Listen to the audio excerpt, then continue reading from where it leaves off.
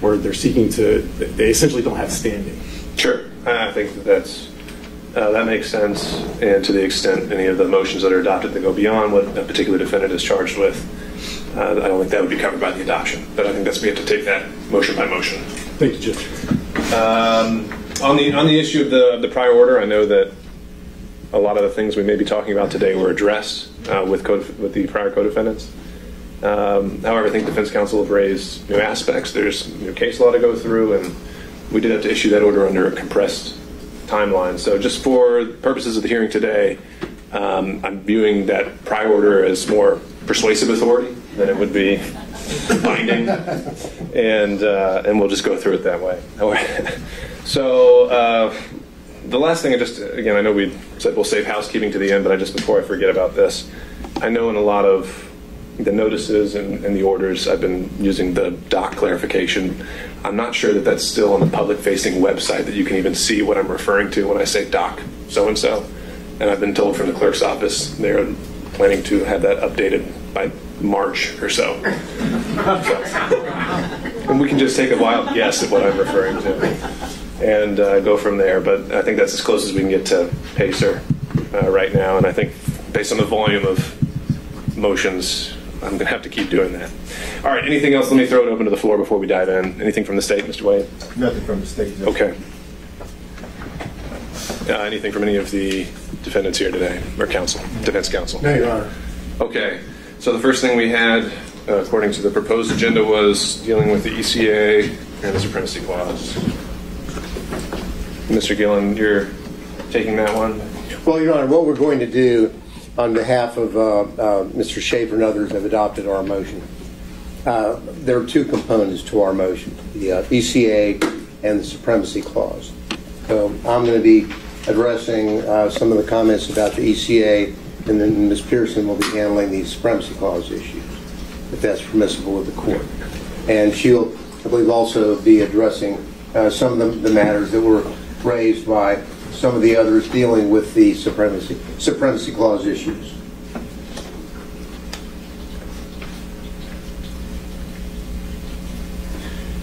Beginning. Thank you, Your Honor. Now that we know that the prior rulings are only a persuasive authority, I will acknowledge, of course, that we have read the court's rulings in Chesbrough and Powell and understand the court's position on some of those issues. During the course of our presentation today, what we're going to be doing is giving the court our view of the ECA and our view of the Supremacy Clause and the interaction between the federal ECA and the United States Constitution, the Supremacy Clause. Some of the things that to highlight some of the things that we'll be bringing to the court's attention that may address some of the persuasive authority that the court has previously ruled, but that we would ask the court to consider our views on, would deal with whether or not, frankly, the preemption issues apply, we believe, and this will be addressed by Ms. Pearson, whether or not we think preemption does stand here and has been established, and particularly in the area of conflict preemption, where one of the standards is where state law, quote, stands as an obstacle to the accomplishment and execution of the full purposes and objects of Congress. And that's something that Ms. Pearson is going to be discussing and attempting to have the court understand our view of that, which is somewhat different from the court's ruling that it made in the Chesbrough-Powell supremacy order issued earlier in this case. The other issue that may come up, or will come up, during the context of our supremacy argument will be in the court's previous orders, the court references whether or not the ECA compels a duty or a requirement. And the argument that will be made by defense counsel is, respectfully, we disagree with whether or not that is the correct criterion upon which the conflict preemption should be judged. Rather, it is the question of whether or not it impedes as an obstacle in accomplishment of execution of the full purposes of the objectives, and that it impedes the right, not an obligation or duty, but the right. So she will be talking about that. The other area that we did file a motion yesterday asking the court to take judicial notice of the filings in this building, in this clerk of court, as it relates to the lawsuit that was filed on December the 4th by Donald Trump and David Schaefer challenging the election. We've attached the docket sheet as an exhibit. We believe that there's no question about that. The purpose of that is, one, to show for the record that it was filed, and number two, that it was not adjudicated. There was no adjudication of it as of December the 8th, so that I think that we don't necessarily think that it is mandatory for the purposes of our argument that be included, but for the sake of completeness, we would like the court to take judicial notice of the filings in this clerk's office, which should be beyond dispute.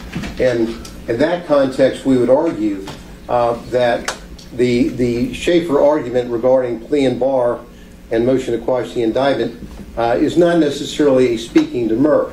A speaking demur is if you have to add additional documents or additional facts, but given the fact that the only thing that's really necessary to make an adjudication here, frankly, in light of the supremacy argument that will be made by Ms. Pearson, our view is that you don't have to have the presentation of any facts at all. But again, in the abundance of caution, we would say that if the court were to say, well, there should be some context within your plea and bar, we would say that the record really on that is basically complete by the filing of the lawsuit and the fact that it wasn't adjudicated, triggering the ECA safe harbor provision. So that is something that I forecast that we will be discussing as we progress along. And with the court's indulgence, I'm going to try and move through my part of the ECA argument. I know the court has, and I hope the court will be patient. I know that this isn't the court's first rodeo on ECA or on supremacy, but if the court would bear with us, we appreciate that. Before we dive in, why don't we handle this issue of the motion that you filed? I don't know if today would formally qualify as an evidentiary hearing, but even if it's by way of proffer or judicial notice, let me just hear from the state. The two issues were recognizing the prior version before it was amended of the ECA and something that's on the Fulton County's docket. Were there any concerns about that being recognized for the purposes of the record, but not foreclosing any of the state's arguments it may make in response to it? Judge, we just object strictly on the grounds that it's not relevant to what the court is going to take up today, because as you pointed out, this is not an evidentiary hearing. When we start talking about facts that are outside the indictment, when we start talking about bringing in evidence, we're moving into that realm of speaking demur, we're moving into that realm of something equivalent to motion for summary judgment. That doesn't exist in a criminal case, so we would object for those reasons. We don't think it's relevant at this point because facts outside the indictment are just not something that the court should be taking into consideration as it relates to these motions to dismiss, demurs, and motions to quash. So recognizing the relevance arguments and how applicable do you think they are to the motion under the 201 judicial notice standards, though, any concerns that what would be accepted as a fact should not be?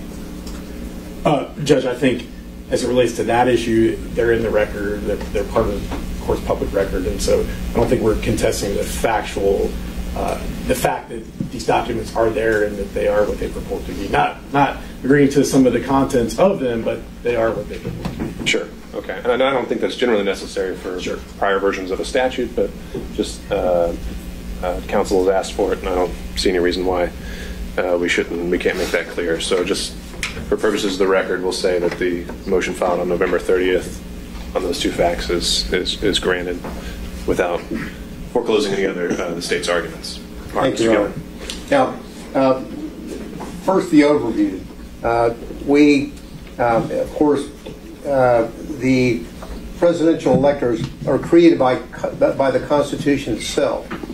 Our view is the state must show a specific grant of authority from the Constitution or federal law to exercise any power over presidential electors. And really, here we're talking about only two such grants. The first one for the Constitution regarding appointment power to the state legislatures, and that will be addressed by Ms. Pearson.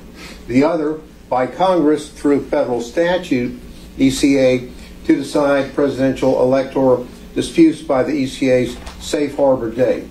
So that's the context in which we are saying that what you're looking at here is that this is the only way that that the state of Georgia has any ability to then have any kind of authority over presidential electors.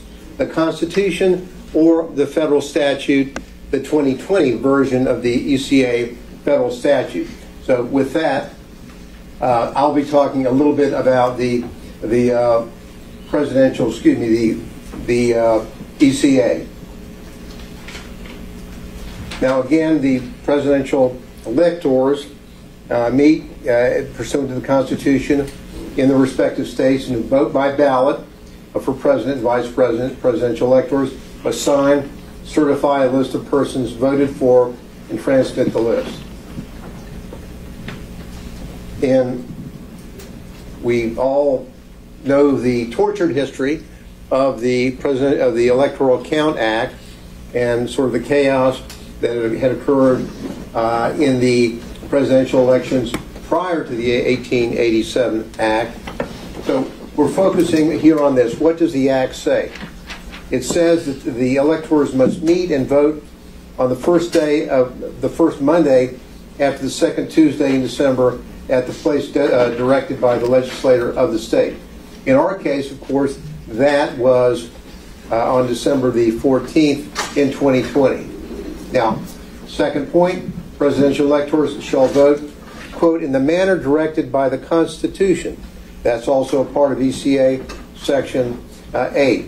And then again, the electors shall make and sign certificates, talking about how they seal the certificates, certify, and all the votes of the state given for president and vice president contained therein, mail the certificates to the president of the Senate, the Secretary of State for the state, in this matter, Georgia, and the Archivist of the United States and the Chief Judge of the Northern District of Georgia.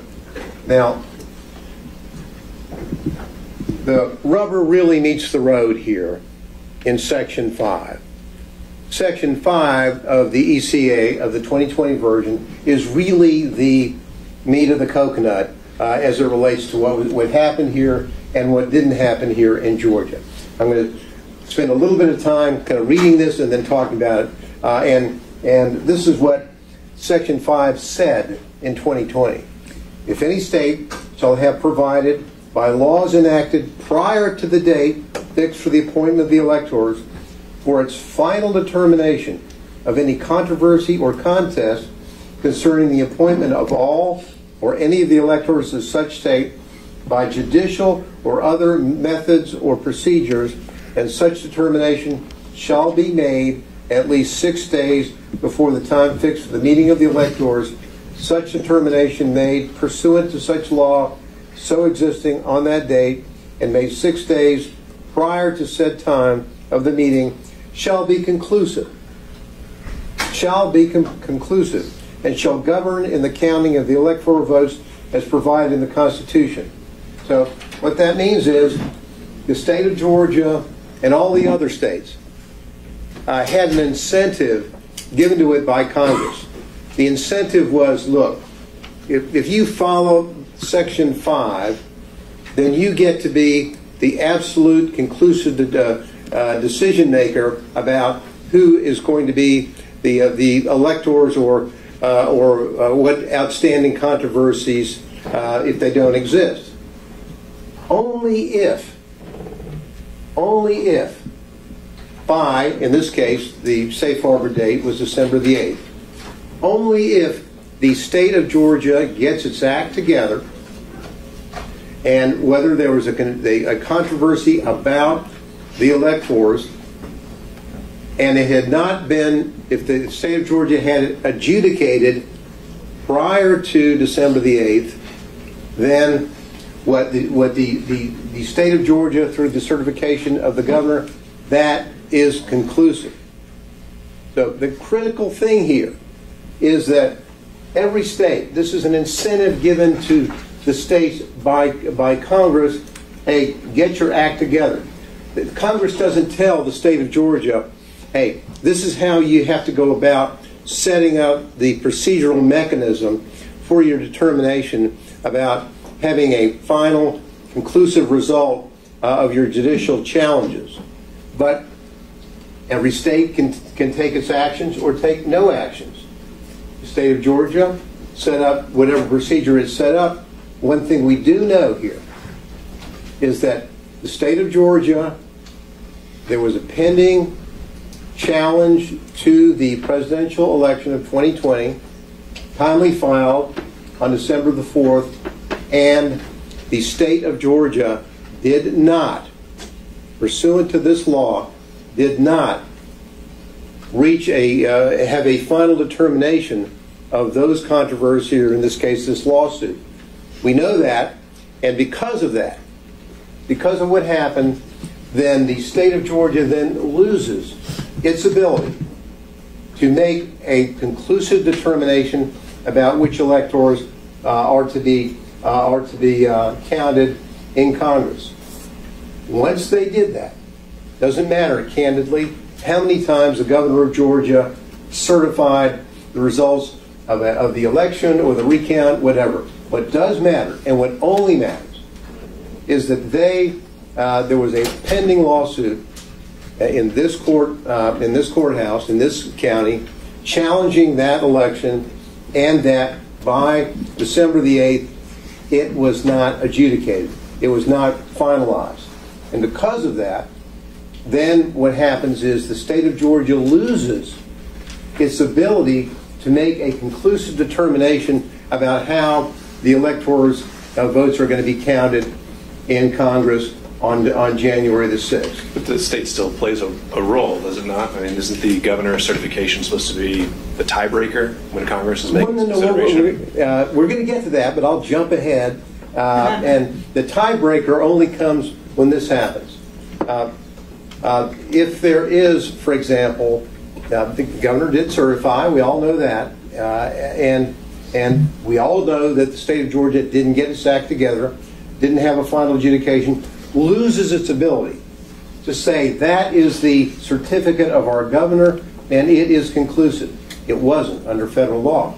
It may not be conclusive, but aren't there still things happening in the state that matter? Well, certainly. But the only thing that matters as it relates to this federal law, the only thing that matters is they didn't get their act done and get an adjudication in time. So what happens? What happens after that? We're jumping a little ahead of my PowerPoint, but that's just fine. I think we all know what's in the PowerPoints. But what happens is that once they don't get their act together by December the 8th, then all bets about the conclusive nature of the governor's certification go away. But what doesn't go away, the governor's still certified, and what has to happen then is electors have to vote on December the 14th. Now, if there is a question about who the electors are, and this is critical, Your Honor, this is critical, by not getting their act together, by not having a final adjudication, the carrot that Congress gave the state of Georgia and all the other states, if you get your act together by safe harbor date, then and only then do you get the final call on who the electors would be. But they didn't. Because of that, then all of the Democratic electors and the Republican electors are, in effect, all at that time contingent electors, because there is no certainty about who or which slate will be selected under federal law. And as we know, what happens is that once that safe harbor date passes, then the issue, and now we're getting kind of over into Section 15 of the ECA, but once you get over into there, then the 2020 version tells us what steps are taken to make a final determination about what electoral slates will be decided. You're right. A lot of things are happening in the state. A lot of, and let's go over things that could have happened, that didn't happen. For example, there could have been an adjudication after safe harbor on the pending election. Of course, that would not have been definitive and conclusive as it relates to the safe harbor date. The power has still shifted over to Congress. But had there been an adjudication of the lawsuit itself after the safe harbor date, then certainly the adjudicator, and this is critical here, the adjudicator is Congress, not the state of Georgia. So the adjudicator, Congress, could then say, well, here we have a certification from the governor of Georgia, and we have a result in a lawsuit. Let's just say, hypothetically, had there been, and parenthetically, there was never an adjudication by a court on the lawsuit. It was never addressed at any point. But that's somewhat tangential to the issue about whether or not what Congress can do with information. They are the adjudicator under the 2020 law, and what they can do is the following. They can sit there and they could go, well, now we know that the lawsuit was dismissed or was adjudicated against President Trump and David Schaefer. Okay? If that's the case, they can consider that. It's not conclusive. It's not definitive. They can consider that in making their determinations about what they're going to do. Or, for example, if on the other hand the lawsuit was adjudicated in favor of President Trump and David Schaefer, then Congress could then look at those facts as an adjudicator and make a determination about whether or not they should choose the Democratic slate that had been previously sent up by the governor, or by the Republican slate that had been sent in. So then and only then. But what happens in Congress is the following, and we all know it was a somewhat, and this is important consideration, Your Honor. This is a process set up by Congress. The whole ECA is a process in order to make sure that it can be done in an appropriate way that's approved by Congress, because they have the power to delegate. Approved by Congress, and the whole process involved the safe harbor date, the whole process involved the December 14th meetings, the whole process involved everything that happened after December the 14th, upon which the adjudicator, Congress, could make a determination. So let's just say up it goes to Congress, and as we know, the procedure at the time of the 2020 was as follows. What was the procedure? Well, here we go. Were there objections filed by a senator or a House of Representative regarding the election? If there are appropriate objections filed, then the Senate goes and votes, and the House goes and votes. Let's just say that the House goes, well, we think that it's the Democratic slate. Okay? And then the Senate says, we think it was the Democratic slate. They agree. Once they agree, it's done. They agree, and it's the Democratic slate. However, the law in 2020 says that if the Senate and the House of Representatives disagree about which slate of electors would be received, then there is not an agreement between the houses of Congress, and then and only then does Congress, in its power, go back to the governor of Georgia and say, okay, tell us again, which one did you certify? And he says the Democratic slate, and that would be it. The point of all this is that at the time of the meeting on December the 14th, the meeting between the Democratic electors and the Republican electors were in furtherance of this scheme, the statutory scheme set up by Congress for a procedure to deal with these sorts of situations. And what happened is that we have a situation where the electors on December the 14th did exactly what they had to do.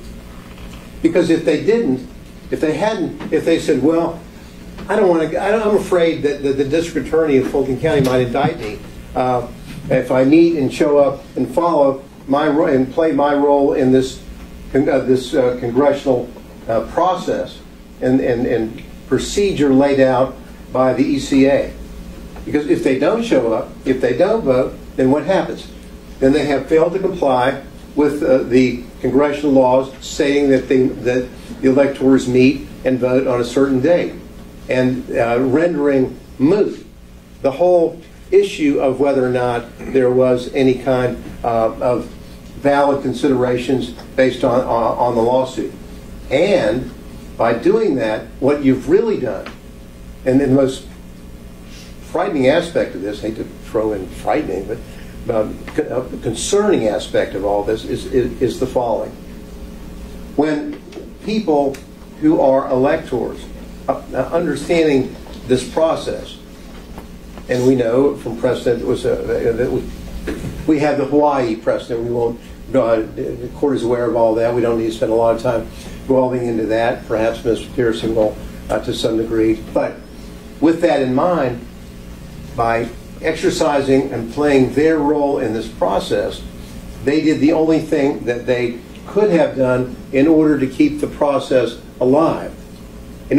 Because if they did not do it, the state of Georgia, by failing to meet the safe harbor date, if the threat is out there, all right, we failed to meet our safe harbor date of December the 8th, but Mr. Republican elector, if you show up and you follow the Hawaii precedent, and if you follow what the ECA, the understanding of the ECA, that you have to vote in order to determine whether or not the Democratic or the Republican electors are selected by Congress, then what you've done is allow the state through the district attorney's office to say, by threat of indicting you in a grand jury, if you show up, they're defeating the purpose of the congressional procedure and scheme set up in 2020.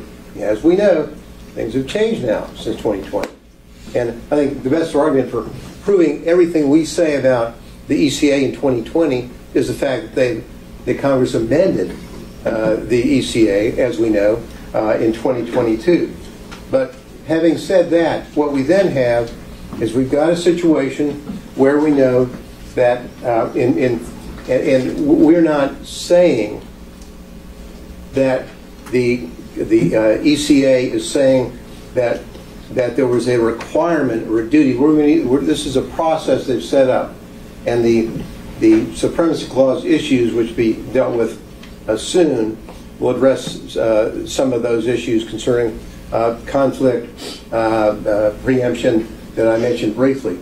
But it's clear from Section 15 in the we can go to no. Let's leave it right there, Anthony, just for a second. The next slide. Really, the reason why we have this up, it really states the obvious. This is a part of the Souter dissenting in Bush v. Gore, and this whole issue about Section 5 is not serious, and tells us what seems to be self-evident, at least to us. That provision sets certain conditions for treating a state's certification of presidential electors as conclusive in the event that a dispute of recognizing Those electors must be resolved in Congress under Title III, Section 15. Conclusiveness requires selection under a legal scheme in place before the election, with results determined at least 6 days before the date set for casting electoral votes. But, says Justice Souter, but no state is required to conform to Section 5. If it cannot do that, for whatever reason, the sanction for failing to satisfy the conditions of Section 5 is simply loss of what is called its safe harbor, end quote. And that determination, and even that determination, is to be made, if made anywhere, in Congress. And so they're telling us the obvious. The state didn't get it done on time. They lose their ability to conclusively state these are our electors, and as a result of that, the mechanisms under Section 15 would be in place. Next slide. Again, on Section 15, there are many references providing for more than one or two or more returns from the state. And if we go to the next slide, there are essentially 5 different portions within Section 15 dealing with references to more than one of these certificate or votes. All certificates and papers purporting to be certificates is one. When all objections to be made, so made to any vote or paper from a state. Another, the 2 houses concurrently may reject the vote or votes when they agree that such vote or votes have not been regularly made by electors. If more than one return or paper purporting to be a return from a state has been received, again a reference in such case of more than one return purporting to be a return from the state. What does all that tell us? It tells us precisely what we were saying. This statutory scheme, which is set up to deal with precisely the situation that we had in Georgia. And this isn't about, well, if you don't follow the scheme, and in the end someone says, well, I think in the end of the day, in 2022, I think that Joe Biden won. You don't decide whether to indict somebody because, in retrospect, someone says, well, we think that that you picked the losing team. My next slide summarizes some of the things that I have said, and just to get the timeline down together. First of all, just to note for everyone, if we have multiple PowerPoints, if we could have those emailed as well, we can make those part of the record. And Mr. Gillum, I think you're laying out exactly how it works. I think that's laid out in the briefing as well, and I think that's probably would be quite relevant to the issues of justification or intent for the purposes of today for a pre-indictment challenge. I think that should be our focus. Well, I think you're, the court's being kind of saying you don't want me to go through my PowerPoint, my timeline. That's fine. I'll address what the court said. We're saying that this timeline and our arguments concerning the scheme isn't confined, as the court in some of the orders that it made in Chesrow and Powell as regarding the motion, the denial of the motion to dismiss for supremacy, and some of the arguments on Demur that it would be something that would be more appropriate for a directed verdict. With all respect, the persuasive authority we would disagree with in that context, because what we have here is the record before the court shows everything that we have said is a part of this case. The court has taken judicial notice of the filings and the triggering mechanism of the ECA, the failure to comply with the safe harbor date. That isn't something for the jury to decide. These electors should not have to wait for a jury when, on the self-evident the facts of the indictment and of the law, that everything they did was lawful and appropriate. That is our point. This is not, with all due respect, Your Honor, a situation where a defendant is saying, "Oh, this is a speaking demur, and I've now added as in the Chesbrough or Powell motions attachments of certain transcripts," or what the court said, "Well, now that's really a speaking demur." Here, we're saying on the face of what the court has, the court should make a determination. This needs to stop as it relates to folks, the electors. It should stop, because what they did under the law and under the record and this indictment as we have it, they talk about the December 14th, it should stop now. They should not be forced to have to go through a 4-month trial and then say at the end of that exactly what we told the court. What they've done is lawful, and what they have done, frankly, in my opinion, was appropriate, and would have perhaps been not appropriate had they been frightened away from fear of prosecution and not done what the federal law had stated. And parenthetically, Ms. Pearson is about to get up and is going to say that that there really aren't, frankly, even necessarily a need for any kind of factual issues, or even the submission under the notice, judicial notice the court gave us, because of the Supremacy Clause issues, that it should end for us and for the others as it relates to the Supremacy Clause issues. The final slide is simply making the point that I made before, which is critical.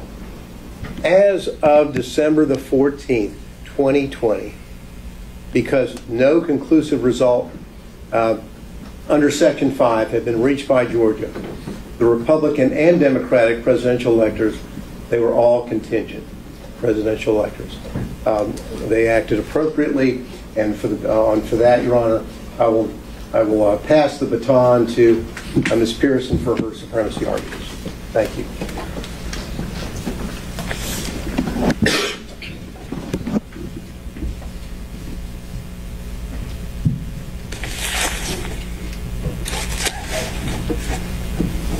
Predict that will knock something over.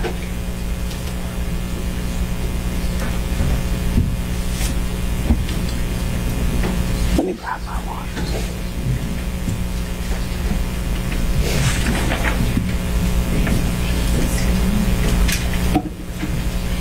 Good morning, Your Honor. Good morning. I'm Holly Pearson. I also represent Mr. Schaefer, and we also are arguing these issues for Supremacy Clause and constitutional issues for all the other defendants who have adopted our arguments or who have also made their arguments that are here with the court today. I appreciate what you said, Your Honor. Obviously, we studied the earlier orders, the arguments, the briefing. And I think that the way I look at it is the court was only given about 10 pieces of a 50-piece jigsaw puzzle to try to put it all together. And what I'd like to try to do is give the court the full picture, to put it in context, to see how the Constitution instructs the court and the district attorney's office to act. I think there are sort of 4 areas where I think that there is going to be a lot of additional information, and that is critical to why this is different and why the outcome should be different. The first is the fact that presidential electors are created by the Constitution, and therefore there are the implications from that we'll talk about, there's no traditional state powers or 10th Amendment reserved powers, and that's an important and very different situation. Number 2, the boundaries of the constitutionally granted appointment power. There hasn't really been any before now briefing or discussion about where are those boundaries, and is the state inside of them and outside of them. And as we will see, they are firmly outside of them, and therefore they cannot rely on the appointment power to authorize any actions they take against presidential electors. Third, Mr. Gillen touched on this, but it's important that we're looking at Congress here in its adjudicative role, and we'll talk about why that matters. And then fourth, there are some additional arguments on the preemption that's already been discussed, and there are also additional types of preemption that apply here when all of this is put in proper context. So starting at the beginning, presidential electors are created by the Constitution, and because of that, this turns this on its head from the traditional state powers that are presumed. here in the United States term limits case versus Thornton, the Supreme Court said that for entities like presidential electors or members of Congress that are created by the Constitution, the exclusive federal function that they form, the function they form is federal, and any power that any state has over them has to be delegated to it, and it's not reserved. So it has to be a specific delegation by the Constitution to the state to act. As the Supreme Court said, the states can exercise no powers whatsoever which exclusively spring out of the existence of the national government, which the Constitution does not delegate to them. No state can say that it has reserved what it never possessed. And in the absence of any constitutional delegation to the states, such a power does not exist. So the obvious and normal question then is, what power does the Constitution give to the states with regard to presidential electors? Because we know we can't rely on the state's original or reserved or the 10th Amendment reserved powers here, because the construct of it being created by the Constitution and the Supreme Court's explanation of that in term limits says that we cannot. So, what power do they give? They give the power. Did I skip one? There we go. Sorry. Technical difficulties. What authority does the Constitution give? Well, it plainly gives one limited power to the states. It gives the state the power of appointment in the manner that the legislature sees fit to appoint presidential electors. Well, what does that mean? Because the discussion so far has been, well, we have appointment power. That means we can do anything we want at any point at any time with regard to presidential electors, and it's essentially unlimited. Well, that just isn't the case. The Supreme Court has made explicit that the appointment power stops at least before they ballot. And I think the construct of the Constitution makes clear that the appointment power of the state, which is broad when you're acting within it, they have broad authority to set the manner, means, qualifications, procedures, etc. around the presidential electors. But it stops at Election Day, because the power under the Constitution to decide presidential elector disputes goes to Congress on that day. Once there is an election, Congress, under the 12th Amendment, is the only body that is allowed to adjudicate presidential elector disputes. Now, Mr. Gillen explained that Congress decided maybe it didn't want to do all that hard work itself, and it delegated through the Electoral Count Act one window of opportunity for the state to do that for it, through the Electoral Count Act, through the Safe Harbor, if they'd made a final judicial determination through the judicial process that's been set up in Georgia by the Safe Harbor date. But here they did not do that. And so the Constitution under Article 2, Section 1 and under the 12th Amendment make claim that Congress alone has the authority then to adjudicate presidential elector disputes. And so whatever the appointment power is, the Supreme Court and the Constitution make clear that it doesn't apply to when presidential electors are meeting and balloting. And how do you respond to the state's citation to In re Green and Chiafalo? All of those, Your Honor, are grounded in the Supreme Court specifically grounds its sanction of the state's actions in the appointment power that is given to the state. So, for example, Chiafalo is a follow-up case to Ray v. Blair, which we'll talk about, which is cited here. Ray v. Blair was the first case the Supreme Court looked at about what's the limit on the appointment power of the state. And that case was not quite Chiafalo. It was, can we make presidential electors swear an oath of loyalty to the candidate? So in other words, faithless electors. Can the state impose on an elector the duty to vote for the candidate of the party? And what the Ray case said was, yeah, they can do that. But the only reason they can do it is because it is part of the qualifications of the elector themselves, and therefore is grounded in the appointment power. Chiafalo is the next iteration that you talked about and that the state has relied on, next iteration of the Ray v. Blair case. And what it said is, okay, we said in Ray you can make the oath. In Chiafalo, the question was, can you enforce the oath? And the Supreme Court specifically grounding itself, and I have here, the quote here from the court, they specifically ground or ground or base their authority, the state's authority to enforce those pledges on the appointment power, because it's about setting the qualifications. And even though it's enforced afterward, it is based on the pre-election and pre-appointment power that the state has. So that's Chiafalo, that's Ray, that's Burroughs, that's Green. That's all of the cases that the state has cited and that we've talked about. They're all grounded in the appointment power. And if you read them, Your Honor, Ray, Chiafalo, all of them talk explicitly about it, about how it has to be grounded. And the faithless elected cases are actually a really good example of why we know the appointment power is so limited, because the Supreme Court had to go out of its way to base the authority of the state to do it in the appointment power, because it knew it didn't have anything beyond the appointment power. And then some of the dissent you'll see from Thomas and others, they sort of make these points. So what is clear?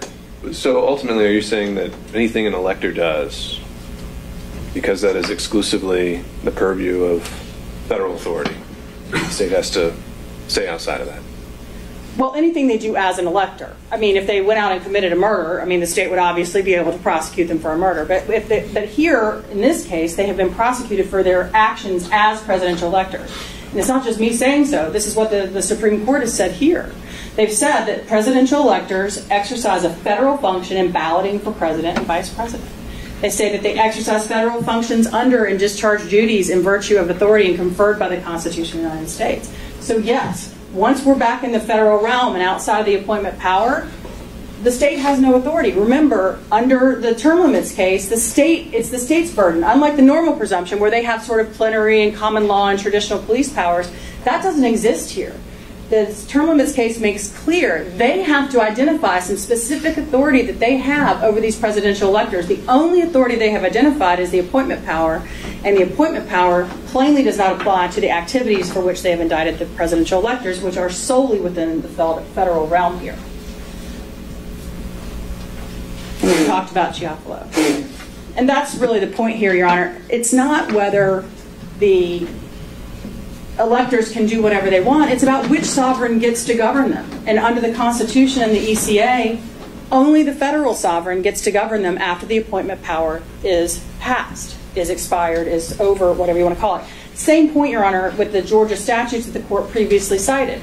Same point as the Ray and the Chiafalo case. Yes, the state undisputedly has the right to exercise its appointment power over the presidential electors, but all the statutes that this court cited to are related to that appointment power. They're about the how, the when, the whys. They're not about the whats. And the what here is what the presidential electors are doing, exclusively created by the Constitution, exclusively governed by the Constitution and Congress and the ECA. So, and that is what they're charged with here. There is no conduct in this indictment against my client or the other electors that has anything to do with the appointment power. It all has to do with the balloting, the meeting and the balloting, and that's exclusively federal. They have to show what authority they have, and they cannot. We also have, even if this weren't the case, Your Honor, we also have preemption issues in this case. We have, structural or constitutional preemption is what I call it.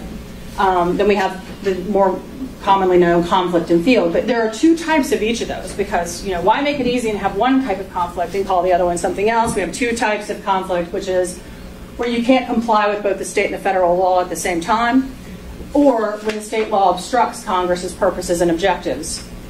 Both of those apply. Then you have field, where Congress's regulation is so pervasive there's no room for the states to supplement it. Or where the federal interest is so dominant that you presume state laws are precluded. And I will say that second type of field is somewhat similar to the structural and constitutional preemption, and they call it one in some cases and others in the other. So, but it's a similar analysis, but we'll address each of them in turn. As to structural constitutional preemption, states can't use their criminal laws to interfere with actions that are inseparably connected to the functioning of the national government. And this is sort of the general Supremacy Clause preemption argument. The Supremacy Clause, as you know, trumps state laws that are inconsistent with it. But in the Loney case and the cases that follow it and cite it, what the Supreme Court has said, there's just going to be, whether there's another federal statute or not, whether there's another constitutional provision or not, there are just going to be some times when it is so closely connected with what the federal government is doing and the functioning of the national government, we're just not going to let the states in. And we're not going to let them come suit up and play on our field.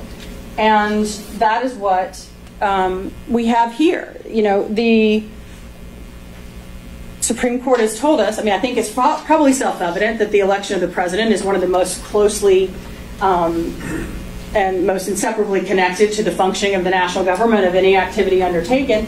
But the Supreme Court has helped us by telling us so. The president is vested with the executive power of the nation. The importance of his election and the vital character of its relationship to and effect on the welfare and safety of the whole people cannot be too strongly stated. The state objects to my Loney case, or the Supreme Court's Loney case that I have cited, but it's really on all fours. Well, maybe on all three and limping, as one of my law professors used to say. But and what happened in the Loney case, Your Honor, is very similar to what happened here. And what happened there is Mr. Loney is a regular citizen. He's not a presidential elector. He's not a congressman. He's just a guy who happened to have some evidence that Congress needed when it was acting in its judicial capacity, its quasi-judicial adjudicative capacity, to figure out which candidate from an election in Congress was going to sit in the congressional seat. So it was adjudicating a congressional dispute, which, as you know, it's constitutionally entitled to do exclusively. And apparently, according to the Supreme Court, the local law enforcement didn't care for whatever testimony Mr. Loney gave because it apparently supported the candidate that they didn't like. And so Mr. Loney comes out from given the testimony through deposition, and because he was sworn by a state notary, the state charged him with perjury. And the Supreme Court ultimately said, no. This is a congressional dispute being disputed. He's giving evidence and testimony to Congress to help them in this adjudication, and therefore this is too close to the functioning of the national government. This is too related to the federal system for us to allow the state to use its criminal laws to intrude here. And, Your Honor, Loney and our case are virtually identical. In Loney, you have a federal election matter that's being resolved by Congress. There, it was a congressional contest. Here, it's a presidential contest. There, you have Congress acting in its adjudicative capacity, which it almost never does, right? It only has two instances that I'm aware of. These two. It gets to decide congressional disputes, and it gets to decide presidential elector ballot disputes. One's Article 1, Section 5. The other one is the 12th Amendment in the ECA. And then here you have a defendant, just like in Loney, that's indicted for taking actions that are under exclusive federal authority, according to the Supreme Court, to assist Congress in their adjudication. In the Loney case, they were testifying in the congressional dispute. In this case, the electors were submitting elector ballots that the statute specifically allows them to submit for Congress to adjudicate. And so, again, Your Honor, it may not be all fours, but I think it's on three and limping. So that's constitutional preemption. Just, it's too close to the federal government, the state has to get out. There's more specific conflict preemption. There are two types. The first type is where you can't comply with both the state and federal law at the same time. And I do think that the introduction in the last argument of the duty concept did not come from the court. But I think that Mr. Gillen is right, that is not the proper framing of the conflict analysis here. It's not whether they had a duty or were compelled to do something. It's whether the federal law gives you the right or ability to do something and the state is interfering with your federal ability to do that. So the state cannot criminalize what federal law allows. And here, they are criminalizing the submission of ballots that the ECA under Section 15 plainly allows. In fact, it allows it 5 different times in one section of the statute, as you can see. And to be clear, Your Honor, I think they covered this in the prior, but it's been a while. So a reminder, the ECA doesn't say you can just submit presidential elector ballots. It says certificates and papers purporting to be certificates. I mean, it's the, it's saying, bring me your tired, your poor, your certificates, your purported certificates, your, any vote or paper, any vote, any return. And so clearly the federal law authorizes It's a little different than the Statue of Liberty, though. Where is it welcoming? I mean, where does it asking for this extra work? Well, Your Honor, the Supreme Court has said clearly the ECA was passed because the routine nature of giving these multiple ballots. And I think that's covered in Mr. Cheely's documents pretty quickly. But whether they are asking for it or not, they are plainly saying it is authorized, and they're and it is part of their plenary authority to be the adjudicator. And it makes sense if you put it in the context of like a court, Your Honor. They're acting in their adjudicative capacity. And what they're saying is, here's the kind of evidence that we're going to take, and some of it may be more persuasive than others. Certificates might be more persuasive than papers purporting to be certificates. Things with certificates of ascertainment from the governor might be more persuasive than, 16 buddies getting together and sending in something on, in crayon. But we're going to take it, and we get to be the adjudicator of what's going on with here. And what the state is saying is we get to tell Congress what evidence it's allowed to receive, even though Congress has made plain that it will receive and adjudicate these types.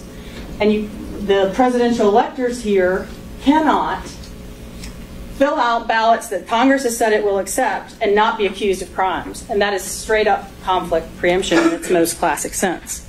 There is also a second type of conflict preemption, and feel free to move on just for a second, and it's when the state obstructs Congress's purposes and objectives. And that's also present here, because whether it welcomes them, hates them, or whatever, it permits them.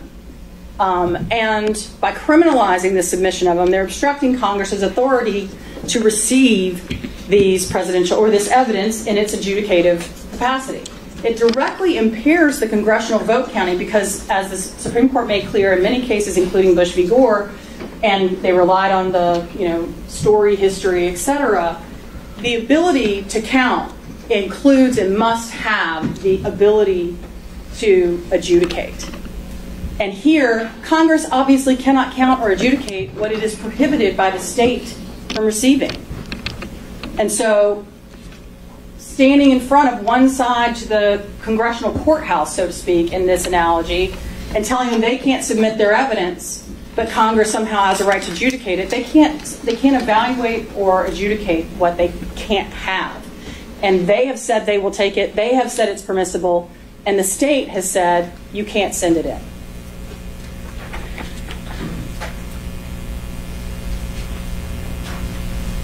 It's also a sort of a usurpation or a rewriting of the ECA, Your Honor. And Mr. Gillen touched on this a little bit, but here, what the ECA says, as Mr. Gillen made plain, here's what we're going to tell you, state. We've got all the power. Here's what we're going to give you. If you get a judicial decision done by Safe Harbor Day, you get to tell us who the presidential electors are. If you don't, then we get to tell you who they are. But what the state has done here is arbitrarily, based on no authority that I'm aware of, said, nope, we don't care about the Safe Harbor of the ECA. What we have decided is that the governor's certification at the beginning of the process is binding and decides who the lawful and only lawful electors of the state are. And therefore, we're going to stand in front of anybody through threat of criminal prosecution or actual criminal prosecution inside of the side we decide didn't win and keep them from sending it to Congress. Well, that's not what the ECA says. As you pointed out, Your Honor, the ECA says you default to the governor's certification at the very, very end of the process. It has no legal binding authority whatsoever on anyone until that time. If they don't meet the Safe Harbor, Congress can decide to consider whatever it wants to decide. It is not bound by any governor's certification. It doesn't deem anybody to be the lawful. They're, as Mr. Gillen explained, they're all contingent electors. If they don't meet the Safe Harbor date, everybody's contingent until Congress tells us who isn't based on whatever they want to consider on January 6th. And so that is clear obstruction of Congress's purposes because you're keeping them from getting evidence to which they are lawfully entitled and which they have said is permissible and available. And then field preemption, pervasive regulation. The Supreme Court in Bush v. Gore described ECA as so pervasive as to occupy the field. In fact, one justice even suggested it was so pervasive that maybe even courts could not come in and disrupt Congress's sole authority under the ECA. But it's particularly covering the field when, as we discussed at the beginning, the state doesn't have any authority that they can point to be playing on this field at all. And then, this is related to what we've talked about, Your Honor, but the dominant federal interest. We've talked about how the power of Congress to judge the legality of the electoral votes is a necessary and consequent power of the power to count, and the existence of this power is absolute necessity to the preservation of government. There can be no doubt that of the primary federal interest, the dominant federal interest, candidly the only federal interest for the activities that we're talking about here.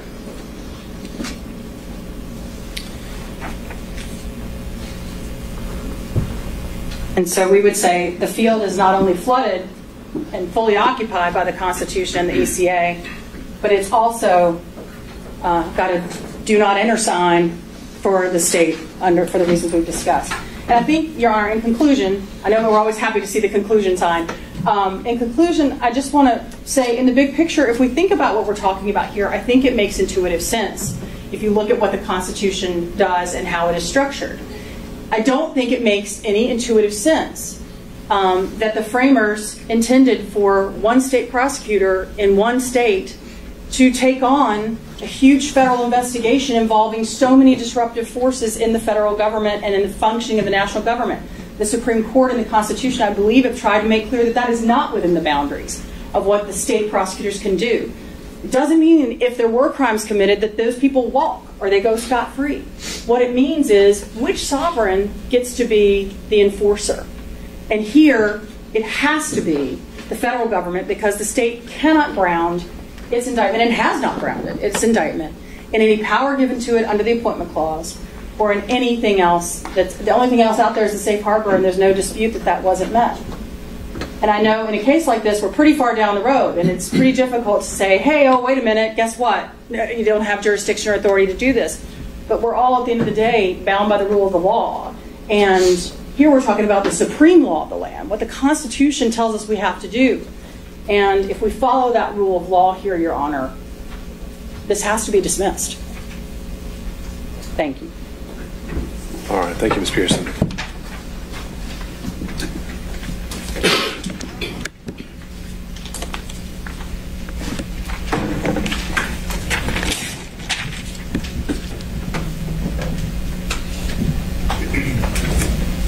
You guys mind popping out of screen sharing? Sorry again?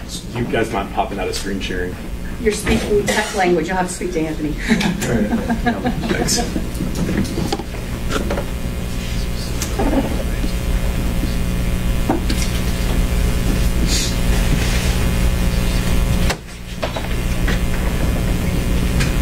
Oops. So, Judge, I want to kind of start with the elephant in the room.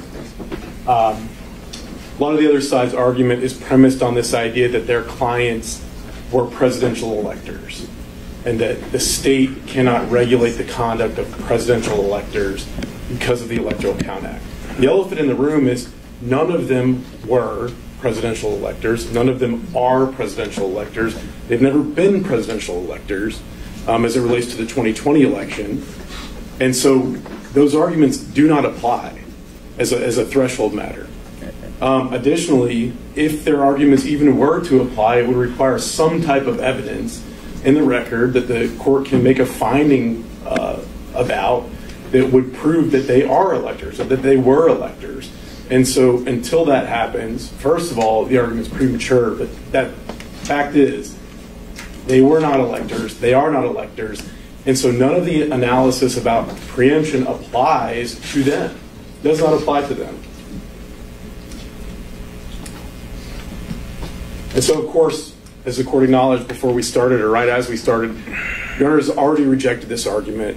You've already found that there's nothing in the Electoral Count Act that either expressly or implicitly preempts state law. I'm not going to spend a lot of time on it, but I do want to kind of hit some of the arguments that the other side made just to preserve the record. Starting with express preemption, other side pointed to nothing. Conflict preemption, they say that, number one, you can't comply with both Georgia criminal laws and the Electoral Count Act. That is not true. The real 2020 electors did that. They complied with their responsibilities under the Electoral Count Act. Congress counted their votes, and they didn't commit any violations of the criminal code of Georgia. They also say that state law obstructs Congress's ability to count the votes. They say that this prosecution tells people that you can't send in multiple votes to Congress. Well, that's not quite true. What this prosecution says, or what we've charged these defendants with doing, is sending in documents that say that they are the duly elected and qualified electors from the state of Georgia, which they were not. That's the operative language that is behind all of these charges.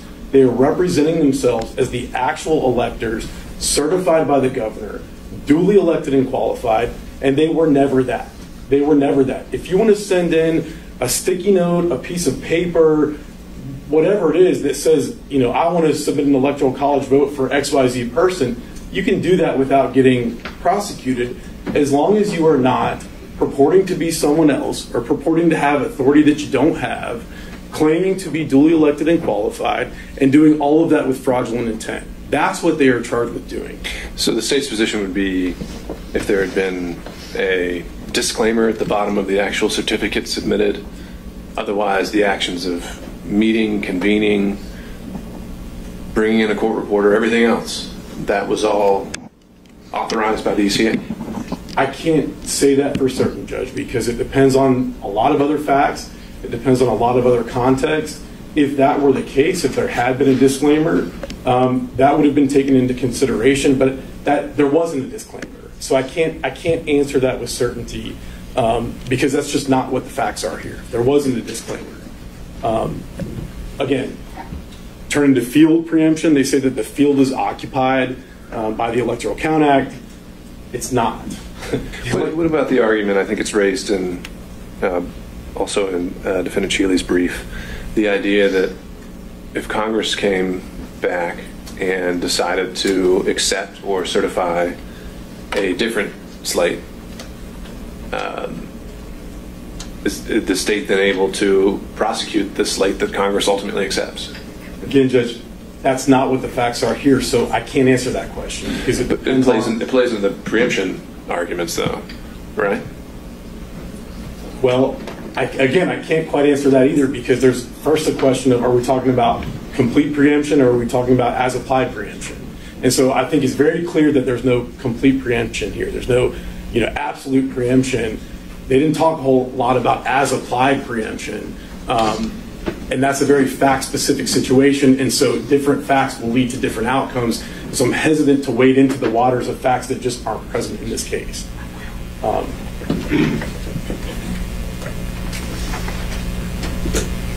So again, turning to field preemption, just briefly to hit on this, they say that the Electoral Count Act occupies the field, that our criminal statutes are trying to regulate. Not true. The Electoral Count Act tells Congress how to count votes, what to do when you receive more than one vote.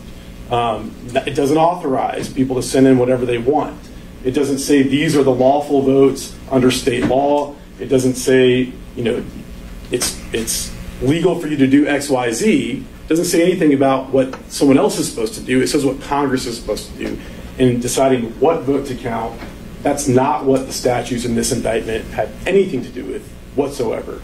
Then they also say that the federal interests are so dominant that the state can't regulate.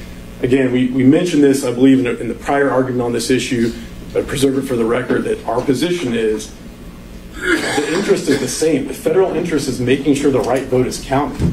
The state's interest here is making sure the right vote is counted, that people don't hold themselves out to be a public officer that they are not. And so there's no conflict there whatsoever. And again, under the idea of field preemption, you have to look at what the statutes do. And there's no statute, no federal statute that they've raised that punishes people for pretending to be presidential electors. Maybe there would be some conflict there. I'm not saying that there is, because there's plenty of case law that suggests that the state, federal government can prosecute people for the same acts. But we're not getting one set of laws that completely occupies a field that Georgia's laws are intruding upon. Just want to kind of preserve those issues for the record. And I'll move on now to some of the more substantive arguments. And I want to start with this because I think this is a very important concept. In their briefs, they really hit on this idea that Georgia lacks delegated power to prosecute them under the United States Constitution. That is completely at odds with the 10th Amendment. And I don't think that this is anything new to the court, but the powers not delegated to the United States by the Constitution, nor prohibited to it by the states, are reserved to the states. So the Constitution has to delegate specifically power to the federal government, and that which is not delegated remains with the states. And that includes the power to prosecute people for committing crimes. Again, this concept goes back to the beginning. Take a look at the Federalist Papers. Federalist number 45, James Madison wrote, "Powers delegated by the proposed Constitution to the federal government are few and defined. Those which are to remain in the state governments are numerous and indefinite. The powers reserved to the several states extend to all the objects which in the ordinary course of affairs concern the lives, liberties, and properties of the people." This is not a difficult concept. Again, the courts recognize it. In our federal system, the national government possesses limited powers. The states have, and the people retain the remainder. What the court acknowledged in its prior order is called the police power. We have the power to regulate fraud in our elections. Again, they attempted to turn the 10th Amendment on its head, and even if you take a step past that, the Constitution expressly assigns the states the power to regulate elections. We pointed this out in our briefs, but it starts with the Constitution, Article 2, Section 1. It expressly assigns to the states the power to appoint in such manner as the legislature thereof may direct a number of electors. That means that the states determine who their electors are. It's in the Constitution. The Electoral Count Act cannot interfere with that. And again, as the court pointed out, we've made some cites to some of these other cases. In Ray Green, 134 U.S. 377 at 380, an 1890 case. Congress has never undertaken to interfere with the manner of appointing electors or to regulate the conduct of such election or to punish any fraud in voting for electors, but has left these matters to the control of the states. I don't know how much more explicit it can get. The Supreme Court recognized many, many years ago that the state has the power to punish fraud in federal elections. And this issue was kind of taken up again very recently in 2023 by the Supreme Court in Moore v. Harper, 143 Supreme Court 2065. State legislatures must provide a complete code, and this is dealing with the manner of holding elections clause in the part of the Constitution that grants the states the power to conduct federal congressional elections, but it uses the same language as it relates to presidential electors. So the state legislatures have to provide a code for congressional elections that includes regulations relating to notices, registration, supervision of voting, protection of voters, prevention of fraud and corrupt practices, etc. And we would submit to the court that analysis of the word manner as it relates to the congressional elections, the same word is used as it relates to presidential electors, and the same analysis applies. Manner means we have the power to prevent fraud and corrupt practices in our presidential elections. And as the court pointed out, the Supreme Court unanimously held in Chiafalo that Article 2, Section 1 of the Constitution gives the states far-reaching authority over presidential electors absent some other constitutional constraint. And as the court also pointed out, they said that the states have the power to penalize faithless electors. And this is talking about real electors, real actual presidential electors. If there's the power to impose a penalty on the real electors, how does it make any logical sense that the state can't prosecute people who are not electors? I'm going to turn to the safe harbor argument. Defendants contend that if there's pending litigation upon the passing of the safe harbor deadline, then Congress decides who a state's electors are. That's absurd. That flies in the face of Article 2, Section 1. It just doesn't make any sense. Does not authorize, the Electoral Count Act does not authorize multiple slates of electors. It provides a procedure for how to determine which slate is the real slate under state law. And if you look at the Electoral Count Act of 1887, when those disputes arise, Congress has to look at state law and determine was state law followed. But we don't even get there. Because before you get to the issue of multiple slates having been received by the President of the Senate, there's this part of the Electoral Count Act that's being completely ignored. No electoral vote or vote from any state which shall have been regularly given by electors whose appointment has been lawfully certified according to Section 6 of this title, from which but one return has been received, shall be rejected. In 2020, one return was received from the state of Georgia. One return made it to the President of the Senate. And if there's any argument that depends on the fact that more than one return was made, it requires evidence, and there is no evidence in the record at this point. And so let's look at what 3 U.S.C. Section 6 says, and I'm just going to kind of summarize it. It says that the governor ascertains who the electors are after a presidential election, that the governor issues a certificate under the seal of the state, in this case under the seal of the state of Georgia. The governor transmits the certificate of ascertainment to Congress. That is what happened here. The governor issued not one, but 2 certificates of ascertainment that said that these defendants were not the presidential electors for the state of Georgia. And so Congress received one return in 2020 from Georgia. It was certified pursuant to 3 U.S.C. Section 6, and that ends the analysis. All this other stuff about, a dispute, multiple slates, that didn't happen. We don't get there. The defendants were never duly elected and qualified, ever. And that's the real problem. Again, there was one set of votes received by the President of the Senate. There was one set of electors certified by the governor as duly elected and qualified. The Electoral Count Act only contemplates that there could be multiple slates purporting to be legitimate. It does not authorize that. And I think I raised the argument in another brief, but I'll raise it here again. For example, Georgia's criminal code contemplates that people will commit crimes. And it provides instruction on what is to be done when they do commit crimes. Because there's some instruction on what you do when a situation happens, that doesn't mean that the law authorizes it. And again, conclusiveness under the safe harbor provision does not mean that anyone can lawfully purport to be an elector duly elected and qualified by the state of Georgia. Conclusiveness means that if certain requirements are met, it's conclusive that these are the votes.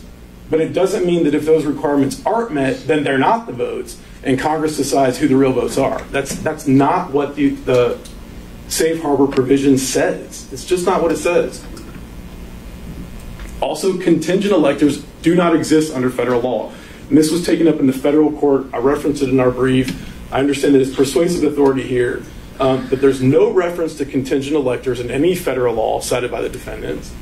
The only reference to the idea of something close to a contingent office holder is under OCGA 21-2503. What that statute says is that if an election is contested, then the presumptive winner takes the office on a contingent basis.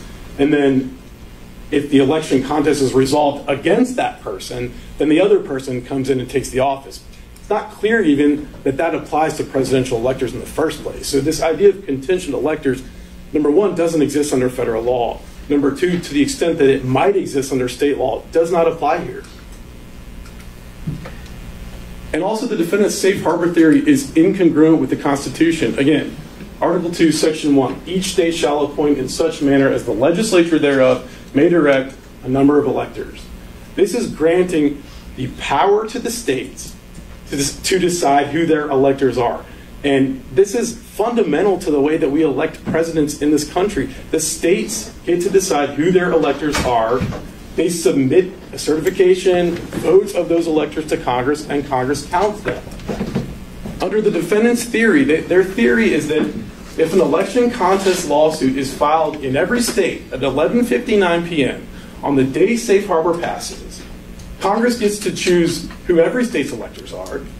Every state's divested of its constitutional authority to appoint its own electors, and the will of the voters is irrelevant. So if you file a lawsuit under their theory at 11:59 p.m., there's pending litigation, safe harbor evaporates, now Congress gets to decide who wins a presidential election. That makes no sense.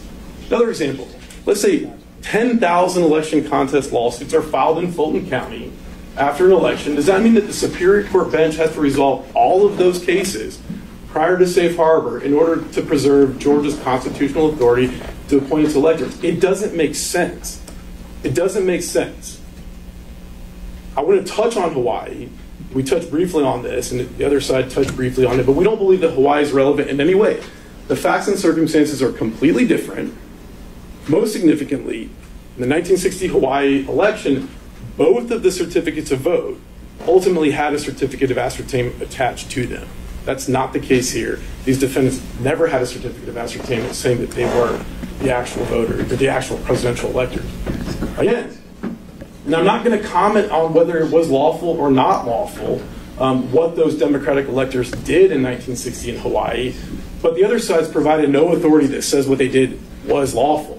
They say the Hawaii precedent. Well, there is no precedent. There was a situation that happened in a trial court, and we've had no appellate review of it. We don't know what happened there other than what happened in the trial court. There was a recount ongoing at the time. The facts are wildly different. The lieutenant governor of Hawaii at the time, who was acting as governor, knew that the Democratic electors were going to meet and submit a slate of votes, and they essentially authorized them to do it. Again, I'm getting into facts, and I'm trying to stay away from facts because it's not appropriate to get into facts in this type of motion. Again, it's legally and factually irrelevant that someone else wasn't prosecuted 63 years ago under different laws, different circumstances. But on this point, just so I can set bearings, in your research of this, has an elector or someone purporting to be an elector ever been prosecuted before? I don't know, Judge. I don't know the answer to that. But you haven't found one? I have not found one. I have not found one.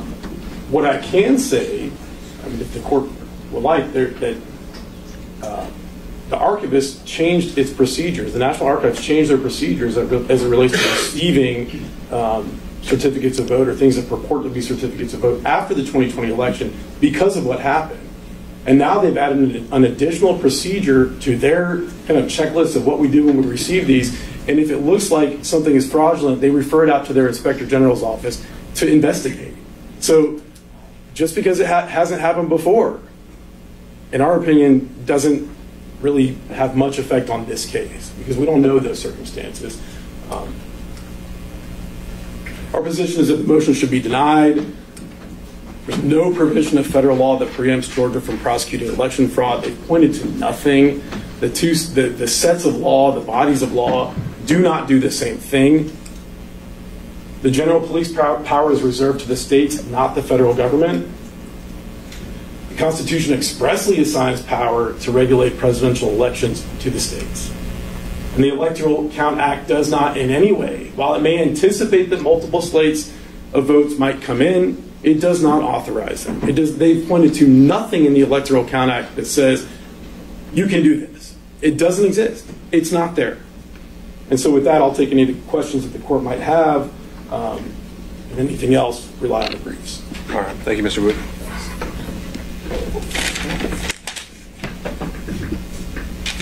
All right. Just solely on this issue, was any party wanting to submit supplemental briefing?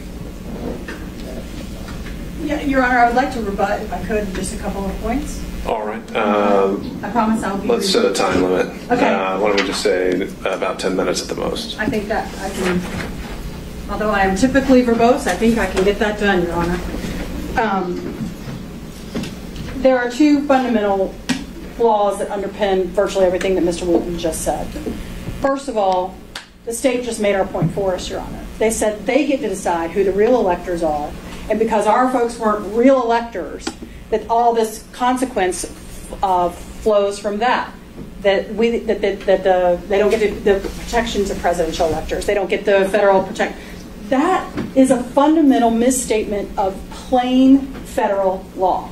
Under the ECA, Unless the state meets the safe harbor, which there's no dispute they did not do in this case, both sets of electors are contingent, and the governor's certification upon which the state is relying has absolutely no authority for them to rely on that, for them to decide who the rightful electors are. That gets decided by Congress on January 6th, and not a moment before that when the state misses its state harbor.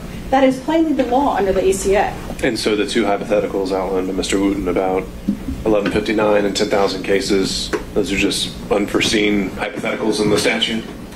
I think they are part of the reason the statute was recently changed, Your Honor, because I think there's been, if you look at the commentary and the experts on the ECA, there's been a lot of consternation about the fact that you could file a lawsuit. But that is in Georgia's control. What the ECA says is, hey, if you, state, want to set up a process that allows you to get to a final decision by Safe Harbor Day, then we'll let you do that to be conclusive. Georgia can control that process. They've set up a judicial process. If they wanted that done differently, Georgia could do that. They did not do that here. And so they have truncated the ability of the state of Georgia to get the benefit of the safe harbor. But no, that doesn't change what the law says about what the authority is or is not here, or who the real electors are not. Their entire theory, their legal theories, all flow from the fact that they believe they get to decide who the real electors are, when the Constitution is clear that only Congress gets to decide that. And when there is not a safe harbor decision and there's a dispute,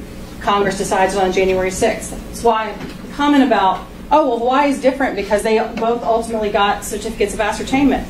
Well, none of them knew that on December 14th when they submitted their dual slates to Hawaii, so that can't possibly have any effect on the legal analysis here.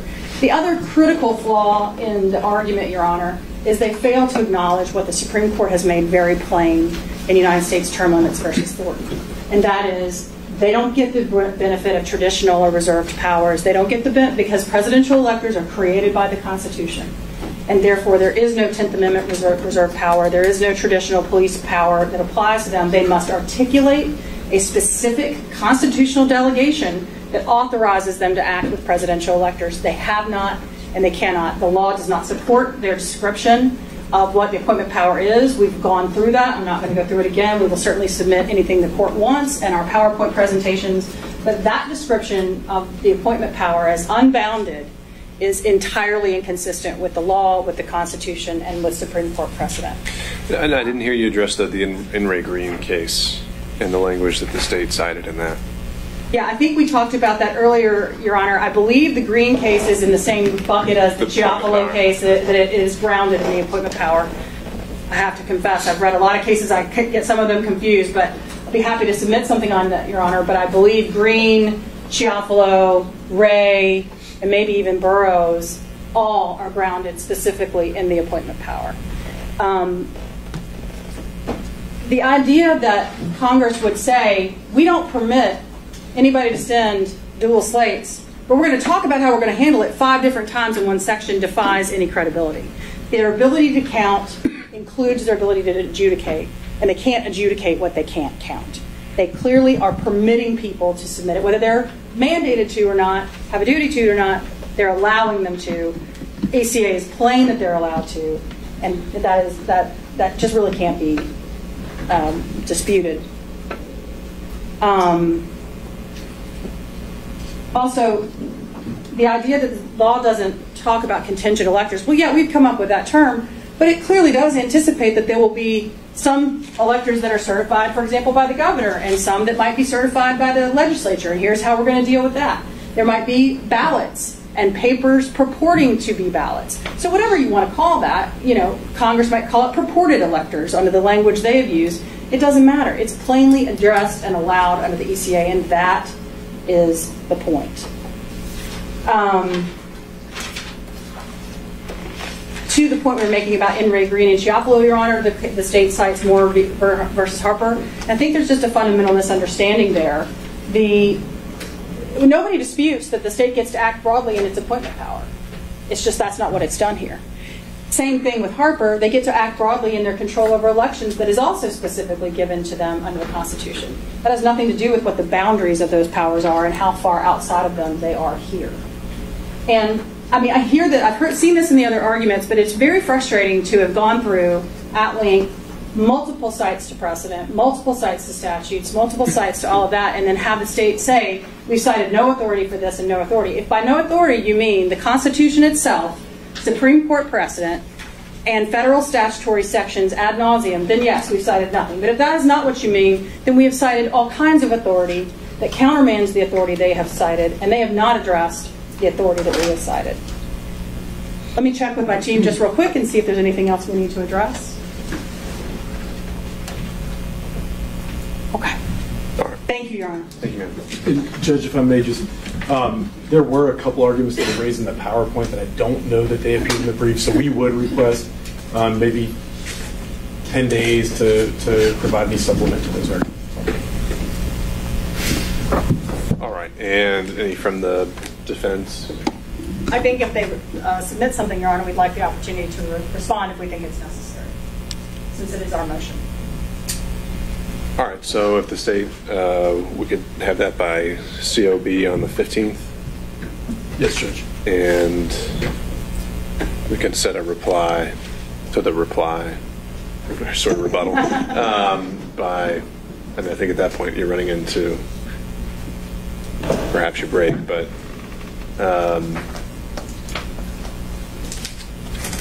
maybe we could say by the 2nd.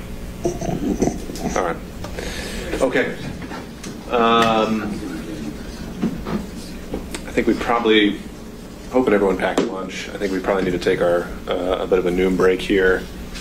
I'm wondering if we could be back and begin the next argument before we're looping in, I presume by Zoom. I don't know if the other co-counsel are joining us in person or by Zoom for the, what I was thinking would be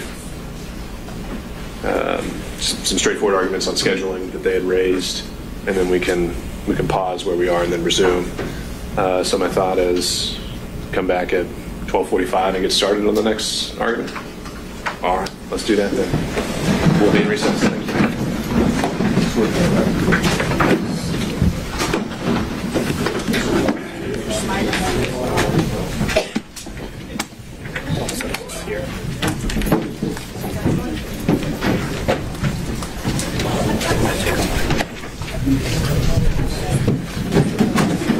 Boy, how are you?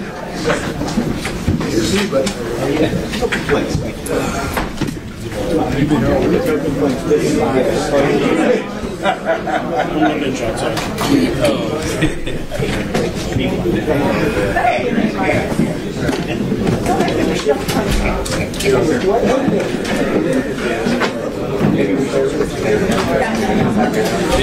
Not only did we come back, we came back over.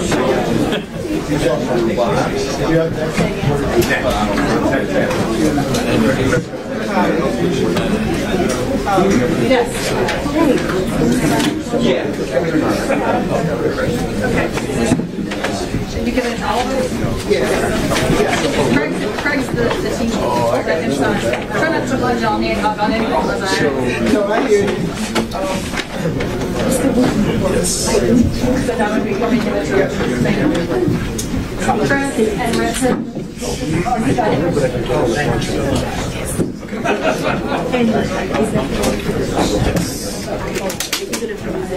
Yeah, there's let me just do two. Perfect. Thank you.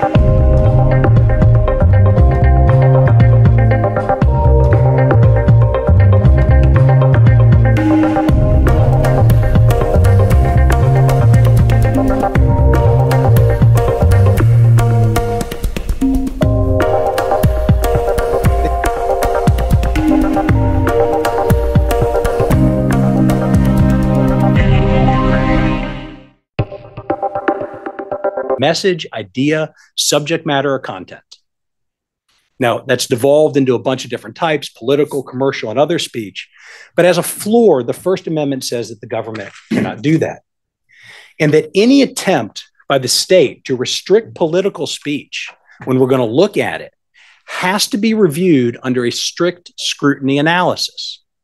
Now, the strict scrutiny analysis is what ends up meaning that when most courts look at this, all of the on political speech, the attempts to criminalize, the statutory restrictions are shut down.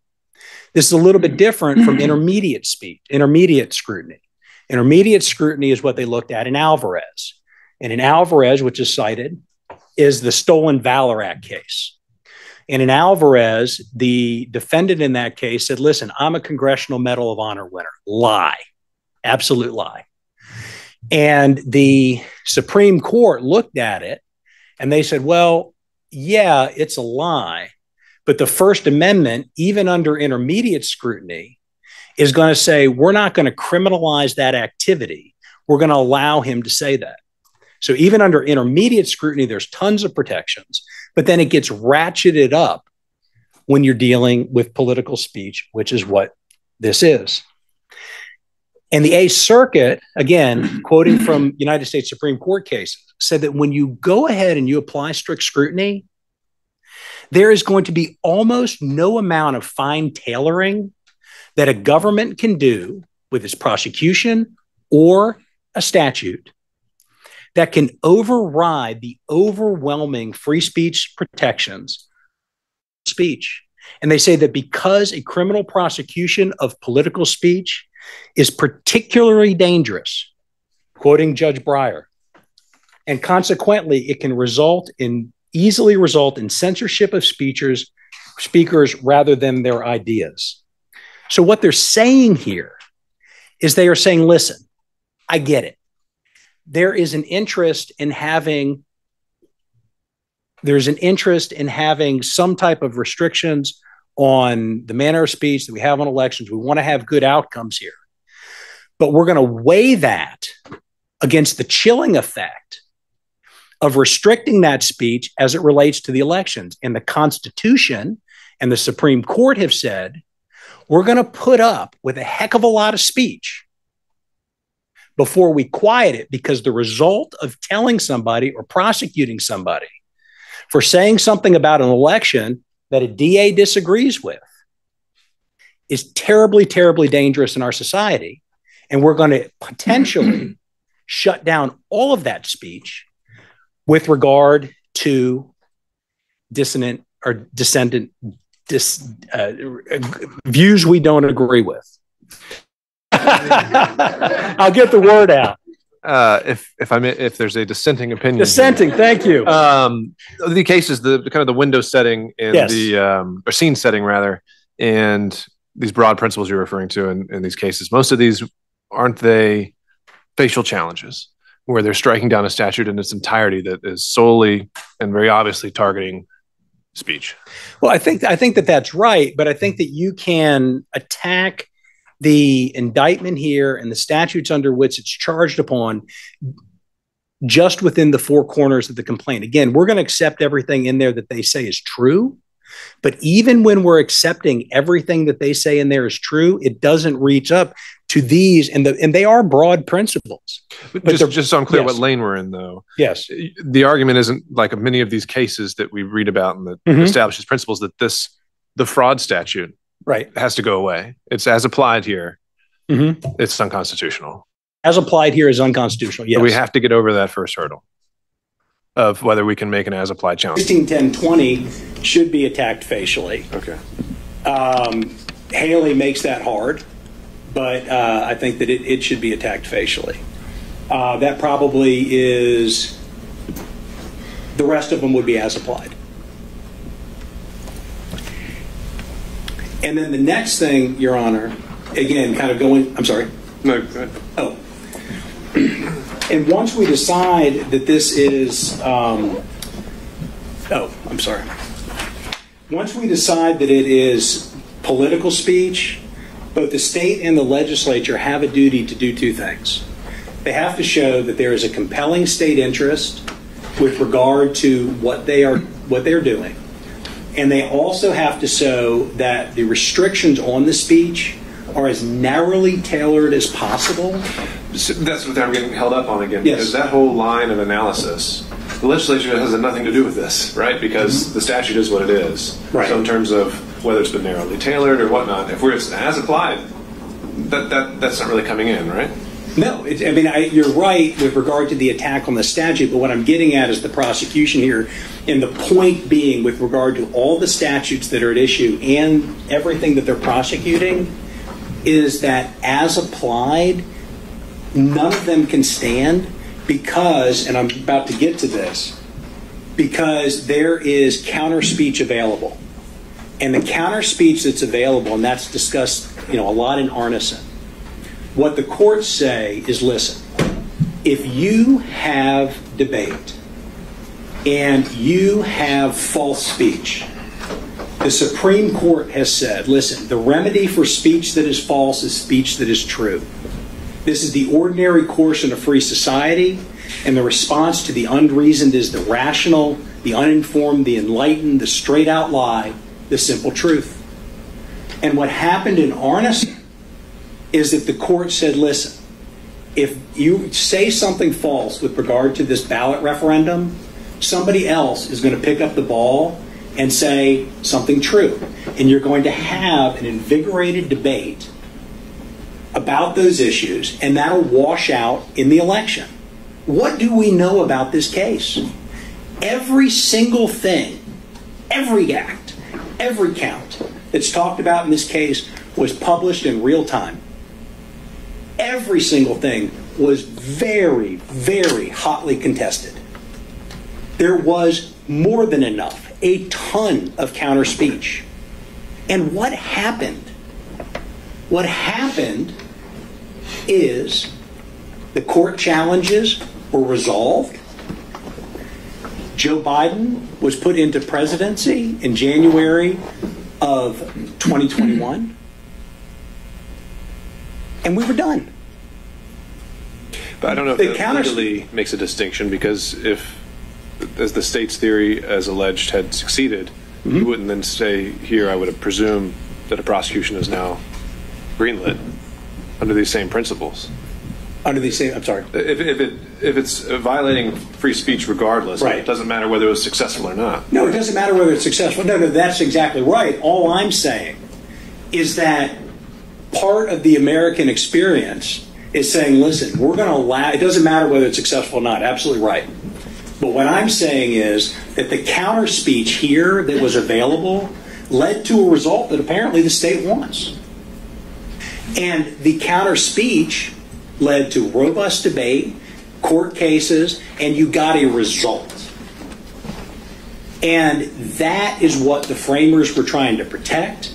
That's what Arneson was trying to protect. That's what the United States Supreme Court is trying to protect in virtually every single case that they talk about.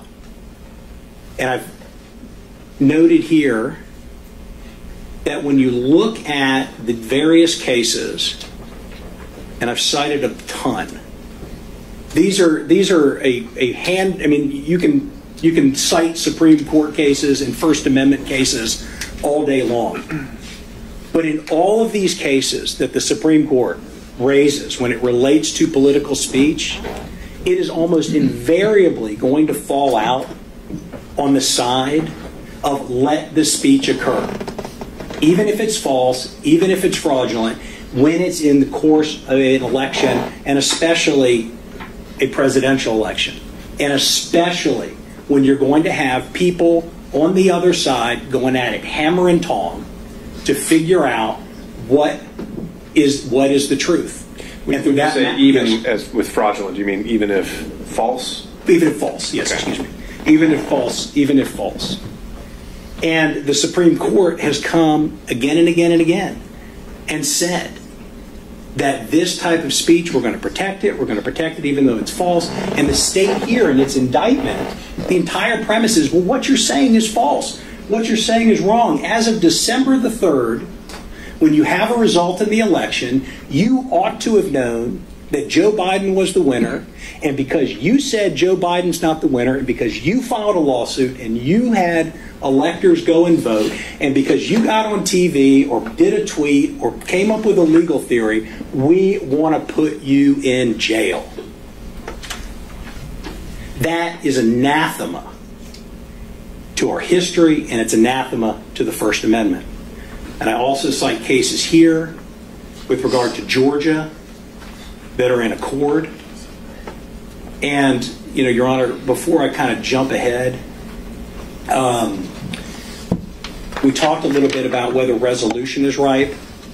The Georgia Supreme Court, in a series of cases, have said that even if you have an as-applied challenge, you need to decide that case up front when it involves a First Amendment constitutional challenge, maybe not the same with other constitutional challenges.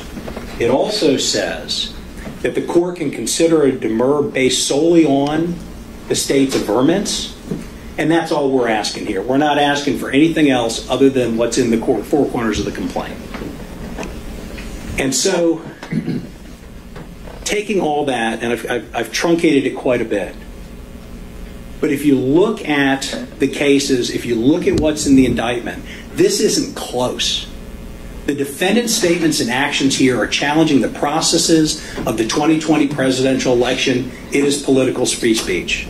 Once we know that it's political free speech, subject to strict scrutiny, the state tries to impose a viewpoint restriction on the defendant. You did not accept that Donald Trump won. And the entirety of the indictment is focused upon punishing defendants for that speech. And the state cannot show that the prosecution is narrowly tailored or that any of the statutes in the indictment are narrowly tailored, especially when you have counter speech here that is available. And the First Amendment absolutely precludes any of the state's claims here.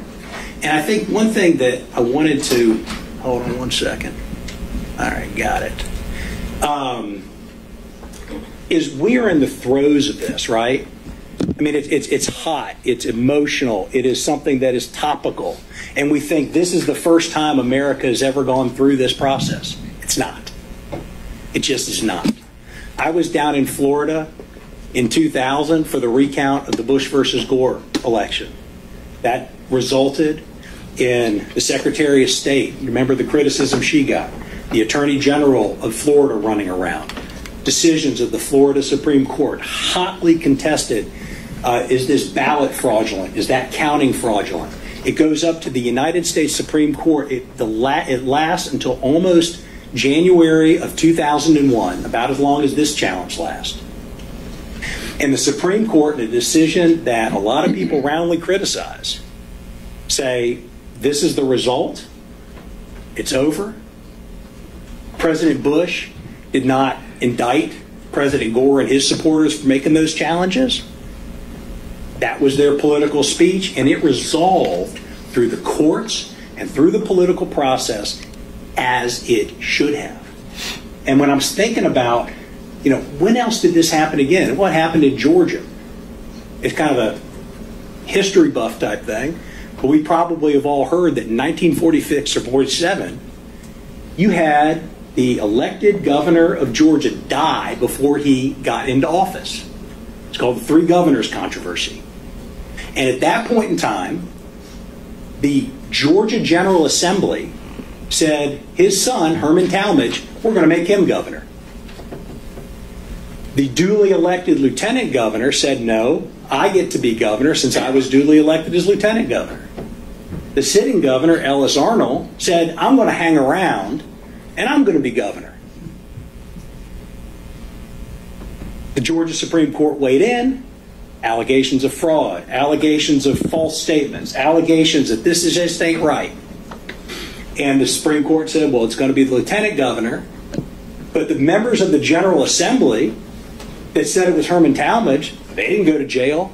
Herman Talmadge didn't go to jail. Ellis Arnold didn't go to jail because they were advocating for a position that got worked out through the political process. In 1876, this is probably one of the craziest ones, Hayes versus Tilden. This led to the enactment of the ECA. Tilden was the popular winner. He was one vote shy in the electoral count, and Congress disallowed that one electoral vote from Oregon. They then didn't know who it was. At least according to the research I've done, this almost led to a second civil war. You have Congress put together a 15-member panel to figure out who's going to be the president, and it ultimately gets decided in a hotel room. Nobody went to jail. Very recently in Georgia history, the Kemp versus Abrams governor's election. Stacey Abrams said Brian Kemp didn't win. He illegitimately won. The election was based upon voter suppression. Numerous lawsuits won. She lost every one of those lawsuits. Stacey Abrams wasn't prosecuted, nor should she have been. Al Gore, Abrams, Kennedy, Tilden, Talmadge, members of the General Assembly. They are not prosecuted because what they were doing, even though they were pointing fingers back and forth saying, you're committing false statements, I'm the governor, you're the governor, I'm the president, no, you're the those came out in public, and they were hotly contested, and the First Amendment protected all of that speech. But once we start punishing people for taking the positions and challenging elections, I've challenged lots of elections in 25 years of practice. I've been involved in tilting at a lot of windmills. Once we start saying that you are going to go to jail for doing that, those types of challenges are going to dry up. And that is precisely why the First Amendment and the Supreme Court have said you can't do it. And to get to a question that Your Honor asked earlier, when has this ever happened in our history? Didn't happen with Tilden and Hayes. Didn't happen with Jefferson and Adams. Didn't happen with Bush versus Gore. Didn't happen with Kemp versus Abrams. This is it. This is the first time that a prosecution of this type has been brought in this country, as far as I'm aware. And I heard my friends on the other side said they're not aware of one either. And the reason that these lawsuits, and that's a due process problem, but the reason these lawsuits haven't been brought is because the First Amendment says you can't bring them. We're going to allow the discourse, we're going to allow the statements, even if they're false. Because somebody's false statement is another person's truth. And we might be able to prove something down the road, we might have this argument, but once we start letting the winners put people in jail, we're done. We are done. And that, our framers said, we're not going to allow. That is what the Supreme Court said during the Civil Rights Movement, when people were making, you're violating the peace.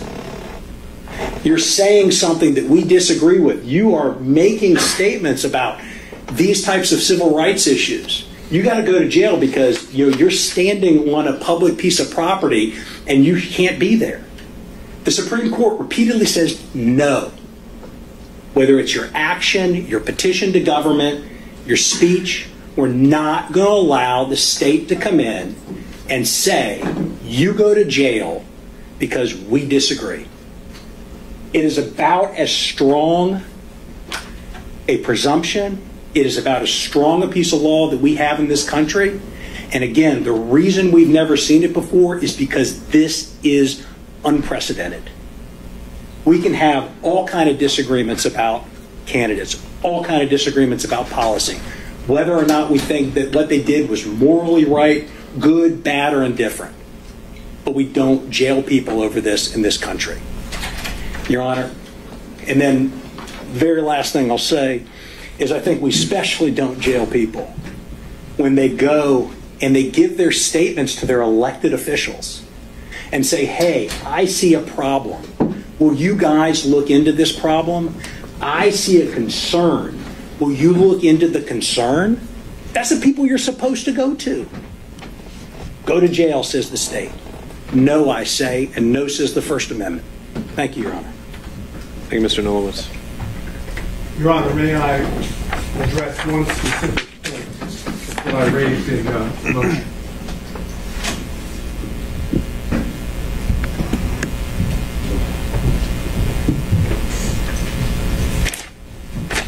Good afternoon. I do not intend to reiterate anything that's already been said by co-defendant's counsel. He did a phenomenal job. I just want to make certain that the record reflects that we, that is President Trump, is suggesting to the court that your persuasive authority in the order that you entered in the matters of Chesbro and Powell, specifically finding that the First Amendment as applied could not be done pre-trial, that Georgia precedent barred such a challenge, that you reconsider that as the authority. Instead, take a look at the case that I have cited, as well as has been cited by co-defendant's counsel. That's the Hall case. So in the Hall case, I think it was maybe only 3 or 4 sentences, but there was an aspect of that where the state was willing to say these are the facts. And that gave the Supreme Court something to play with. True. And so Mr. Nolowitz here says, we want you to apply it just based on the indictment. Where do you fall there? I believe that if the state wanted to stipulate the facts that are clear, we would be willing to do that. They've not indicated any desire to stipulate anything. I believe you can do it simply on the indictment and the accusationary facts, those that are alleged. I think that's what the quote that I used from Hall indicates. You take the facts as alleged in the indictment throughout the RICO count. And when you do that as applied constitutionally with the First Amendment, you find that it violates free speech, freedom of petitioning, all the expressions that the First Amendment is designed to protect, and therefore the indictment needs to be dismissed. I'm saying you can do that pre-trial. If the state wants to stipulate certain facts so that we actually can have this issue drawn in a clearer fashion for the court, we're more than willing to do that. But they don't need to. The accusation, the indictment alone is sufficient, and I think that's what Hall indicates. And I'd ask you to reconsider that particular part of the order. Thank you. All right. Thank you, Mr. Sadow. Why don't we go ahead and begin with the state's argument, and we'll see where we land. I know we had some other counsel stepping in at 1:30 around there. But maybe, Mr. Wooten, if you're taking this argument, we can pick it up right there with the Hall case, which was not one any party raised at the outset, but it certainly seems on point on this issue. Judge, I just would request to be able to screen share.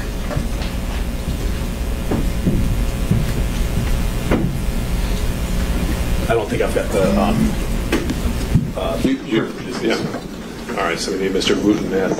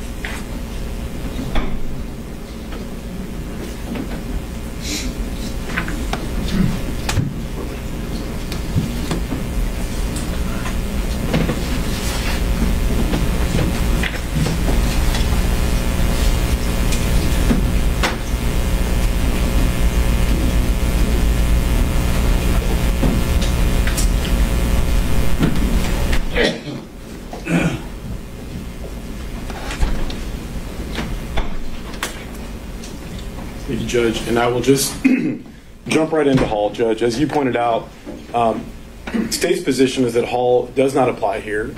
It was an as-applied challenge. It was taken up prior to trial, but as the court pointed out, there was at least some set of facts that was not in dispute. So not only, and as the court indicated, the state indicated what it believed the facts would be, and that was part one, but also the defendant did not contest those facts. And as the court pointed out in its order on the prior hearing on this issue, all of these facts are very, very, very contested. You can look but at. I think what I heard was Mr. Sadow and the defendants here saying that just for the purposes of an as-applied challenge, they would be conceding the facts as laid out in the indictment. Yes. Perhaps not the part where it says everything's unlawful, but the facts as alleged. And then I know this was a 4-3 decision, I know, and so there was a vigorous dissent, but there's the statement in here where Justice Sears appears to say that as-applied challenges should be allowed pre-indictment. What do you make of that?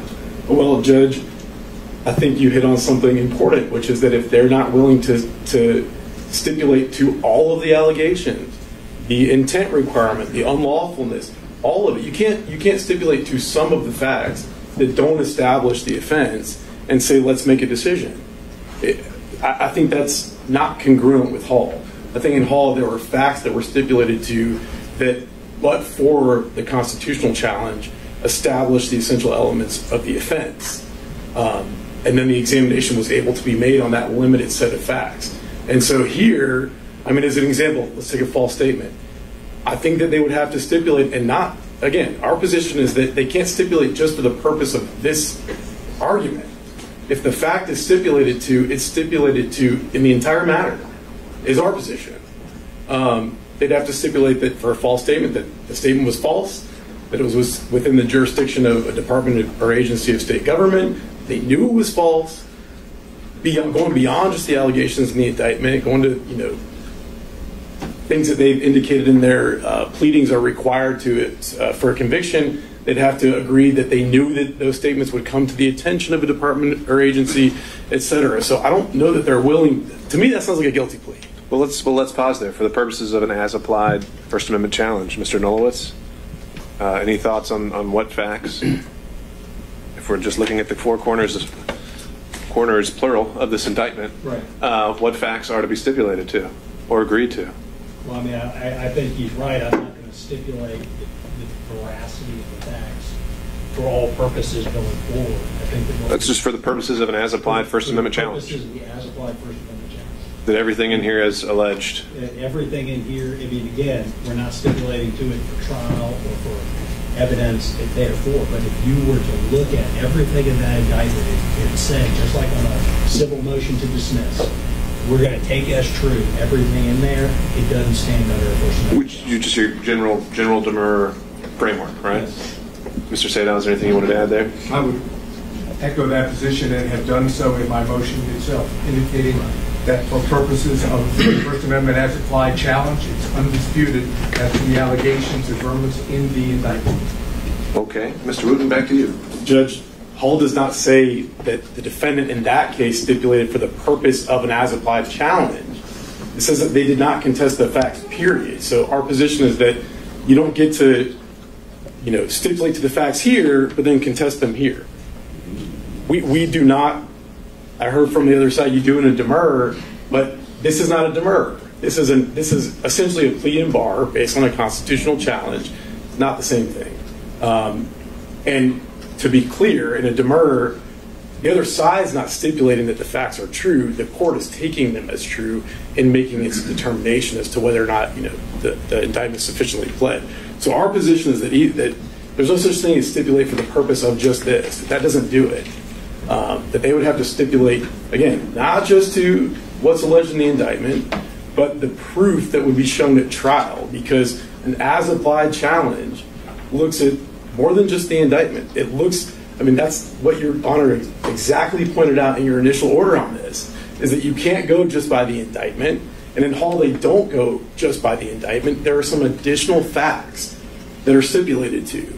And so I don't think that works. The state's position is that approach does not work, that the court still is not able to make a determination, even if they stipulate for the purposes of that motion that these things are true. We don't think I don't think that's the thing you can do. One thing you can say, we're going to halfway stipulate. Either you do or you don't.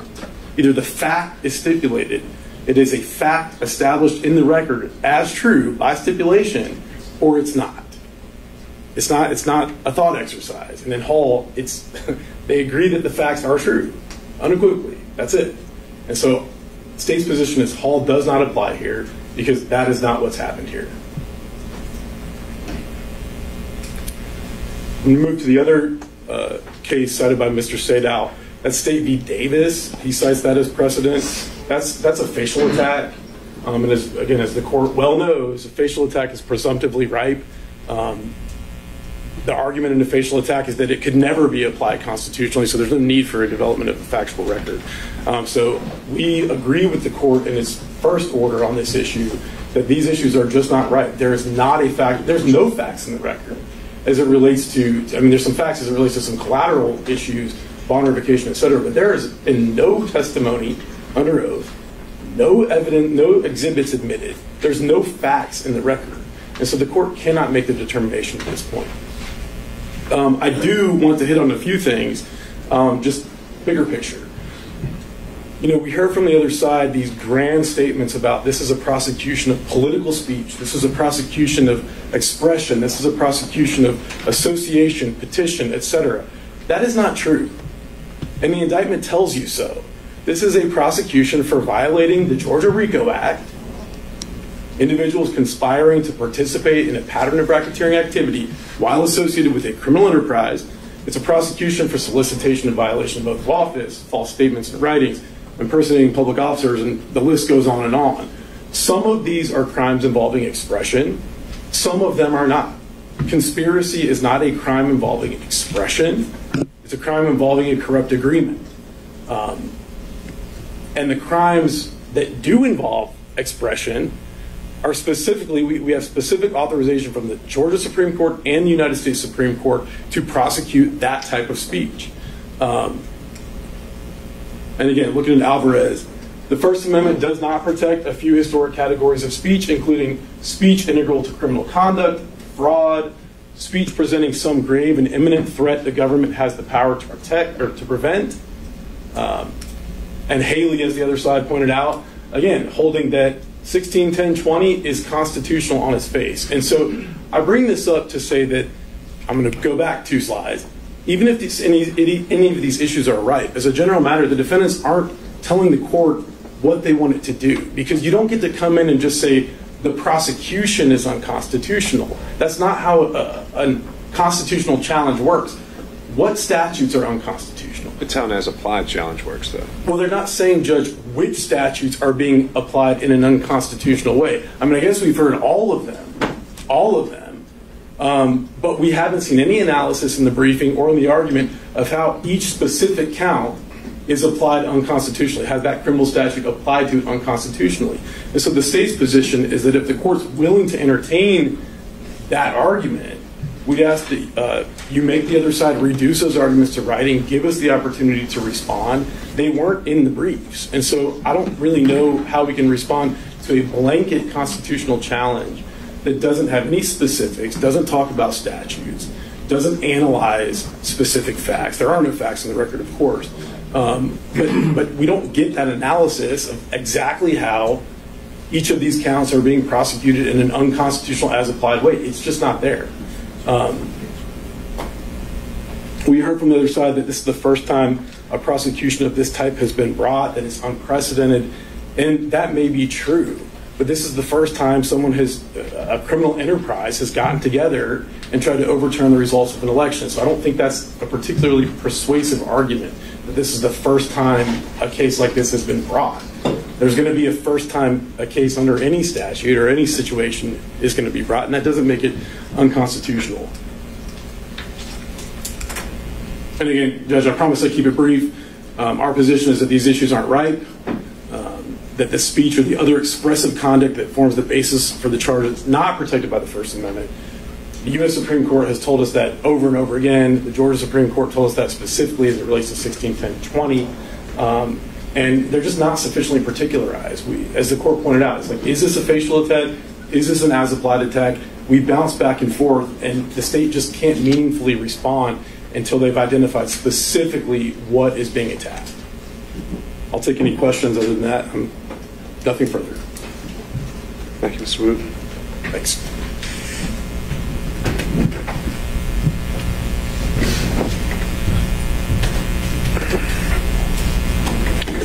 Very briefly, Your Honor, again, with reference to the Alvarez case, the Arneson case talks about it and says that, yeah, these certain types of false speech we're not going to give protection to under an intermediate level of scrutiny, but once it gets involved in political speech, yes, we do.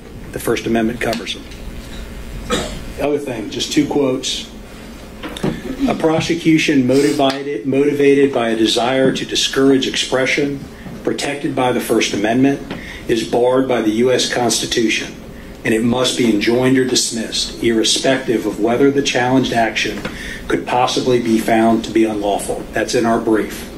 U.S. versus PHE 965, Fed 2nd, 848.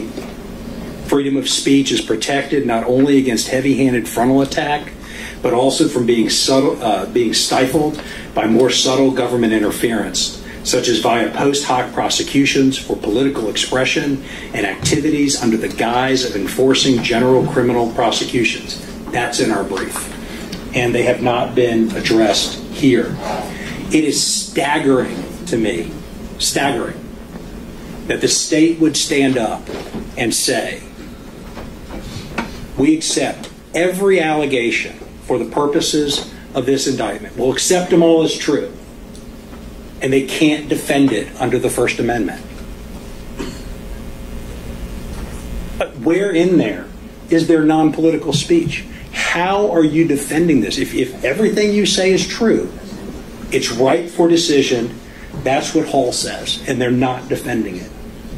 One thing I wanted to point out, and I should have pointed out in my original argument, and it's in our brief as well, all this is in our brief, they decided not to respond to it, it's in our reply brief too, is the state has looked at, and this goes to the unprecedented nature of this, the state is saying, listen, you have violated the election laws of the state, you are interfering with the way in which presidential electors are chosen, voter challenges are made. There's a place called Title 21 of the Georgia Code, 600 annotated pages. I looked at it. I've read it. I know it. 90 sections talking about prosecutions, felonies, misdemeanors. That code, those actions that the General Assembly put together to ensure that we have free and fair elections in this state, doesn't make its way into the indictment. Not one place.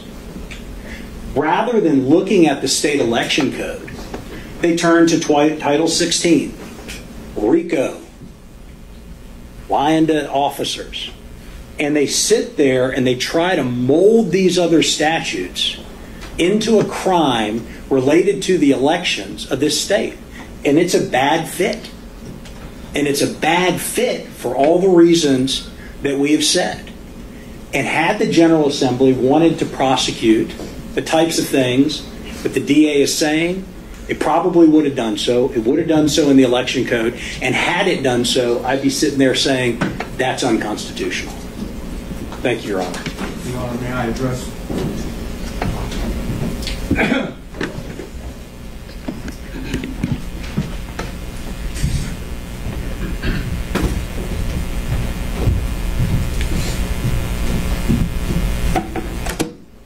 Again, I will be specific. I've taken another look at Hall, and I searched for the word stipulate. It doesn't exist. Hall had nothing to do with stipulations. It had to do with a determination to be made on the record that was presented to the trial court.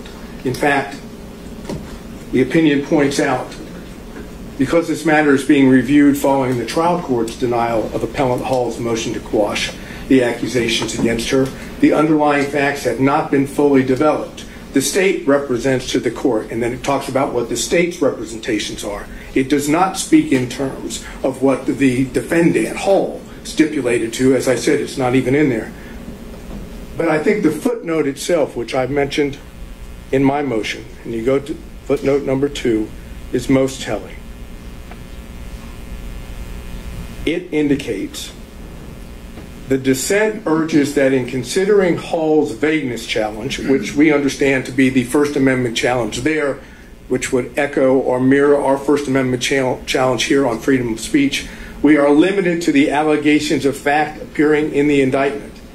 What this means to me, and I'm suggesting to the court, is that all 7 justices were in agreement that you can take the allegations of fact in the indictment and make a determination of an as-applied constitutional challenge. The dissent's only issue was other facts were being considered. We don't want other facts being considered. We are more than willing and have indicated on the record that we will agree for purposes of a First Amendment challenge that the allegations, averments, facts in the indictment are to be taken as true for purposes of that challenge and that challenge alone. It's exactly what Hall suggests. It's exactly what 7 justices would have agreed on based on the footnote number 2. And therefore, we ask the court to find it right to be considered. If additional briefing then becomes necessary, once the court deems it appropriate to consider it as applied, both sides can present our position to the court, much of which has already been done so by co-defendants counsel, but then we can issue briefs and the court can determine law based on the allegations in the indictment as applied. Thank you. And so, Mr. Sadow, on that point, I would say that one of the goals or purposes today is to complete our record on these issues. So I think that if your or any other co-defendant's intention is to make a as-applied challenge firmly under the facts as averred in the indictment, this would be the time to do it. So, not right now, but through briefing. I was going to say, that might open up a little longer. In the pretrial stage. Yes. How much time would you give us to do that, sir? I wonder if we could stay on the same briefing timeline as we had with Mr. Schaefer's counsel. I believe that was 10 days? No, I think it was a little bit longer than that. We had the state replying in that instance. We picked up to the 15th. On the 15th. And then any rebuttal or sur-rebuttal, whatever we want to call it, by the 2nd. Seems appropriate. Everyone agree? All right. Just to be clear, is that... I think they would be going first, since he's saying that they're doing a more specific as-applied challenge based on the facts of this indictment. And then the state would have the ability by the 2nd to respond. I recognize that is a time when most folks are off, so if the state needs more time and wants to ask for it, we can take it up then. Okay, and Judge, just to be clear, would those supplemental briefs also include the issue of rightness, any additional argument on the issue of rightness? It can include whatever you want it to. Okay, thank you. Sure. And if the court will permit, we'll try to do one consolidated brief, if that's agreeable to all counsel. Sounds good. Thank you. All right, let's transition over. I believe we should have, we had noticed for counsel for Mr. Meadows and Mr. Clark. I don't know if they were appearing they both in person? All right. Is there any way we could make some room at council? I know we're a bit tight here, but... Don't need any room. Okay, well then there you have it. We're going to start with Mr. Meadows? Sure. All right, sir, if you can introduce yourself for the record. Yes, Jim Durham for Mr. Meadows.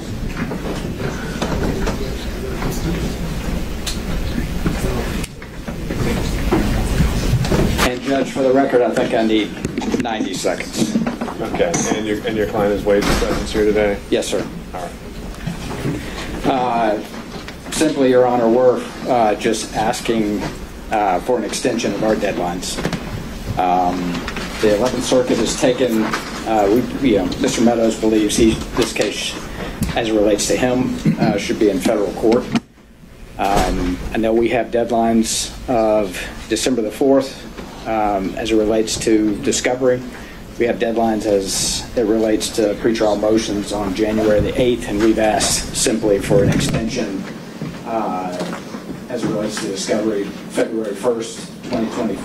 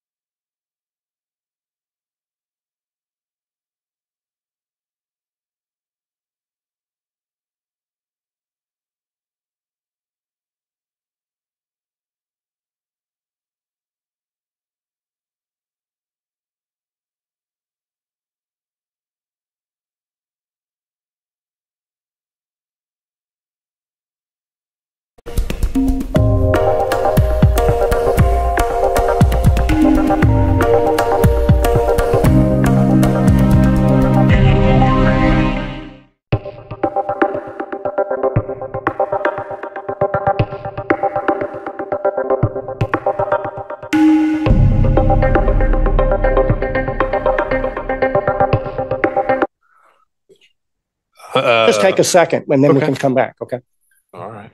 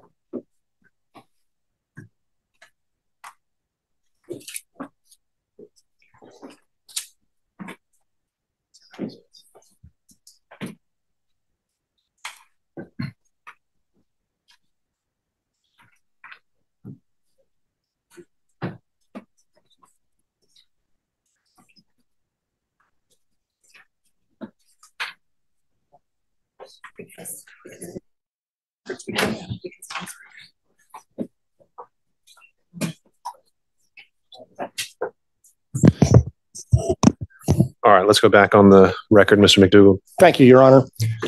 So when we filed our motion for an extension, we filed it the day after we had gotten a scheduling order in Mr. Clark's bar case in D.C. And we are litigating in 4 forums. This court, the 11th Circuit, the D.C. Bar Evidentiary Forum, and the D.C. Circuit. And I detest whining by lawyers, but there is only so much that our team can get done. It's the wrong profession then. Yes. But so we were asking for time to get it past the bar hearing for the discovery deadline and the motions deadline. And as we have just informed the court at the bench, we have a change of circumstances in the bar case, which we think will change that schedule. The exact change is not yet been determined. Now, the schedule ordered on November 7th is still in place, but we expect at least some of that to change. That means that I don't think we need quite as much time as we asked for in our original motion. But, you know, when it rains, it pours. Another unrelated case, I have a brief due in the Court of Appeals on January 8th. So it just never ends.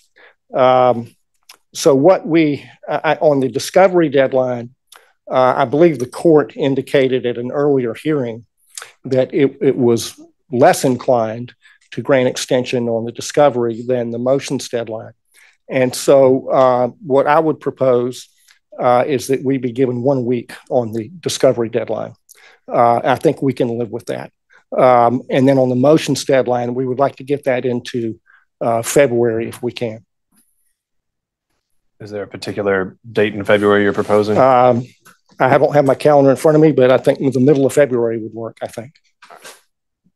Okay, let me turn it over to the state. And I think what I think becomes relevant in this discussion is the state's recently filed motion asking to specially set the case. And so I don't know, this would be going to Mr. Wade, perhaps. But essentially, it seemed like the state's position or recognition would be that the earliest this case could possibly be scheduled would be a targeted date of August. In light of that, what's the state's position on these 2 motions from Mr. Meadows and Mr. Clark? So respectfully, Judge, the state stands by its initial filing of that proposed scheduling of the case. The problem with what counsel— You mean the March trial date? The March trial date. Okay. The problem with what counsel is proposing is that he's asking us to somewhat depend upon what is going to happen in this administrative process that we don't believe has anything to do with what we're doing here. In terms of the discovery, we don't understand or know what's going to be turned over, the amount or how voluminous the discovery is, which would then affect what we would have to file to respond to it, or any motions that we need to file to get around some of the discovery hurdles that are placed based upon what they turn over. So we're not going to consent. Well, let me work through that first aspect, though. I know the state had asked, I think it was the day after the indictment was returned, for a March trial date. And some other things have happened since then. And I think the state said in its most recent filing and recognized that they don't want anyone severed. And yet we have the lead defendant scheduled to be in another trial at that exact same time. So how could we still stick to a March timeframe? So we believe that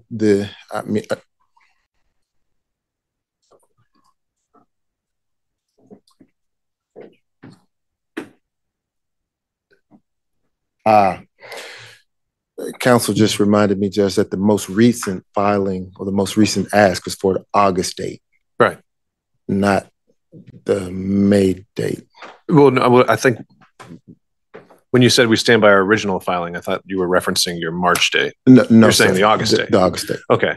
So back to square one. If the state's now saying August is the earliest we can try this case, counsel are asking to extend a motions deadline until, at least Mr. Clark is until February. I think Mr. Meadows is until April. March 1st, excuse me. We'll take March 1st. Does that impact the analysis on your end?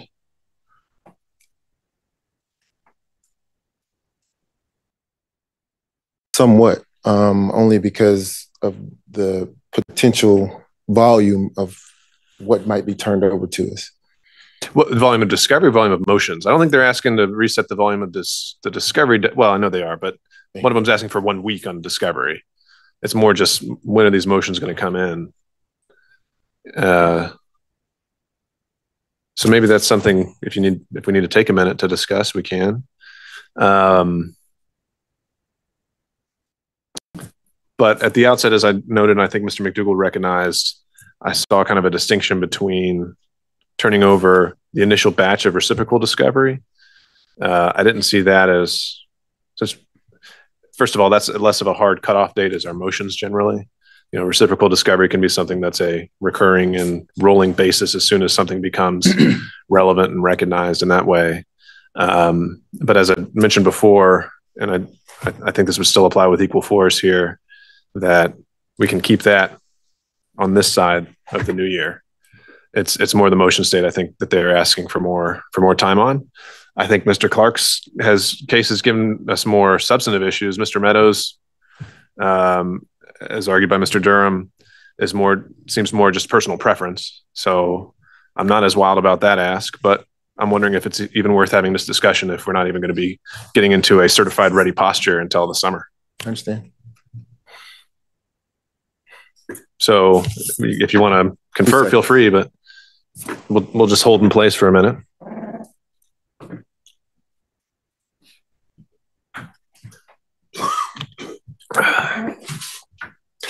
Well, Mr. Wade, before you step out, let me say one more thing.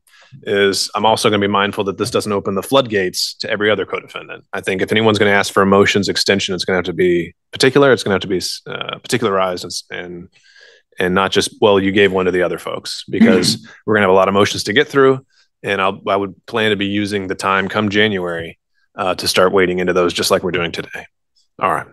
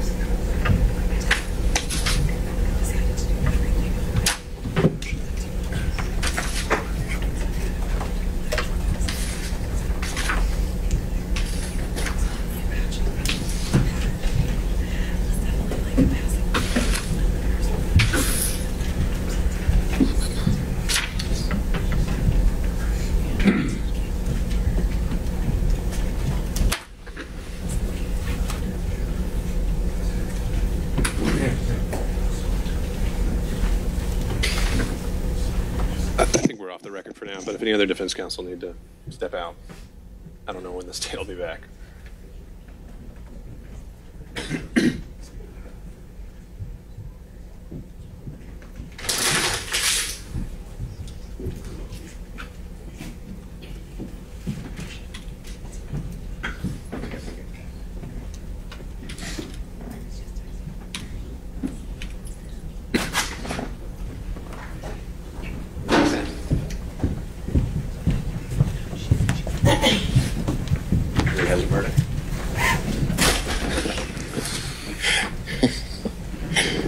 All right, let's go back on the record then if we have everybody. Mr. Wade.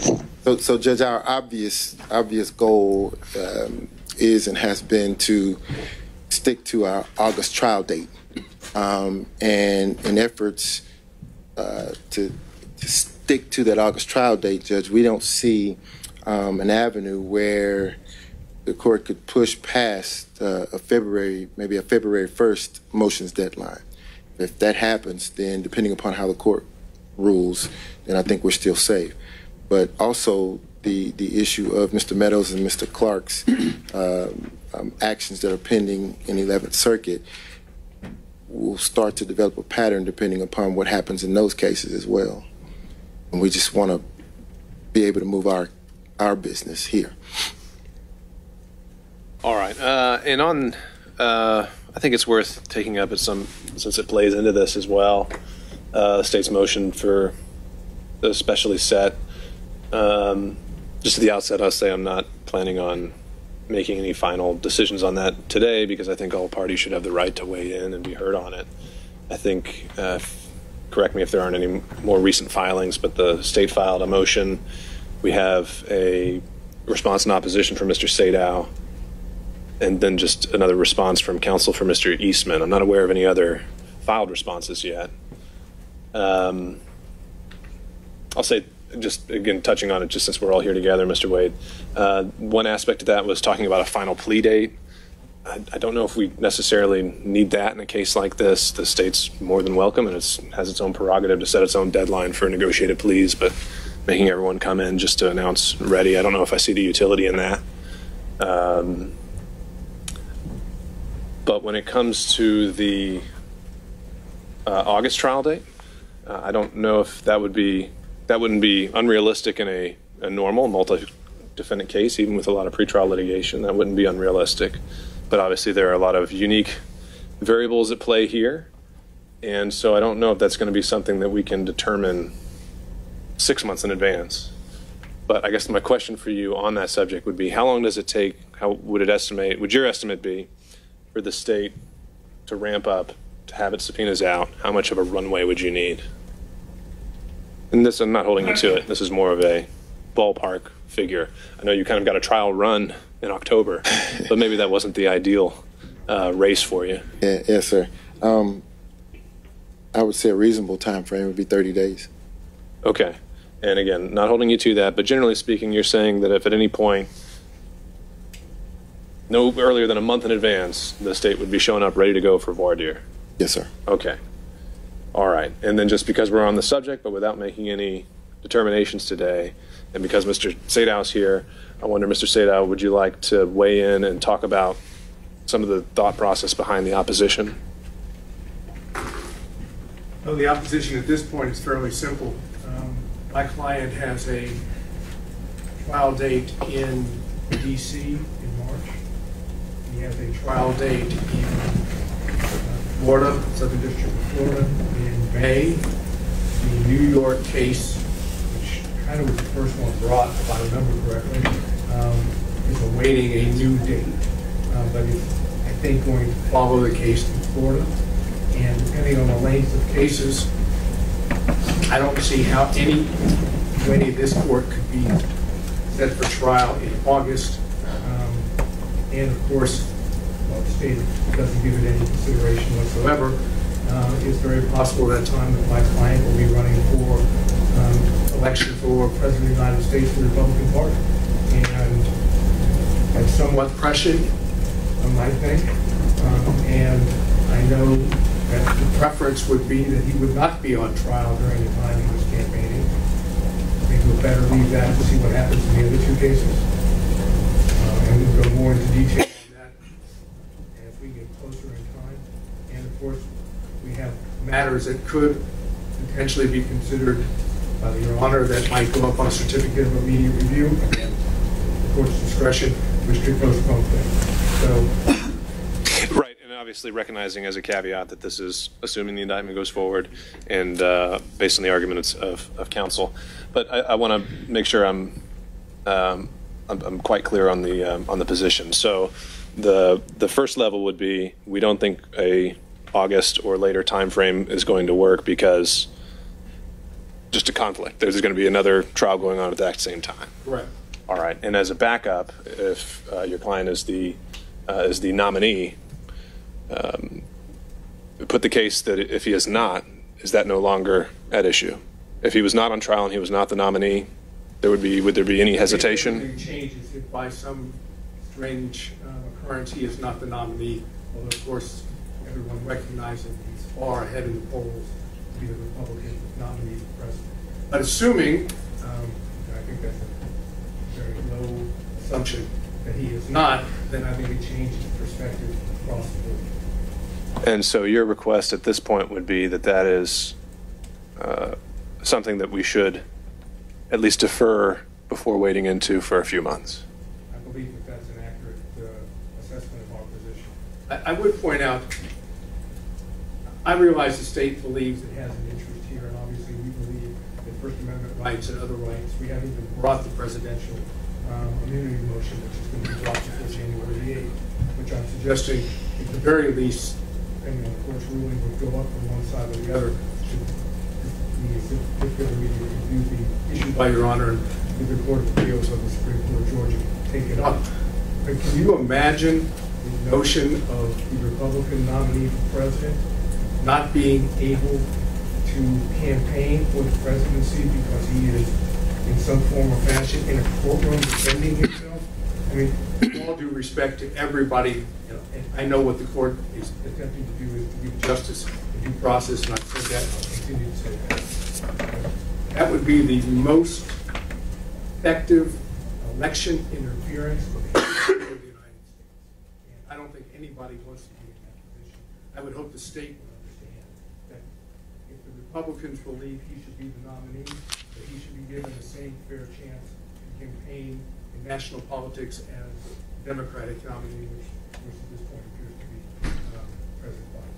So I hear what the court is saying, and so the bottom line right now is I don't think we should set a trial date and see how things materialize and kind of take it step by step. And to further clarify, would it also be your client's position that he would like to be present for every day of a trial that occurs? That would be presumptive, I think, on my point to say. There are certainly, he would want to be present for matters involving jury selection and then into the trial itself, because we talk here about jury selection potentially taking a number of weeks or potential months. But I can't speak for President Trump on that at this moment. I need to have more interaction with him and his campaign team and a lot of other people that come into play in making such a decision. Okay. Mr. Wade, anything you want to weigh in on in reaction? And also, I don't want to leave other co-counsel out of this if they have something they want to add. Yes, sir. Just respectfully. Actually, let me do that first. So you get to respond to everything in bulk. Was there anything else that co-counsel wanted to add in on this to the ones that are here today? The only thing I wonder is if at some point you're going to talk about severance, and that could change the dynamic as well. Regardless of the state saying they don't want anybody severed, you've indicated in the past that you thought it would be a severance, and that could affect who goes to trial when. Yeah, no, there are a lot of moving parts, and I don't mind kind of saying where I am initially and soliciting input, but I'd cut Mr. Wade off. So, Mr. Wade, anything in reaction that you wanted to add? Yes, sir. Just respectfully, the district attorney has made it clear that she has no interest in interfering or getting involved with this presidential election. Her sole focus is to move the case forward and not with respect to anything that's going on outside of Fulton County, Georgia. Now, having said that, let me say this. Has the court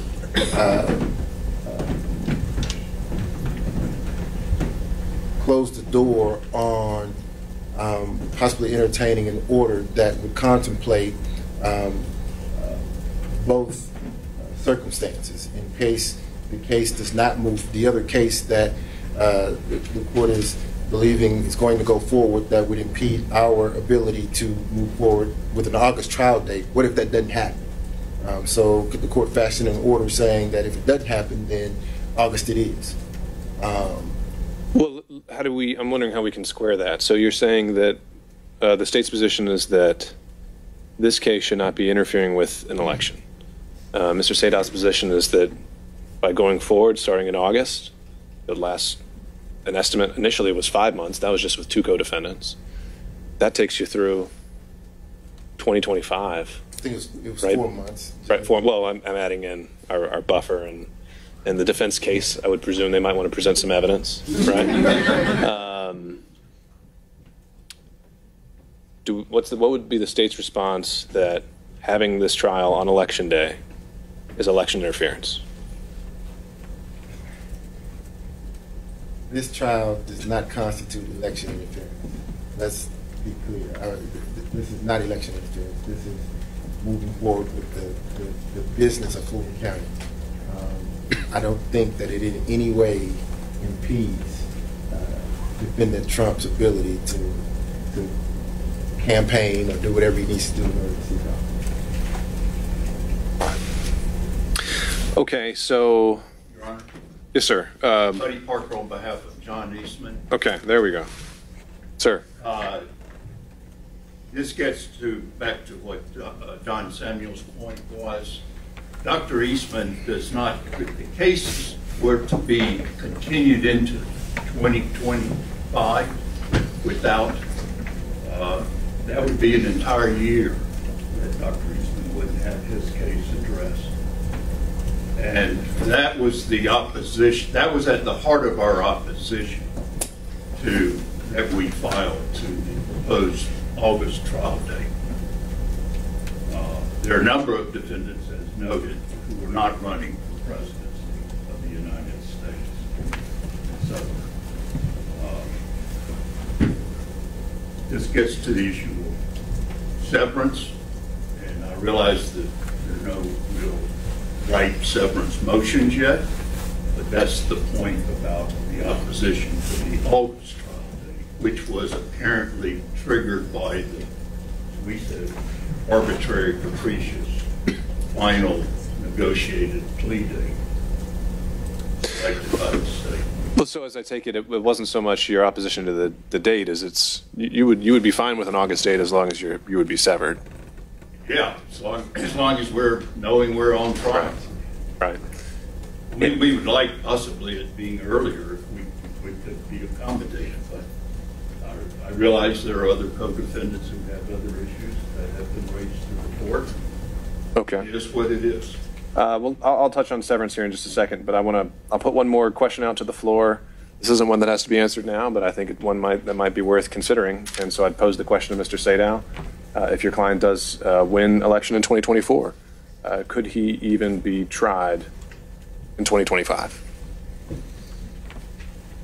The answer to that is, I believe that under the Supremacy Clause and his duties as President of the United States, that this trial would not take place at all until after he left his term of office. Solely is against him. Solely against him. All right. And Mr. Wade, again, I'll give you the opportunity to respond if you so desire. All right. I think obviously that's something we're going to be taking up in greater detail in the new year. And when it comes to the issue of severance, without foreclosing any of the substantive arguments for severance that I'm sure will be filed and need to be made and considered, I think, as Mr. Samuel points out, the logistical concerns are still there. Certainly, I think most, at least I know the state, I know in terms of a preference for conserving just court time and judicial resources, the goal would be to try the case once, again, solely from a logistical standpoint.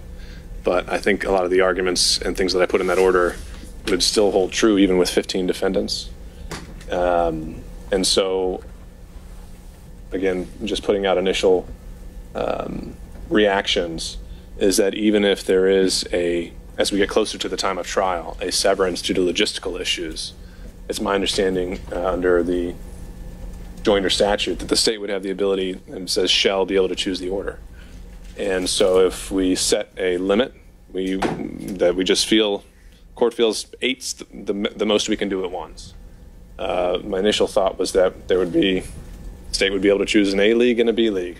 And if cases resolve on the eve of trial, the folks on the B list better be ready to sub in.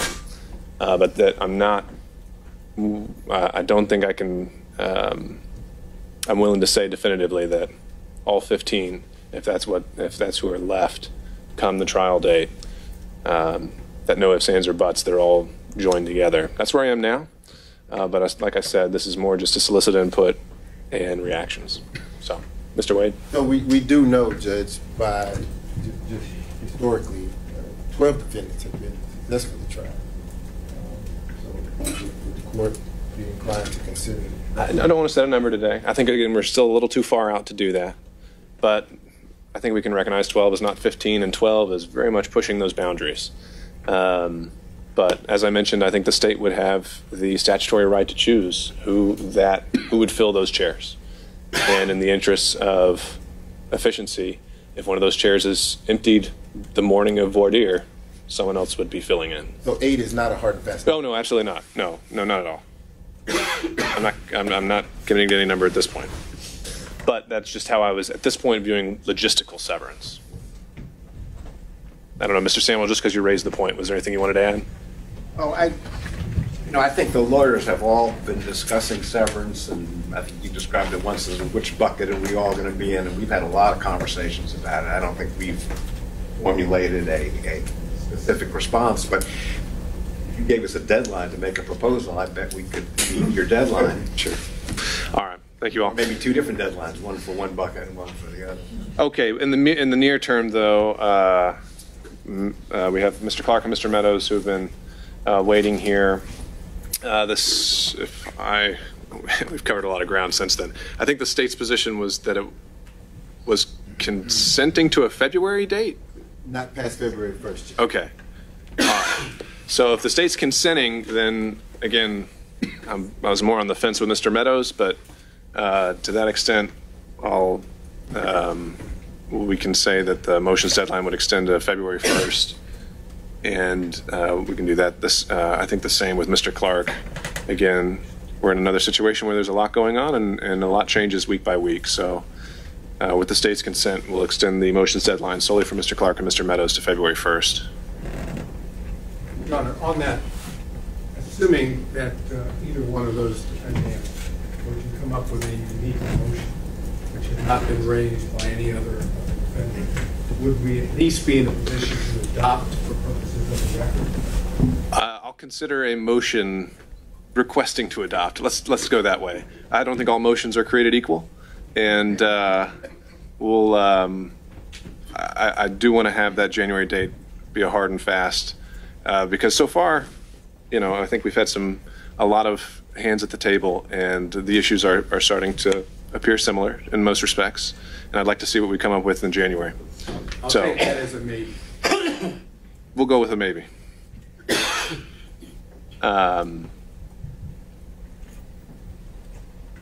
I'll say a maybe, but unlikely. I'll put it that way, Mr. Sadow. Maybe minus? It may be minus because with the pretrial litigation that's expected, we have to have a stop date, or at least a start date.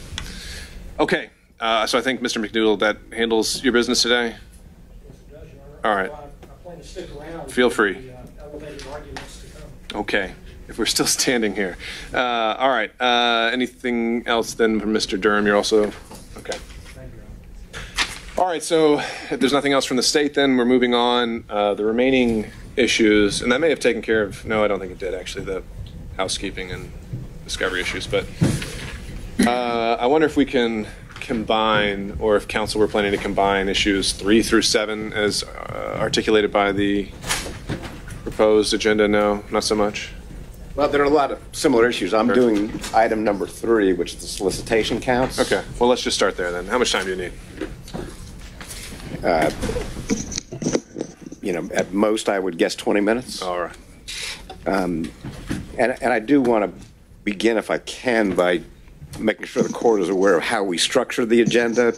It is not defendant by defendant, nor is it even count by count. It's really topic by topic. And there's a lot of adoptions, but it should be clear that, like with regard to Ray Smith's demurs, we demurred to, I don't know how many counts altogether, probably just about everything he was charged with, and he's been charged with the third most counts. But we're not arguing all those today. In fact, Mr. Anulewicz will be arguing the false statement counts to the legislature, even though we're in the exact same counts and even some additional ones. So I'm doing anything that involves the solicitation at the legislature. Mr. Anulewicz is doing anything that involves false statements at the legislature. We are also in a couple counts in different ways dealing with the alternate electors, contingent electors, or the electors. And we adopt, and we'll do it in writing also, all the arguments you heard this morning there. But otherwise, you were going to hear from every one of us on every topic, which we've done everything we could to be more efficient. So the counts, if that's okay with the court. So the counts that I'm going to be focusing on in particular, counts 2, 6, and 23. Those are the three substantive counts alleging solicitation to violate a legislator's, or plural, legislators' oath of office.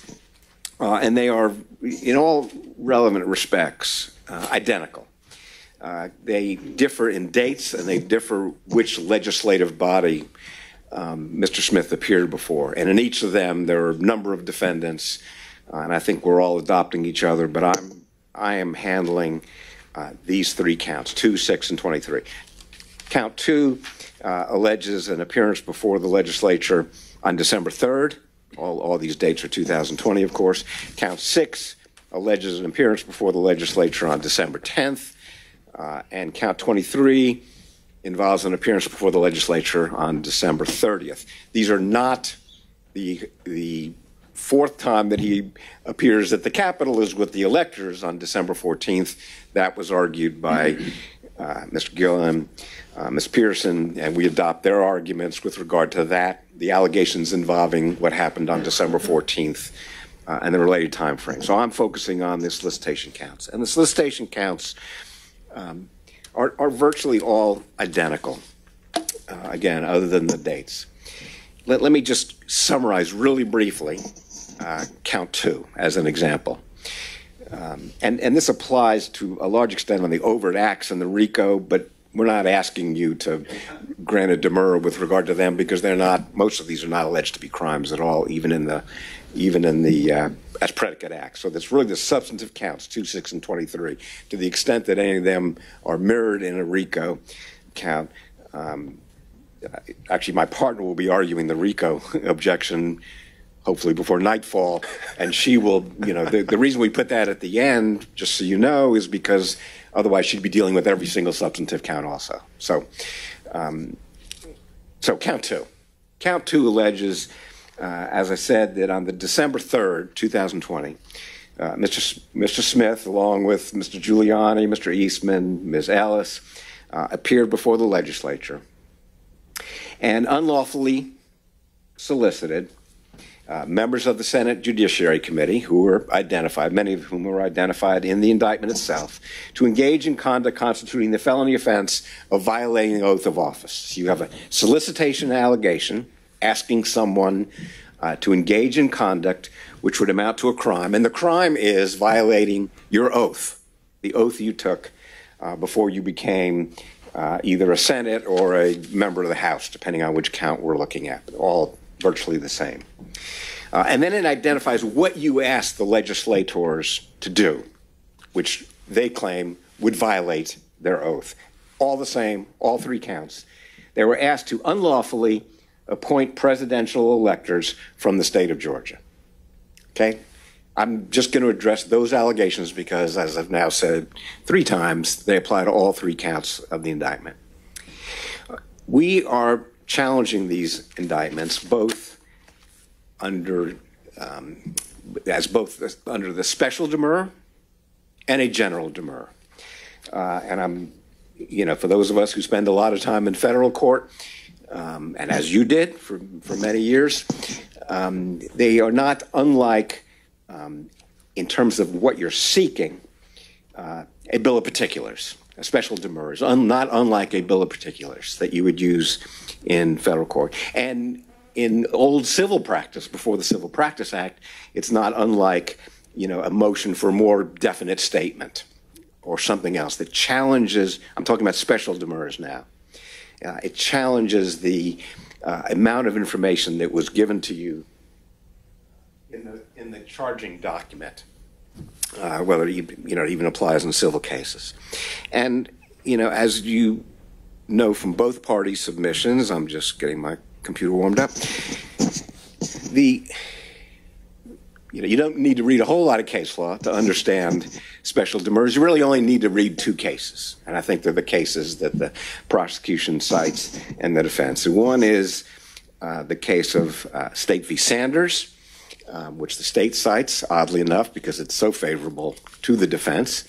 And the other is the Kimbrough case, which was a fairly remarkable case, finding a special demurrage should have been granted, leading to the dismissal of the indictment. In a RICO case, I don't know who argued that case in the Supreme Court, but whoever did was surely brilliant. Do you happen to know who argued that, Jack? Yeah, okay, yeah, all right. So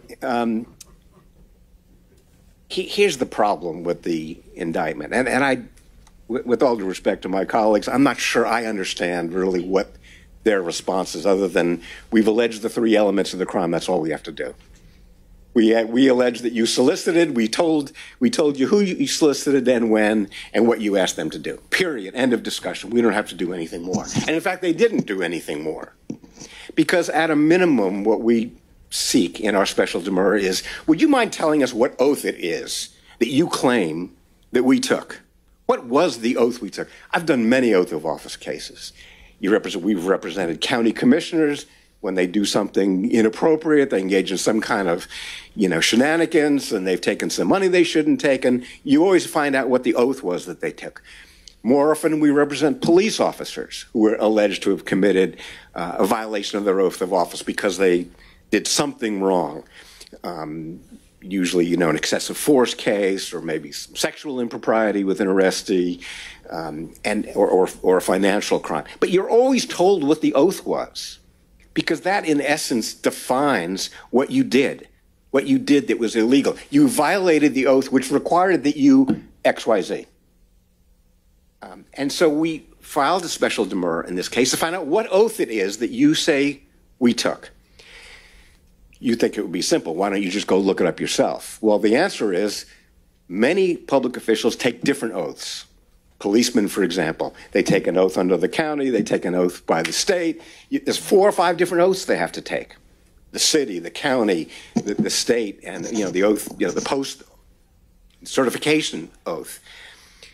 And you're always told what is the oath that you violated. I looked in the code. I started at OCGA 1-1-1 to make sure I didn't miss a certain oath that perhaps a legislator took. This is the first time I've ever had an oath of office case, ever. I've been practicing 40 years, in which the oath wasn't attached to the indictment, or the date that they took it, or at least the content of it is spelled out in the indictment itself. And I found that there was only one oath that legislators take. And if I'm wrong, it shows even more why we're entitled to a special demurrage. I'm assuming that the prosecution doesn't disagree that this is the oath that was taken, but I'm just guessing that this is the oath they're referring to, because I don't know of any other oath they took. We should have been told. But I found an oath in the code at Title 28, never looked at that before, Title 28-1-4. And it says, it begins, in addition to any other oath you took. I have no idea if they took another oath, because they didn't tell us. In addition to any other oath prescribed by law, each senator and representative, before taking the seat to which elected, shall take the following oath. I do solemnly swear or affirm that I will support the Constitution of the state and of the United States. That's it. then there's a reference to I'll conduct myself, in accordance with that oath.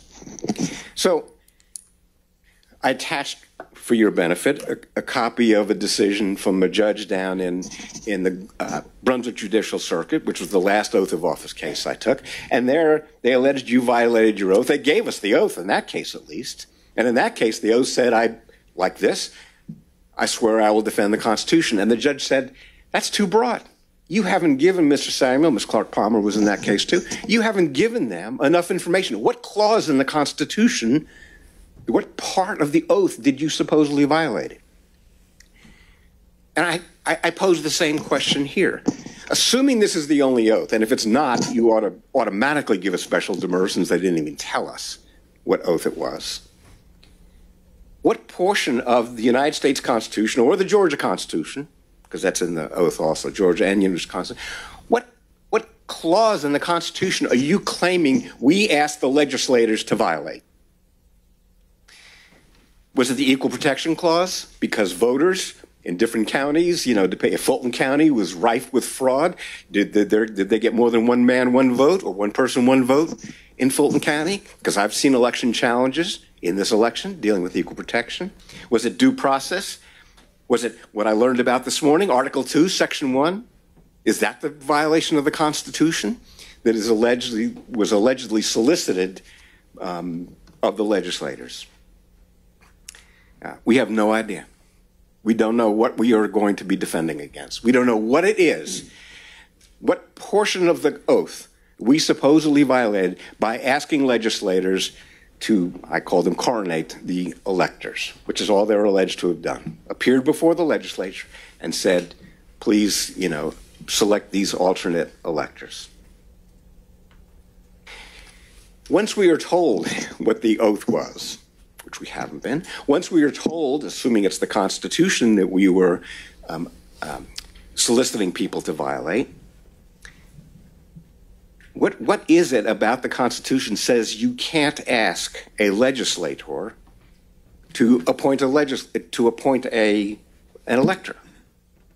There's nothing in the Constitution that says you can't do that. There's nothing in the Constitution that says a legislator can't do something like that. How does that violate the Constitution? The prosecution is saying it's a crime. We're saying it's constitutionally mandated that we have the right to do that. That's what Ms. Pearson and Mr. Gillen said this morning. But now the state's going to have to say it would violate the Constitution somewhere, somehow. Georgia Constitution, federal Constitution, we have no idea. To even ask the legislature to appoint alternate electors. It's the same in count 2, it's the same in count 6, same in count 23. Exact same conduct each time. The prosecution responds, well, we've set forth the law and the elements of the offense. But that's not what a special demur requires. And again, I'll quote from the Kimbrough decision. The indictment must allege the underlying facts, which kind of gets into the as-applied issues you were dealing with before. But now we're in the context of a demur where Kimbrough said, you must allege the facts which actually constitute the offense so that we are prepared. That's why we've asked, tell us the oath, show us the oath. Put it in the discovery, which would not be a adequate substitute, but they haven't even done that. They say in their response, it's no more necessary for us to tell you how you violated the Constitution than in a murder for hire case to say, whether we want you to use poison, a gun, or a knife. And that's a clever response, but totally inapt.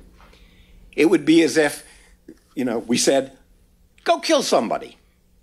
Would that be enough? A solicitation. Go kill somebody somewhere, somehow. That's the amount of information we've gotten in this case as far as the solicitation case goes. This isn't a conspiracy count. These are all, you solicited to these legislators to violate their oath in order to, so that they would violate their oath, apparently their constitutional obligation. They say we can look elsewhere in the indictment, but that's not the answer. A special demur has to be satisfied if the count doesn't allege sufficient facts to allow for the preparation, if the count doesn't allege the sufficient fact, discovery is not a cure. Oral argument here is not a cure. If Mr. Wooten stands up and says, I'll answer all his questions today, that would be a concession that the indictment is not enough. When he responds to this, he should stand up and say, I'm not going to tell you anything more, I don't have to.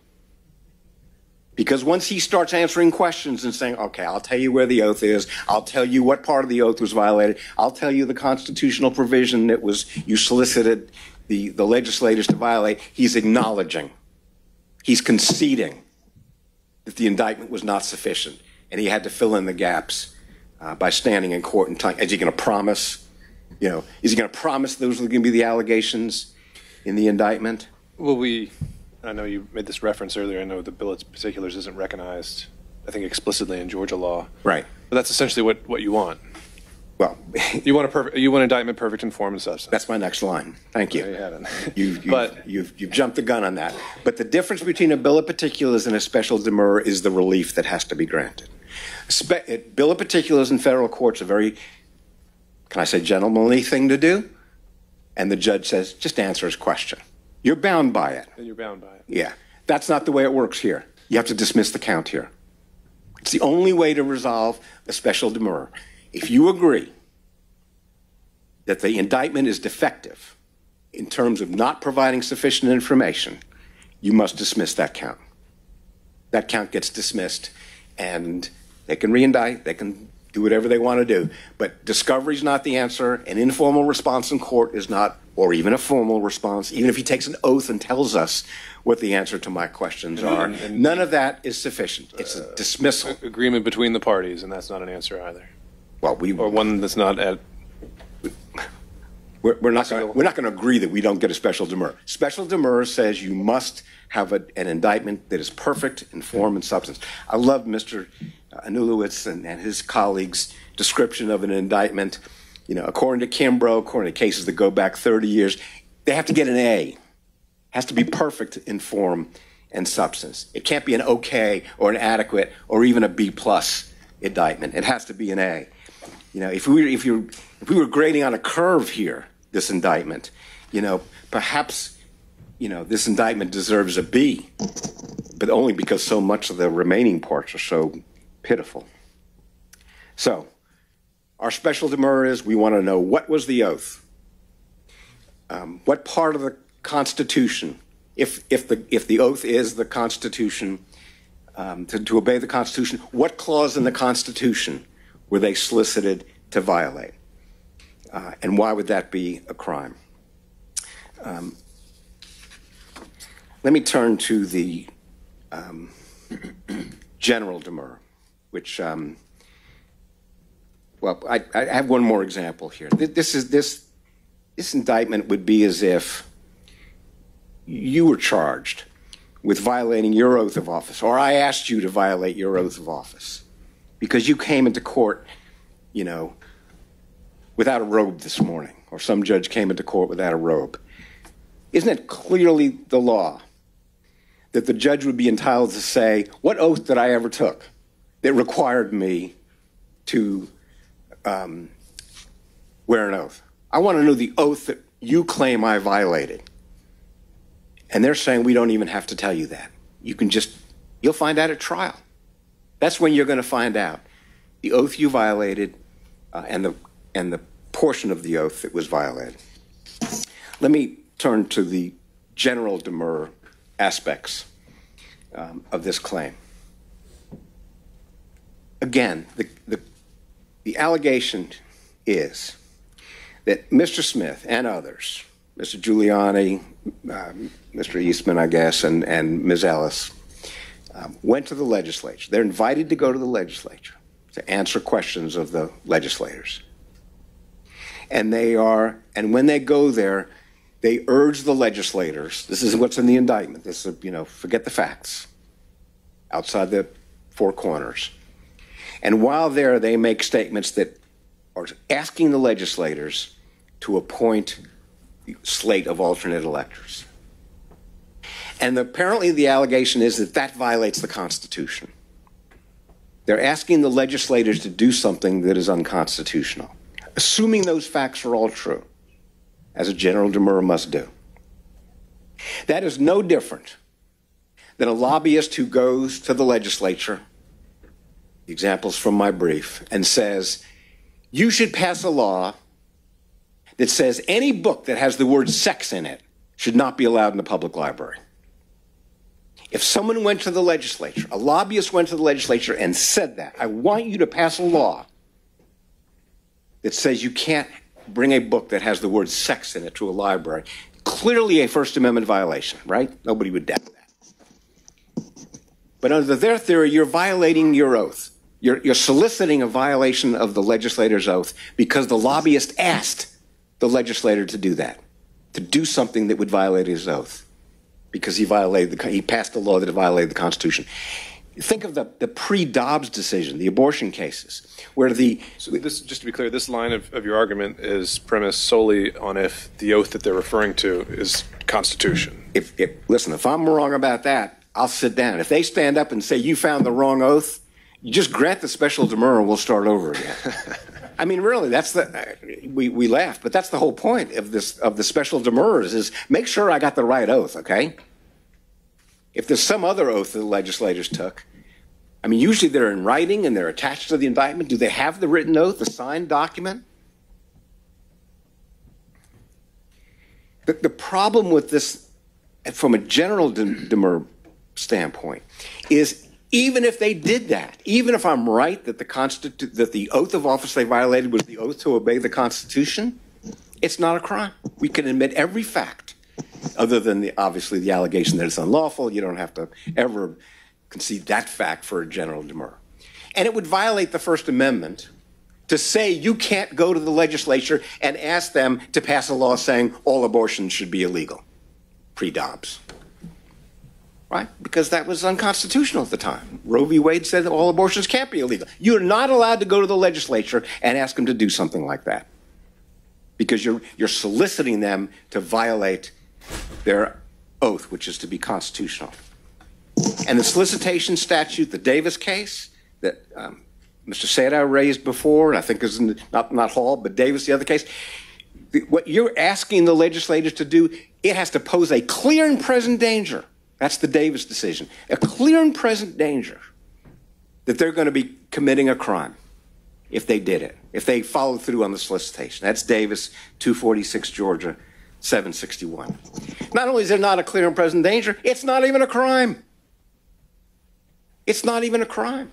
It's this compound offense where you're violating the oath of office, which doesn't violate anything. There's nothing in their oath that says they can't pass a law that's unconstitutional. They do it all the time.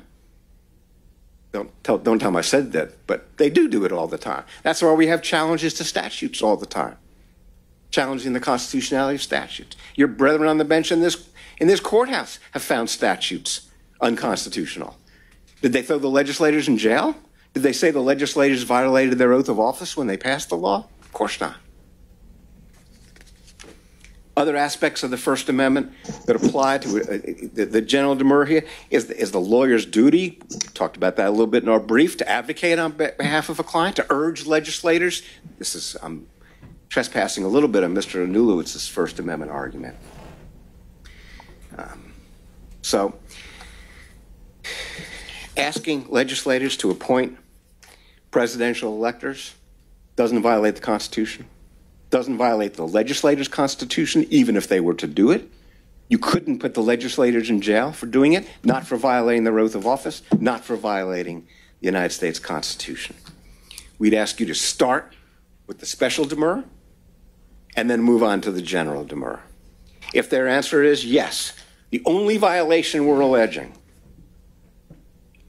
is the violation of the oath to obey the Constitution, and the only violation of the Constitution is exactly what is described in the indictment, requesting that they appoint alternate electors, then we believe we are entitled to a demurrer. The only other thing I mentioned the Sanders case and the Kimbrough case. In Sanders, the allegation in the indictment was you solicited someone to either possess with intent to distribute or to distribute a controlled substance. It's clearly a crime, clearly alleges a crime under the Georgia Code. And Justice Bethel said, that's not enough. You have to say which drug. Okay? You have to say which drug it was that the defendant was solicited to possess. It's not enough just to set forth the elements of the crime. You have to give them more information. And that's the Sanders case, and it's even in the state's brief. They cite even that portion of the Sanders case. That it's, just reciting elements of the offense doesn't put us on sufficient notice of what the crime is. Thank you, Mr. Samuel. Thank you.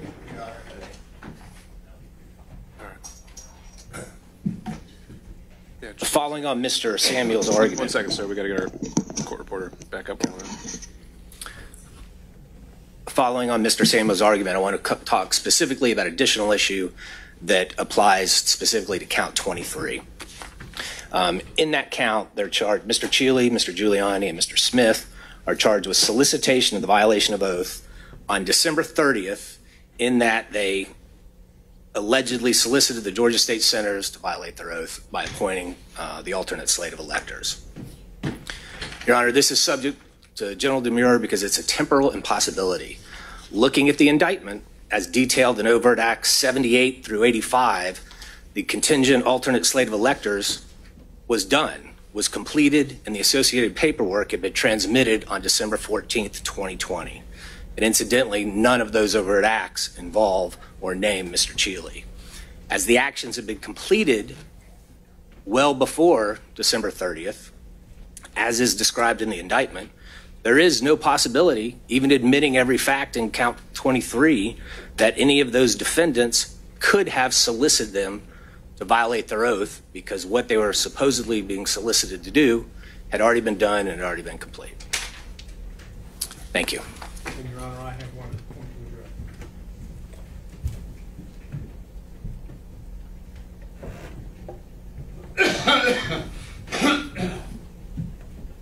address. Your Honor, I address the matter that was raised by the state's motion to restrict, which the court has already commented on.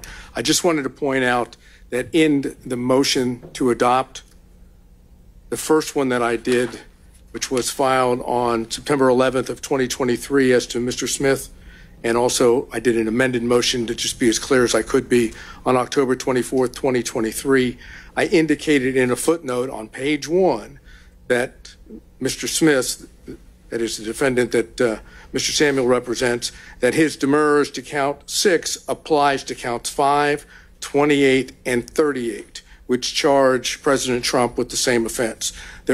All 3 of the offenses involve solicitation. The oath issue is the same. The First Amendment issue on Davis is the same. We don't have the legislature issue. So those have already been brought to the court's attention through my adoption motion. It's nothing that was new to the state. It's right there in the footnote on both of the documents that I filed. Okay, thank you, sir. Mr. Wooten, I presume. All right.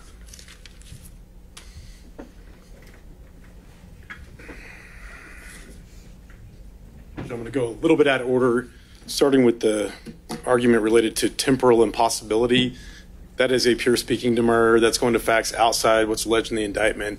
It's void. The court should disregard that argument altogether. Moving on to Mr. Samuel's argument. He makes great arguments if his client were charged with violation of oath of office.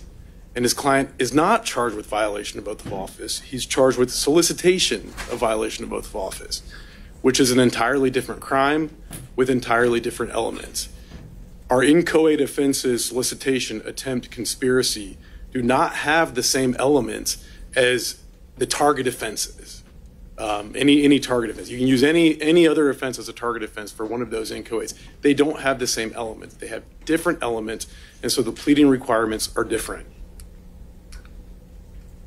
And each of these counts survives general demurrer. They all allege the essential elements, and they all apprise the defendant of what he or she must be prepared to meet, and they provide enough detail to protect against double jeopardy.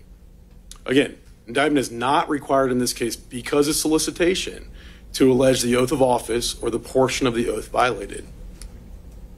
So let's look at the elements of criminal solicitation.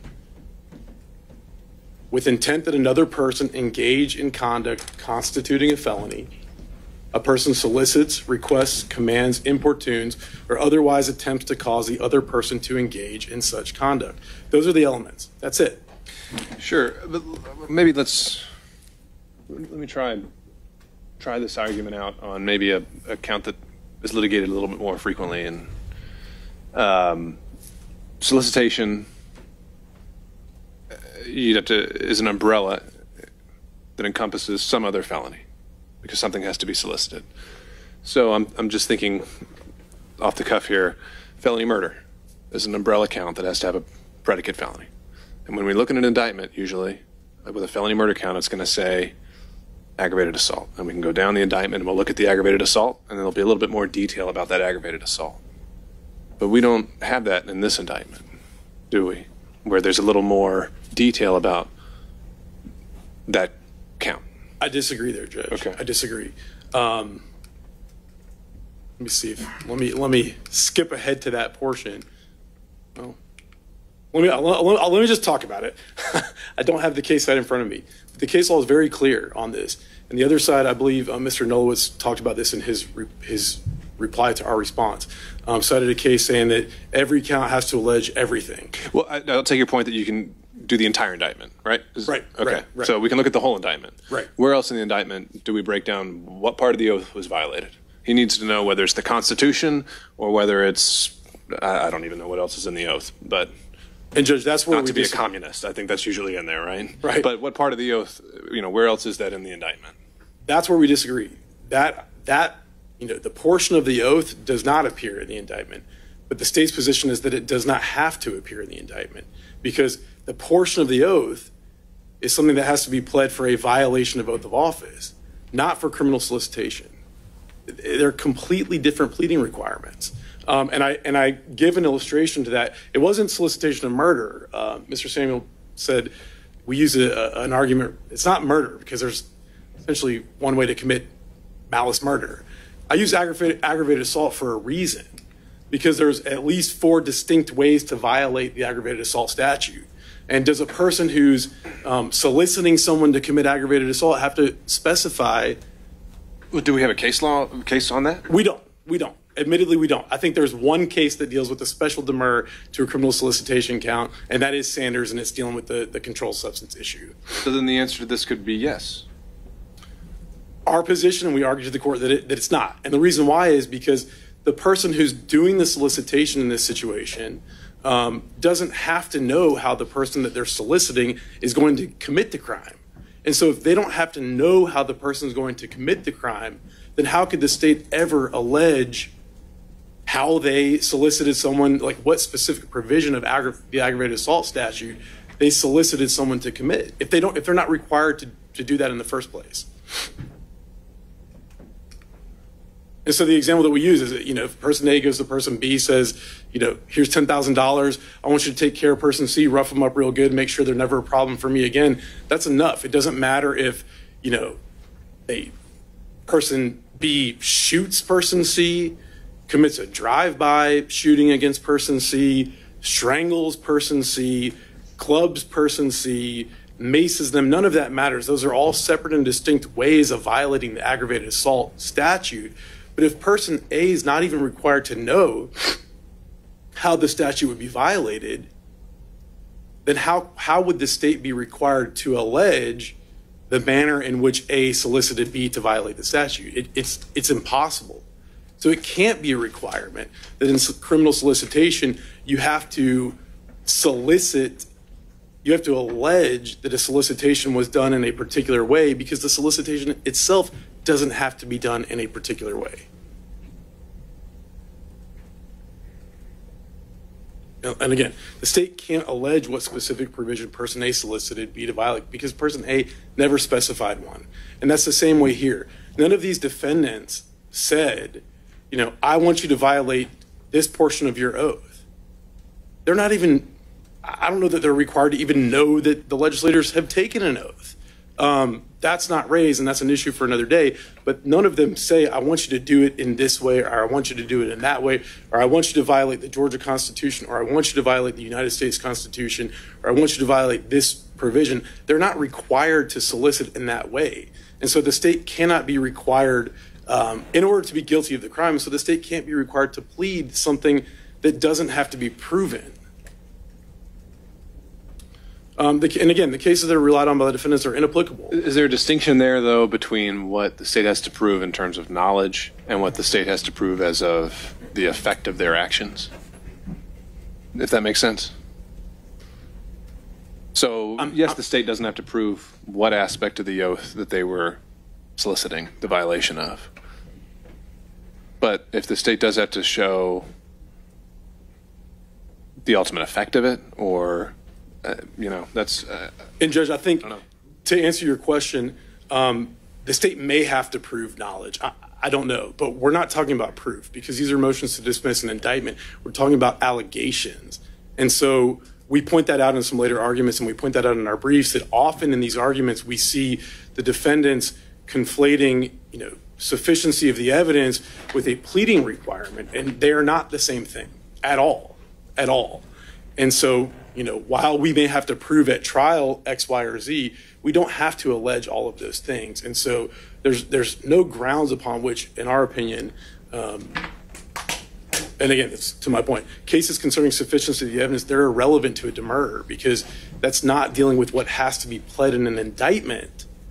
That's dealing with what has to be proven at trial. And they're very, very different things. Also, it's irrelevant that it's not a violation of oath of office to enact unconstitutional legislation. The indictment doesn't allege that they asked legislators to enact unconstitutional legislation.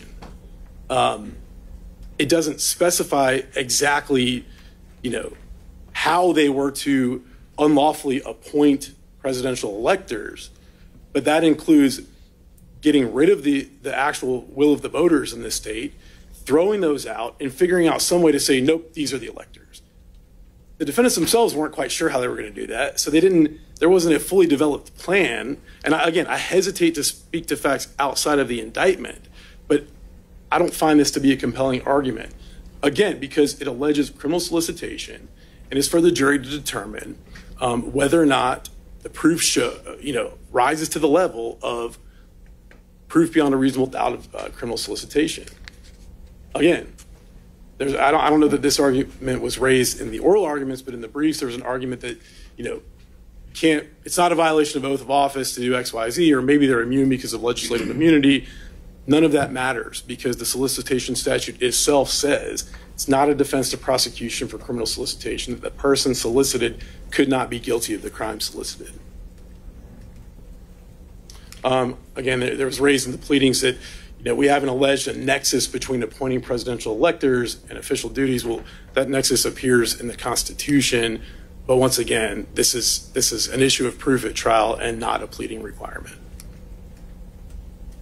Again, Judge, these motions should be denied because this is a criminal solicitation charge. The elements of the offense are different than the underlying target crime. We do not have to plead that level of specificity. It's not a defense that the legislators couldn't have been guilty. The remaining issues are for the jury. And I do want to point out, Judge, that as it relates to the special demurrer, what we do allege, and this is contrasting with Sanders because in that case, it is a very, again, like I said, that's the one case on demurrers to solicitation charges. In that case, they didn't really allege anything. In this case, we allege who was solicited, where they were solicited, how they were solicited, what they were solicited to do. There's a laundry list, why they did the solicitation. It's not a mystery of what these defendants had to be prepared to meet at trial. That's the ultimate question. Do they know what we're talking about? Does the indictment tell them what crime we're talking about? And does it protect them against double jeopardy? And when you read it as a whole, it's very clear. It tells these defendants what conduct is being charged. It prevents double jeopardy, and that's sufficient to withstand a special demurrer.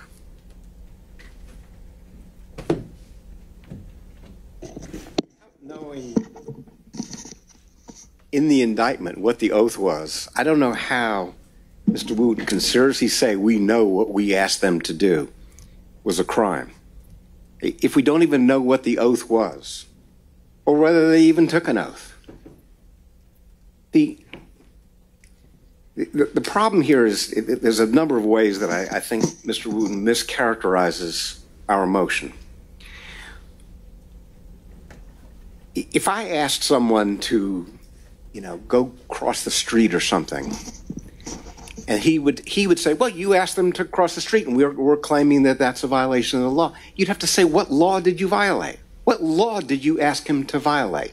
And define the elements of that crime. They're just saying, they're not even saying that we asked anybody to violate their oath. It doesn't even say that we said, I want you to go out and violate your oath. However you feel like doing it, just go violate your oath, Chris, okay? Just go violate your oath. It's a compound crime that requires that we have knowledge and intent that you will violate the oath. We're soliciting them to do something to violate his oath, and they won't tell us what the oath is. Sanders talks about compound crimes, that you have to allege the elements of the various aspects of a compound crime. It's not just the controlled substance case in Sanders. The prosecution conceded that the felony murder count was also defective, because all it said was you committed felony murder in the course of an armed robbery. You didn't allege the armed robbery sufficiently. And I was worried that the prosecution conceded and that was it. But no, Justice Bethel said, and appropriately so. They were right in conceding, because even that count of the indictment was defective. Both the felony murder for not alleging the compound nature of the crime, you got to prove both of it. And the fact that the oath isn't provided at all. And of course, the other part of Sanders shows the level of detail. And listen, if you want a list of special demurs, I can send you a supplemental list in 5 minutes, because we're dealing with the same issue in the Cop City case. And there's just dozens of cases in the Georgia Court of Appeals which have held that the defendant is entitled to know what you're going to prove at trial. Otherwise, we can't prepare a defense. I still don't know. I know I said that he shouldn't stand up and tell us what the Constitution was. Maybe informally after court today he'll tell me. And at least we'll know then if you don't grant the special demur. But the law requires, respectfully, that you grant a special demur and say what was the oath and why, what clause of the Constitution, assuming it's the Constitution, was your oath. What clause in the Constitution do you claim it violated? Was it Article 2, Section 1 that Mr. Gillen talked about this morning? Was it the Equal Protection Clause, due process, whatever? It's not to violate a Georgia statute, because I can't find that anywhere. So if he was asking the four of them, or however many people in the count of the indictment, asking them to shoot someone, it wouldn't even be a violation of their oath of office, because legislators, apparently their oath doesn't include don't violate Georgia law, like police officers. We're entitled to a special demur. The special demur be granted. We're entitled to an indictment that is perfect. All right, thank you, Mr. Samuel. Why don't we take a hard 5 minutes and be back and see how much further ground we can cover.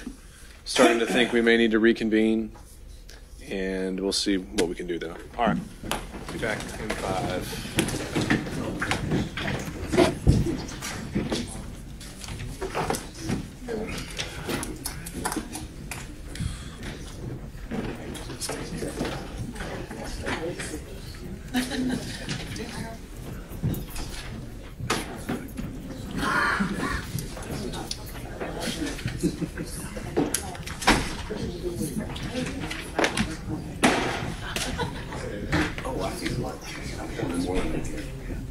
Because they don't want to have to go back.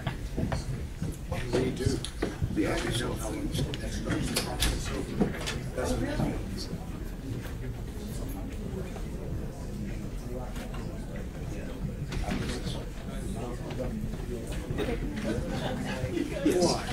Of course you do. Nobody says he'll bring it back.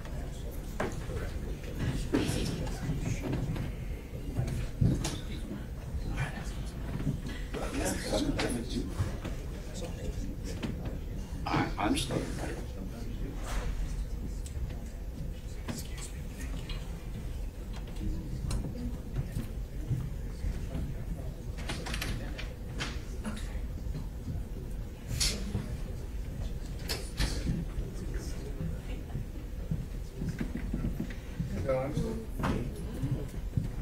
Molly, that I was watching you, and you were doing a great job. I think you were the easiest to hear. That was your piece. That's because I can't hear that. Today, when I was like really cringing. How was your Thanksgiving? Were you guys in town? Or? Cheers. Oh my gosh. My brothers, their kids, their spouses, the kids' spouses. How do you get a big enough place? 5 houses. Well, that sounds like fun.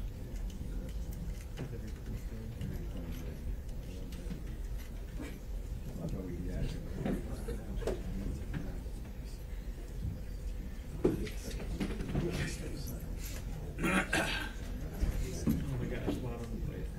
I'm going to half watching the district while we're in here. Okay.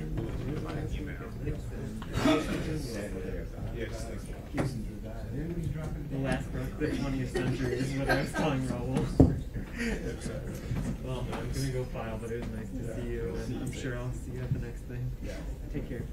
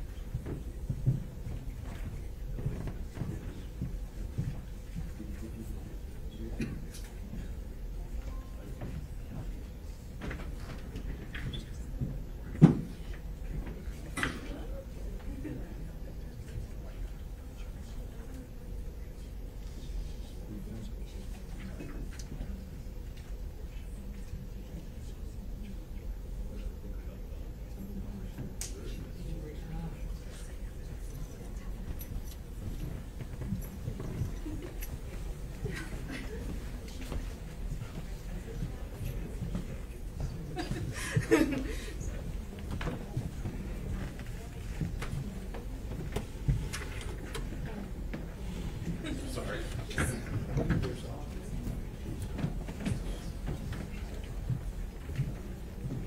Okay.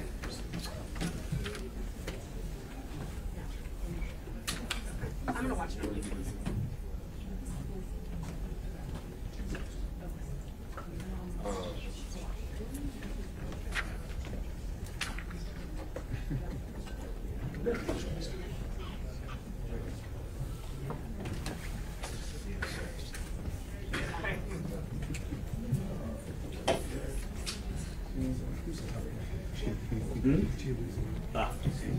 I'm just.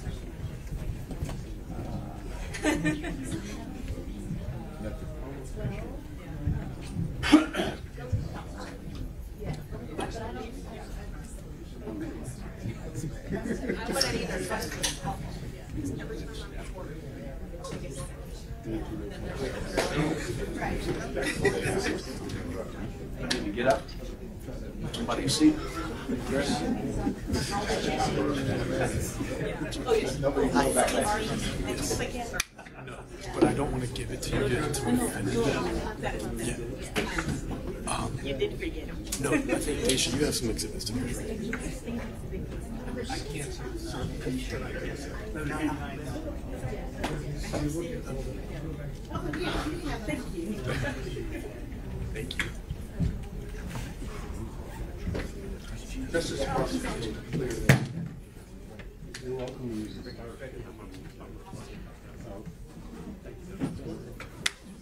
Right, but again, your policy is crazy.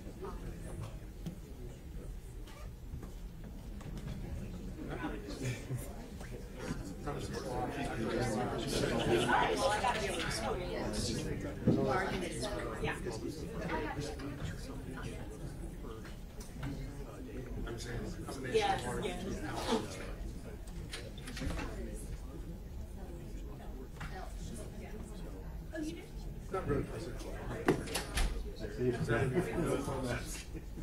This would just be his duties as president. Yeah. You want this? We should be in the Southern District. This is I should drink coffee. Oh, I have an ice cream. Ice cream. Super coffee. All right. Get everybody wrapped up. Stay seated. Court, come to order. Okay.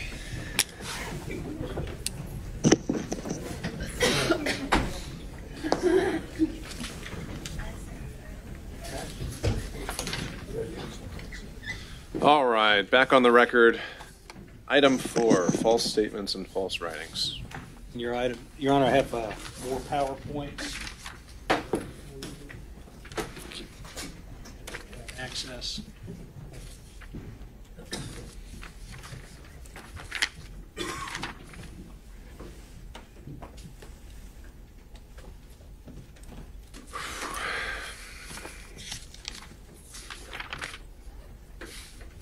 Oops.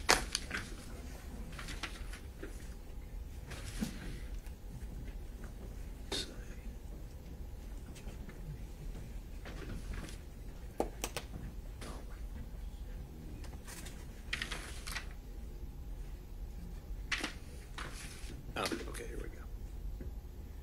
All right. Your Honor, the attacking certain accounts of the complaint because they do not, as Georgia law requires, plead out every element of the complaint. Supreme Court is very clear that in order to withstand a demur, the state needs to plead every single element of the claim and needs to plead facts sufficient to show that. With regard to 16, 10, 20 counts, which is counts 4, 3, 4, 13, 19, 25, and 26, the state does not do that. Where we start is a Haley versus State case that I talked about earlier. 16, 10, 20 makes it a crime to knowingly make a false statement to government within the jurisdiction of the state or local department or agency. What the Haley court found, and Justice Namias wrote, is that if you were to look at that statute and just say that it had those two simple requirements, that it just said that the defendant must knowingly and willfully make a statement, and that the false statement must in fact be within the matter of a jurisdiction of a state, department, or local agency, that would be unconstitutional. It would be unconstitutional because the second element, the false statement must be made in a manner within the jurisdiction, also has to be made knowingly and willfully. And Justice Namias went through great lengths to say that were it otherwise, the statute would be unconstitutional. And the court was very concerned about it, so it narrowly read and I think did a lot to try to help the statute. But they said, you know, if a person making a false statement need have no knowledge of intent of any kind, that his deceptive statement will come to the attention of a government agency within the authority to act upon it, then the basic due process notion of fair notice would be in doubt. And 161020 would criminalize a wide array of statements that would have always been deemed at least legally, doesn't have to be morally, at least legally innocent. And the state would be, and the statute would be a trap for the unwary. And so in trying to rectify the First Amendment and due process concerns. So, Mr. Nullis, I do remember the Haley case and the issues that were raised there. And so, jump into the heart of it. If I remember, actually, the language in Haley spells out what was charged, and it says that it was sufficient, right? So, sure, it read in an interpretative way an extra element, but did it require or create a pleading requirement? And how so? The answer to that question is yes, it did create a pleading requirement. What Haley was doing, it was a statutory interpretation. They were going at the statute head on and saying, listen, the statute is unconstitutional. Justice Namias was going to read it in a constitutional way. And so he said to avoid the constitutional problems that he was concerned about, and they're long, and then footnote 1, which is in my presentation, but you can also read it, talks about some of the absurdities. He said to avoid these absurd and patently unconstitutional result, the court imposed a mens rea requirement on 161020's jurisdictional. And what he said is, he said, we conclude that a false statement, when properly construed to require that the defendant make the false statement with knowledge and intent that it may come within the jurisdiction of a state or local agency, is constitutional. And he said, accordingly, we hold that 161020 requires proof that 1, defendant knowingly and willfully made a false statement, and 2, that he knowingly and willfully did so within the jurisdiction of the state or local department. Those are the 2 elements of the crime. So that was a element created through that, or recognized through that opinion. But generally, when we're talking about whether a indictment is pleaded sufficiently, we're talking about the elements imposed by the statute. And so did Haley go so far as to say that there was a statutory element that was created? I think that what Haley did, and if you read it, in my view, what he did is he said, okay, listen, within the 4 corners of the statute, I see the word knowingly and willfully in there. And the way that the statute is written, it's kind of unclear whether that is transitive across the words that are there to get to jurisdiction. But I'm going to read it because it's so unclear. I'm going to say, yes, it does apply there. Okay? So Justice Namias said, listen, okay, it says that. It says knowingly and willfully made a statement and knowingly and willfully within the jurisdiction. So both of those are elements. And what we know from the cases that Mr. Samuel said, from Kimbrough, from Jackson, from all these cases, is that you have to plead every element of the crime.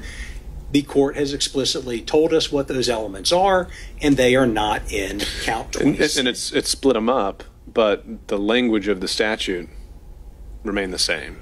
Right, the language of the statute, but that's like my saying, and I'm probably going to get this wrong, but I have a brown coat and tie. Brown goes to coat and brown goes to tie. The way that Justice Namias read the statute, the Supreme Court, I keep saying, the Supreme Court read the statute. You have a brown tie and a brown shirt. But is that a pleading requirement? I just don't see Haley getting to that point. It's an interpretive requirement. Haley doesn't say that that's a pleading requirement. What Haley says is that those are the elements of the crime. And then we see the other case law that says you have to plead every element of the crime. So, of course, and how do I know that's right? Because I know that's right because Justice Namias said, if you don't have to knowingly and willfully have the jurisdiction, unconstitutional. So you have to have those 2 elements. And when we look at the manner in which every single one of these counts is, I have an example up here, which is count 26 with regard to Mr. Cheely, but it's the exact same language in 4-13-1925. They break it up into 3 things. Number 1, it says, this is what it says verbatim, excuse me. And so the first part says, and the grand jury, in the name and behalf of the citizens of Georgia, do accuse Robert Cheely with the offense of false statements in writing for said accused in the county of Fulton in the state of Georgia on or about the 30th day of December 2020, knowingly and willfully and unlawfully made at least one of the following statements and representations to members of the Georgia Senate present at the Senate Judiciary Subcommittee, colon. So what does this say? This says that he made a false statement to the Georgia Senate Subcommittee, okay? Maybe that meets element number 1 of Haley, knowingly made a false statement. As a little side, we know that the second part, made it to the Georgia Senate subcommittee, is irrelevant because the Georgia Senate subcommittee is not an agency or department of the state. The state concedes that in their briefing. So the first part, knowingly and willfully made a false statement. What does the second part of the count say? Well, here it goes on to say, well, this is what they did wrong. These are the false statements, that they saw a water main break, and that they voted ballots over and over again. Again, we pointed out in our brief, Willis has made these same comments, but has not, but decides to prosecute Shealy for them. But in any event, those are the second part of what count 26 says. So then we get into the last part of what count 26 says, and this is the critical part with regard to Haley. It says, said statements being within the jurisdiction and office of the Georgia Secretary of State and the Georgia Bureau of Investigation, departments and agencies of state government, county, and law enforcement agencies. What those are, I do not know, and that would in and of itself require a special demur, but contrary to the laws of said state for the good order of peace. Haley explicitly says 2 elements. Number 1, knowingly made a false statement. Number 2, knowingly did so within the jurisdiction. What does this explicitly not say? It doesn't say that they knowingly and willfully did it within the jurisdiction. Now, that in and of itself warrants the dismissal of all of those counts because every element of the claim is not made. Why they did it, they had 2.5 years. They either A, didn't have the belief or the proof for it, which I don't think that they could have possibly had. And so in good faith, they didn't put it in there. But it is not in the indictment. And because it's not in the indictment, those counts fail. It's a mechanical issue, and it's an important issue because they are essential elements of the claim to make the claim constitutional. And that's exactly what the Supreme Court has told us.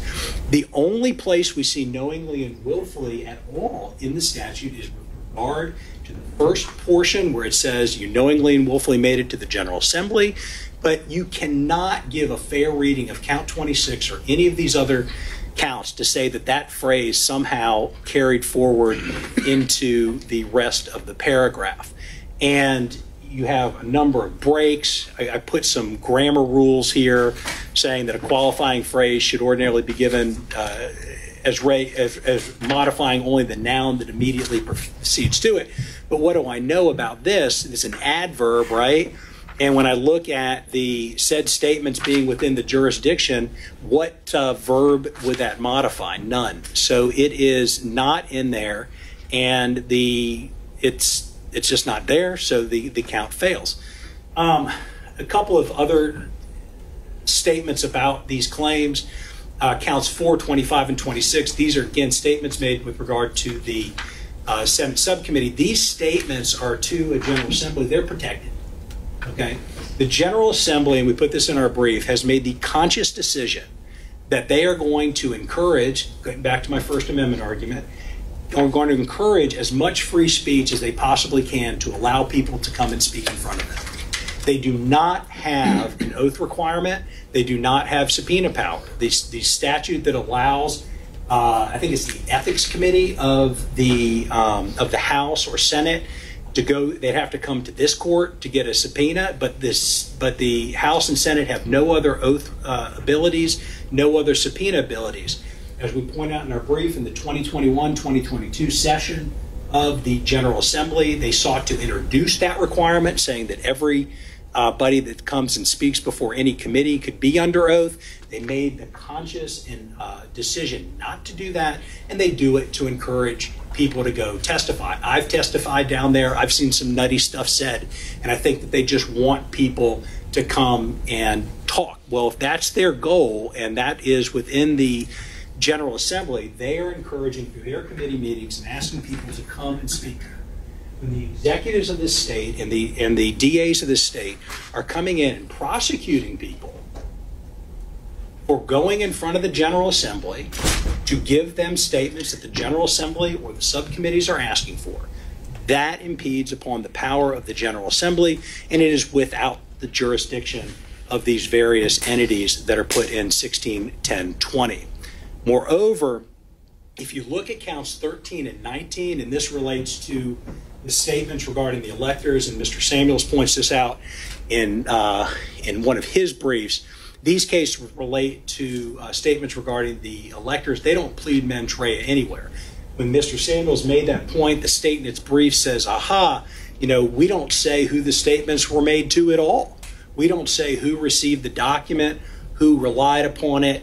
And if they don't say that, then for all the reasons we just talked about with regard to the oath, that fails to provide adequate information with regard to the claim. And because they don't say to whom the documents were given, to whom these allegedly false statements in counts 13 and 19, that's subject to a special and general demurrer. We've talked about it being barred by the Electoral Count Act, barred by First Amendment, and barred because, again, applying the rule of lenity and due process, nobody ever in this state has been prosecuted for going in front of the General Assembly and telling them something in front of a committee or a subcommittee, not ever, not once in this state.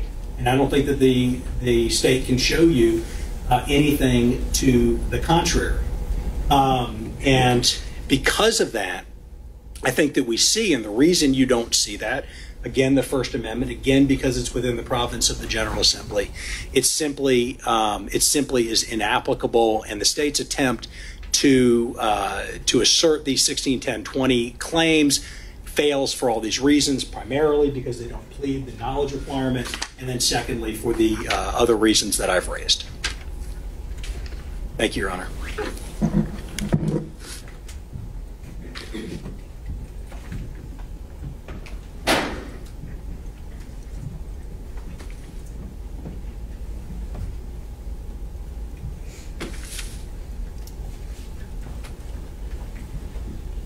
Judge, I'll start with Haley.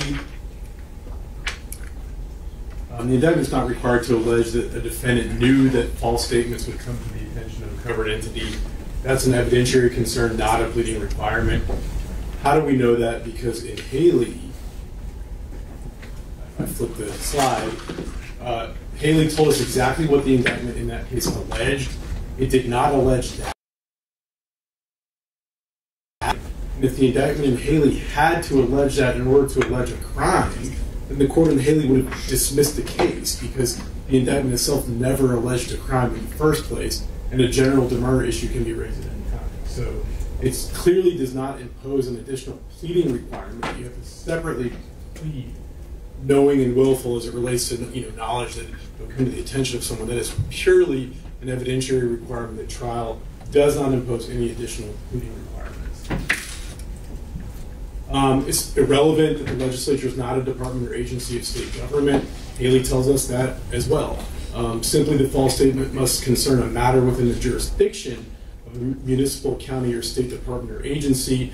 To whom that statement is made is not relevant. In Haley, it wasn't made directly to any person. It was put on YouTube, and it was put out for public consumption. And coincidentally, in this case, the legislative hearings were broadcast on YouTube as well. The contention that the false statements cannot be prosecuted because the same statements were made in immunized legal pleadings, that's unsupported. There's no authority that legal pleadings are immune from prosecution. This was raised in the briefs. To the contrary, there are specific statutes that criminalize false statements in pleadings, and we cited in our brief a couple of instances, such as an attorney being disciplined for making frivolous pleadings and filings. OCGA 51911 creates a civil cause of action for defamation of title involving false pleadings, and then 161020.1 obviously makes it a felony offense to file false documents. So I'm not sure where this idea of immunized legal pleadings comes from, but it's not supported. Legislative privilege does not apply to statements made by third parties to legislators. Defendants, again, provide no authority for that contention. It's raised in the briefs. And look at the Constitution, the constitutional provision, Article 3, Section 4, Paragraph 9, that creates legislative privilege. It's very clear that it applies to members of either house, not to the general public who shows up and serves as a witness. The fact that they're not under oath, again, is not relevant. That would create a different crime. We're talking about false statements, and we've alleged the essential elements of false statements. Again, under the defendant's theory, in Haley, if that defendant had come to the legislature as a witness and said that he, was the catch-me killer and killed 16 people, knowing that that was going to be broadcast live to the world, for whatever reason, he would be immune because he said it at the legislature. That doesn't make any sense. There's no requirement that the counts concerning false documents allege that they were used anywhere in particular. That's not an element of the offense. In any case, we've talked about how, for special demurrer purposes, you can look at other counts of the indictment, and other counts of the indictment allege where those specifically named documents were used, how they were used. And this is the citation I was looking for in the last argument. Although each count of an indictment must be complete within itself, contain every allegation essential to constitute the crime, that applies to the offense, not the form, and the indictment is read as a whole. Special demurrer, of course, is a challenge to the form of the indictment. So that rule of count having to be complete does not apply in the context of a special demurrer, only a general demurrer. We got an argument in the pleadings that the Secretary of State and the GBI don't have jurisdiction over these false statements. That's looking at facts outside the indictment that constitutes a speaking demurrer. There's no requirement, this is raised in the briefs, that the counts alleged defendants knew that their false statements would cause harm, not an element of the offense. No authority that false statements cannot apply to statements made to the federal government, raised in the briefs. Again, the recipient of the false statement is not an element of the offense. So it doesn't matter. As long as we allege that it's in a matter within the jurisdiction of one of these agencies, and then we prove at trial that there was knowledge that it would come to their attention. In any case, the indictment alleges that those false documents were also transmitted to state officials. And again, we got the rule of lenity argument. We saw this come up a lot in the pleadings. I think this is the first time that it's come up. I think you handled that. I haven't seen it come up yet today in argument. I think you've addressed it in the briefs. I think it briefly was mentioned in argument. We hear it? Okay.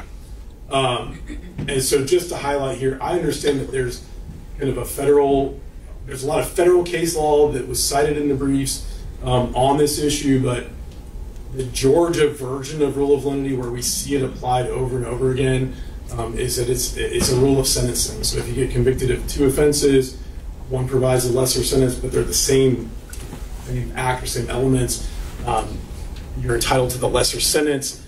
The Court of Appeals this year noted that the defendant in Huber, 368 Georgia Act 401, has provided no authority, and we have found none, for the proposition that the rule of lenity can subject to demurrer an otherwise sufficient indictment. So our position is that while there may be in the federal cases that are cited a different application of the rule of lenity, under Georgia cases, it's not a reason to dismiss the case.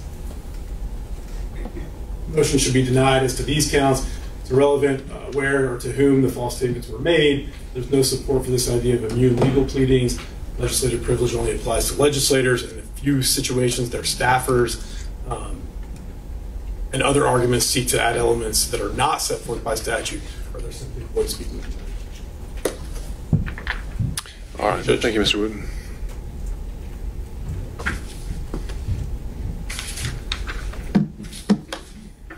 Very briefly, Judge, if you're going to have to prove something at trial, it's an element of the offense. If you don't have to prove it at trial, it's not an element of the offense. Obviously, Haley said it is an element of the offense that you knowingly and willfully do that. They don't plead that. They have no response to that. They admit they don't plead it. The claim has to go. With regard to legislative privilege, we're not arguing legislative privilege. What we are arguing is that when somebody comes and speaks in front of the legislature, we have a separation of powers problem, because if they're speaking in front of the legislator, invited to do that, and somebody comes in and hits them for what they say in front of the legislature, that is an issue. And with regard to the rule of lenity, that's exactly what Haley was doing. The rule of lenity is a rule of statutory construction, and when you're looking at these statutes, you have to interpret them in a manner that would make them constitutional. If it's ambiguous, you read them against the state. And here it says you've got to have these 2 elements. One thing that I would want to point out to Your Honor is we've seen this obviously in the Haley case and in others. In the federal context, there was a case, Rahif, that talks about criminalizing the possession of firearms by an illegal alien. And the Supreme Court, much as in Haley, came back and said, listen, you have to have both elements have to be knowing. I have to know that I possess a firearm, and I have to know that I'm illegally in this country. And those both became elements of the crimes. The United States U.S. Attorney's Office have changed their pleading requirements for that and have done exactly what the state should have done here, which is modify the way that they plead these cases. And what they should have pled here is that said statements are knowingly and willfully within the jurisdiction. That's not there, and the claim fails.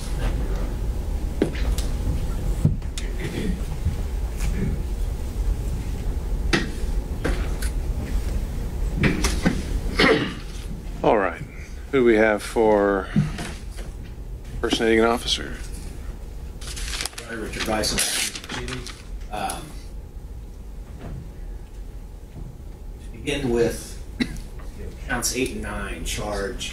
Count 8 charges the substantive count of impersonating an officer, i.e. the electors who reportedly unlawfully, falsely held themselves out as the duly elected and qualified presidential electors. Count 9 is a conspiracy to commit impersonating a public officer, and specifically references count 8. Now, nowhere in the statute, 161023, does it define what a public officer is. The only definition I found applicable is in the Georgia Constitution, Article 1, Section 2, Paragraph 1. It defines a public officer as a trustee or servant of the people, and thus is amenable to the people at all times. And as the Georgia Supreme Court said in Kennedy v. Carlton, the intent and purpose of this particular section of 161023 was to protect the people of the state from intimidation and other potential abuses and dangers in the hands of someone who was cloaking themselves in the authority of the state of Georgia or officers. And thus, there must be some nexus between the public office and the alleged criminal acts. In other words, not every criminal act committed by a public officer constitutes a violation of 161023. Now, Georgia law recognizes that presidential electors perform the duties required of them by the Constitution and laws of the United States. In other words, they're not necessarily performing the duties and laws, the responsibilities required by the Georgia Constitution. They are acting pursuant to the U.S. Constitution. That's contained in OCGA 21-211. And indeed, as cited in our brief, U.S. Representative Caldwell remarked that, quote, the elector is a federal functionary as much as a senator or representative, and the duties of an elector, as soon as he is chosen by the state, are prescribed by the Constitution of the United States. These electors were chosen well before the election. I think it was in March or April of 2020. When they stepped up to fulfill their duties, whatever they did as their regular job, whether it was a state senator or any other public officer, when they were functioning as an elector, they were performing a federal function and exercising duties and responsibilities under the U.S. Constitution and the electoral college. This is not a state or local government function. And this was an argument that was addressed, or was it touched on by Judge Jones in the removal action, right? And so what do you contend was the error in that decision? Well, the difference is, I believe, in the removal action, they said there was more to the entire case than simply what was going on as federal function. In these particular counts, we are focused in only on what they were doing as an elector and whether or not that qualified as a public officer under this criminal statute. So even you can have a situation where Judge Jones holding that it wasn't subject to removal, but that does not mean they qualify as a public officer under this criminal statute. Now, cut to the chase. The federal elector, their status as not being a Georgia public officer is analogous to a state grand juror. A state grand juror performs duties in connection with the Superior Court. They're paid for his or her time. They're serving for a designated period of time. But nonetheless, they are not a public official under this section.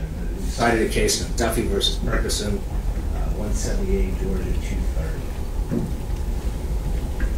And so what we have here is the alleged representations all pertain to a federal function made by someone who is acting in a federal capacity, and they are not Georgia officers. Now the state cites Garrison v. State with the grand conclusion that this utterly defeats our argument. Now the Garrison case, what it addressed was the sufficiency of the evidence. And in that case, Garrison and his co-defendants, they went to steal dope from a house, kicked in the door, they're wearing masks, brandishing guns, and they yelled at federal agents. In the Garrison case, there is not a citation to 1610-23. Not a discussion of it, not a citation to it. The Garrison case does say he impersonated an officer, but when you dig a little deeper and you look at the indictment in the Garrison case, where's your honor? Are you tendering this as part of the record? Yes. An exhibit? If you look at the indictment, What exhibit are we tendering this as? today would be Exhibit 1, right. if you mark the... All right, any objection for the purposes of this hearing? Judge, again, like our prior objection, just to relevance. All right. Okay, it'll be admitted for the purpose of the record, for this hearing only. So when you look at the actual indictment, the indictment that came out of Carroll County, Count 8 is the impersonating an officer.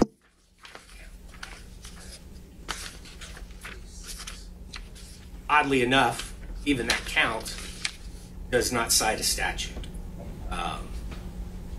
But when you look at it, it simply says that impersonating an officer, more specifically, he falsely held himself out to be a peace officer with an intent to mislead.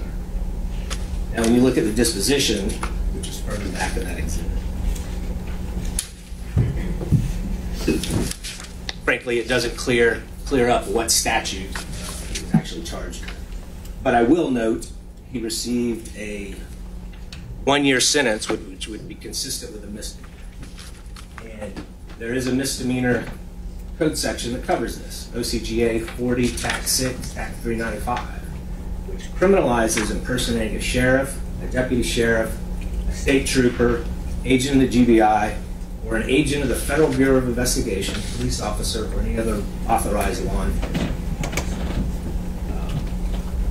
While the opinion in Garrison v. State does not clear up that confusion one way or another, and frankly, nor does the indictment, I would suggest to the extent that the court gave any credence or precedential value to the state citation,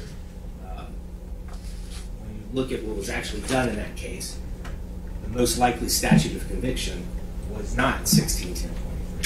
It was 46-395. And as which all tracks back to the fact that we do not have a Georgia public officer. And under the ECA, as argued by Ms. Pearson and Mr. Gillen previously today, the alternate slate of electors was convened. They acted to preserve the election challenge while the judicial challenge was pending. And so, even if they were public officers, the statute, which they were not, under the ECA, there still would not have been a conspiracy to commit an unlawful act. Because as the court noted in its ruling on the speedy trial defense, although you came to a completely different conclusion, in State v. Cohen, a general demur is appropriate when it's a conspiracy to commit a crime that in fact is not unlawful. And in this case, holding themselves out as the duly appointed and elected Republican Party electors is not in and of itself a crime. They were the Republican electors. They held themselves out as the Republican electors. And as such, they do not constitute, or even admitting every fact and allegation in counts 8 and 9, they still would be not guilty of those counts and subject to general.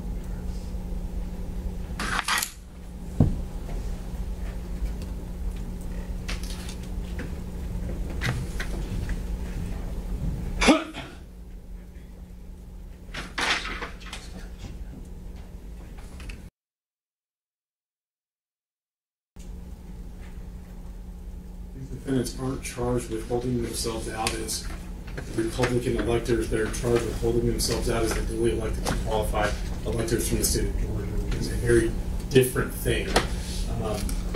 Just to point that out first. Again, each count alleges all the essential elements of the offense, apprises the defendant of what they must be prepared to meet at trial, provides enough detail to protect against public jeopardy.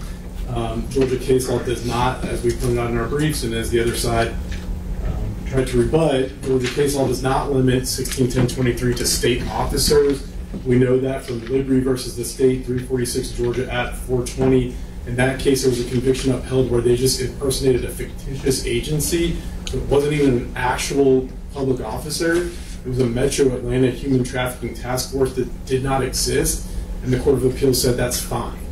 Again, Garrison, which was just talked about, but the case very clearly upholds the conviction where the defendant in that case says that he is a federal agent. I mean, I'm looking at this indictment, and I believe this helps our position because if you look at count 8 of the indictment, the language exactly tracks 1610-23, and it says, it accuses them of holding themselves or stating that they were federal agents, contrary to the laws of said state. So I'm not quite sure how Garrison hurts us, nor am I sure how the indictment in Garrison hurts us, because it shows this is an indictment that alleges something very similar to our indictment, and it was upheld. And notwithstanding that, presidential electors are clearly state officers. They're not federal officers. We talked about In re Green earlier this morning. In re Green, very old case, makes it very clear that they are state officers. They are not federal officers. And there are multiple statutes, Georgia statutes, that refer to the office of presidential elector. So there is some argument that they're like grand jurors. They're not like grand jurors. It's an office. They run for office. They qualify to be on the ballot. They get paid a little bit, I think. But there's at least 4 different statutes in the code that specifically refer to the office of presidential elector. So it's very clear that the code contemplates that they are public officers. These motions should be denied. Again, these essential elements are pled. Sufficient detail to survive special demur. The statute is not limited to state officers. In any case, they are state officers. Thank you. Your Honor, just a couple of things. First, Mr. Wooten is incorrect.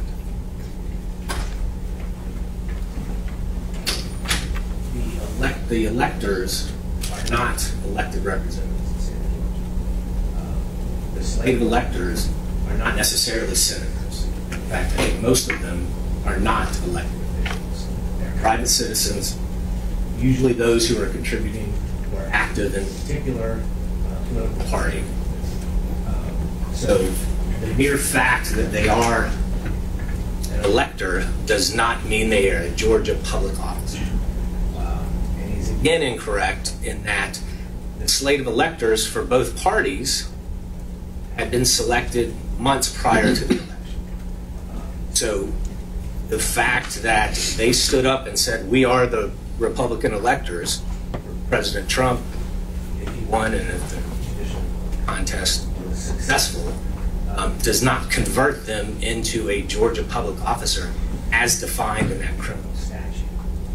And again, the point in the intent of the General Assembly in passing this statute was to protect our citizens that are cloaking themselves in the authority of a Georgia public officer. You look at almost almost all of the cases involve police officers who take some action that's illegal in the context of their law enforcement duties, whether it's, one of the cases cited, attacking some female that they pulled over for a traffic offense.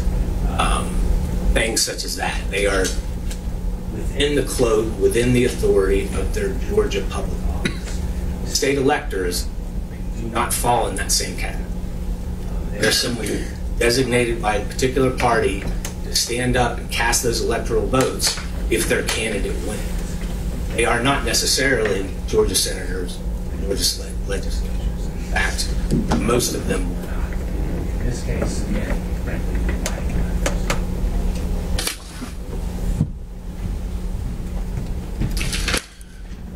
All right, moving along. Forgery. And the counts 10, 11, 16, 19.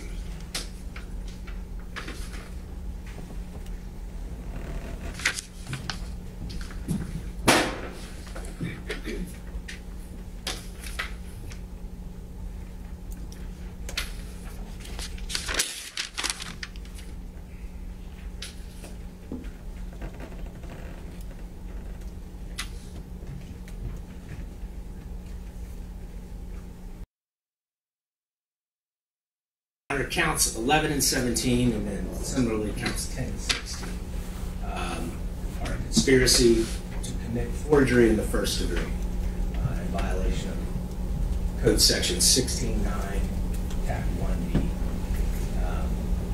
The unlawful conspiracy involved making the certificate of votes of the 2020 electors, making the electoral votes and casting those. As Ms. Pearson persuasively established earlier, the ECA does authorize and permits the alternate contingent state of electors to undertake those actions that are criminally charged in counts 11 and 17. And based on that argument alone, these counts are subject to demurrer. Additionally, in the state's response, what the state has said is that they are only proceeding on kind of the final prong of that particular statute. And in that statute, what it criminalizes, in that fifth prong, is that a person commits the offense of forgery in the first degree, one with the intent to defraud. He or she makes, alters, or possesses a writing of the check. Or, I'm quoting, or by authority of one who did not give such authority and utters or delivers such writing. A high school English teacher would blanch if I had written a statement or a sentence like that. It makes no sense. But what we have in this case is we have the contingent alternate slave electors who held themselves out to be themselves. They were selected and identified prior to the election, and they were in fact the Republican slave electors. They didn't hold themselves out to anything other than being that. But more importantly, for purposes of the demurrer, the statute specifically says that the forgery is creation of a writing by authority of one who did not give such authority. And one of the things we've said is that the indictment fails to identify who the person was who did not give the authority. And with that omission, the indictment is subject to demurrer. Notably, the statute does not say made by one who did not have such authority. And perhaps if the statute said that, we'd be in a different position with regard to this count. But that is not what is criminalized. What is criminalized is making that writing by authority of one who did not give such authority. And so we are left to guess, and it isn't contained in the indictment, in the preceding factual averments, who failed to give us that authority. It is a gap in that charge, it is a gap in the indictment, and it subjects it to general demurrer. The state seemingly concedes that that the indictment doesn't contain the required specificity of what they say. Moreover, when the alleged deficiencies in one count, it can be read by looking at all the other counts. Now, I would suggest that Mr. Wooten has selectively utilized that. We talked about count 23. He said, well, it's not, It doesn't say that in that account, but it did talk about sending in the electoral votes and this sort of thing in previous counts and in previous factual burdens. But in this particular instance, it does not clear it up. This does not say anywhere in any of the 161 counts that were asked, in any of the 41 counts charges, it does not say who did not give them that authority. And that is something that is specifically required by the statute. And their failure to include that in the charging document requires the defense basically to guess at that and subjects this charge, or both of these charges, to legitimate error. I'm sorry, to a special error.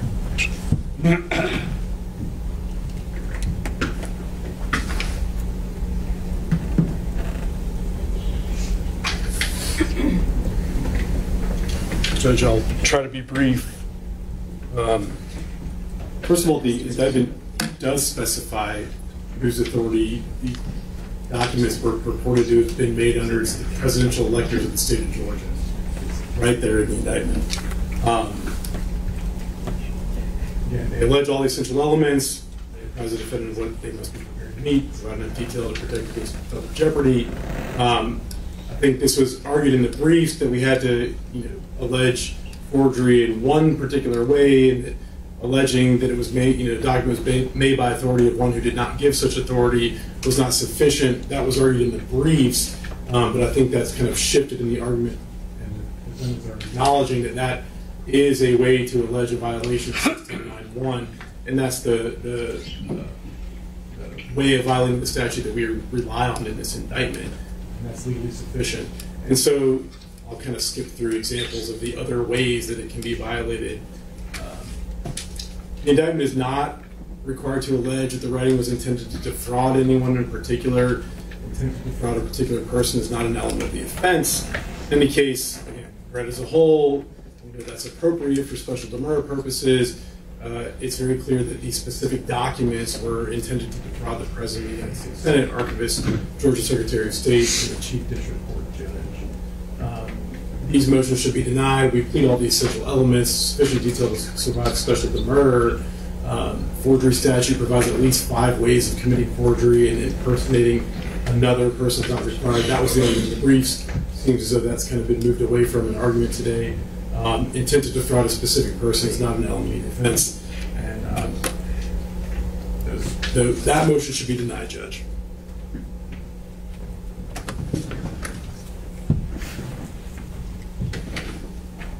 Very briefly, Judge. As I've stated before, the statute says falsely makes or alters a writing by authority of one who did not give such authority. The indictment does not say who failed to give us the authority to sign that document as the Republican electors. We were the Republican electors. I know. All right, Mr. Rice, I think if you got something additional to add on, but I take your argument. All right. Filing false documents.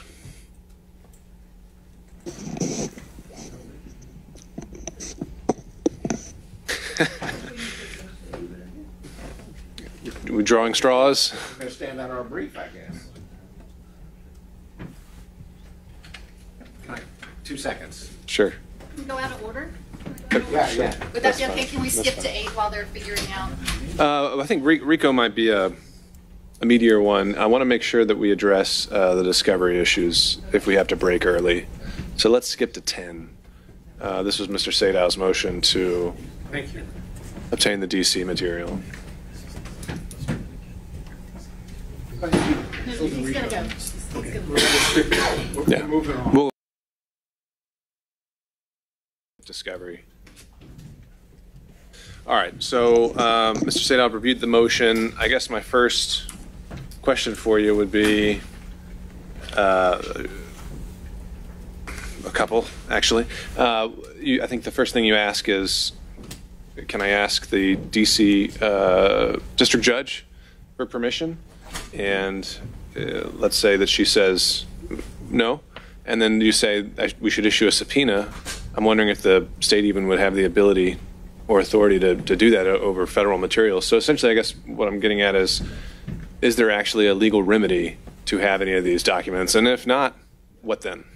Well, the answer to that is yes, there is in fact a legal remedy, and I had thought you might bring that up, so if I may, I left copies sitting over there for everybody.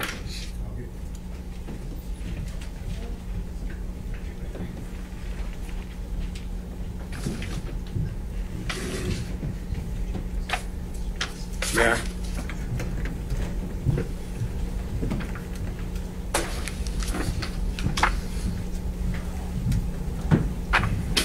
While this is an old case in the sense of being back in 1981, it's from the Georgia Court of Appeals.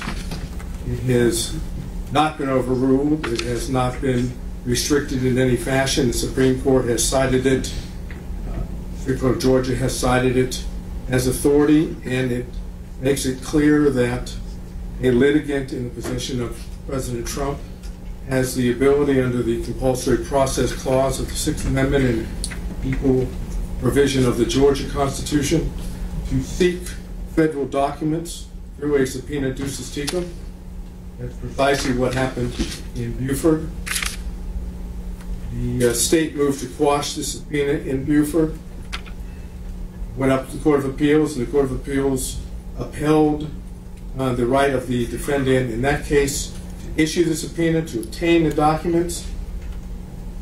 Actually said that the TUI doctrine, as Your Honor would well know, doesn't apply in the state of Georgia. We don't even have to comply with TUI. All we have to do is show under Nixon that it's relevant and material to the case in the presentation of the defense or in the presentation of witnesses, and we are entitled to it. This is why I brought it up the way I have. So, under the circumstances, and by all means, the state can take a look at it, write whatever brief it chooses to write. It won't find anything that in any way restricts this. I would issue a subpoena to both counsel for President Trump in D.C., as well as the special counsel's office for disclosure of what I want.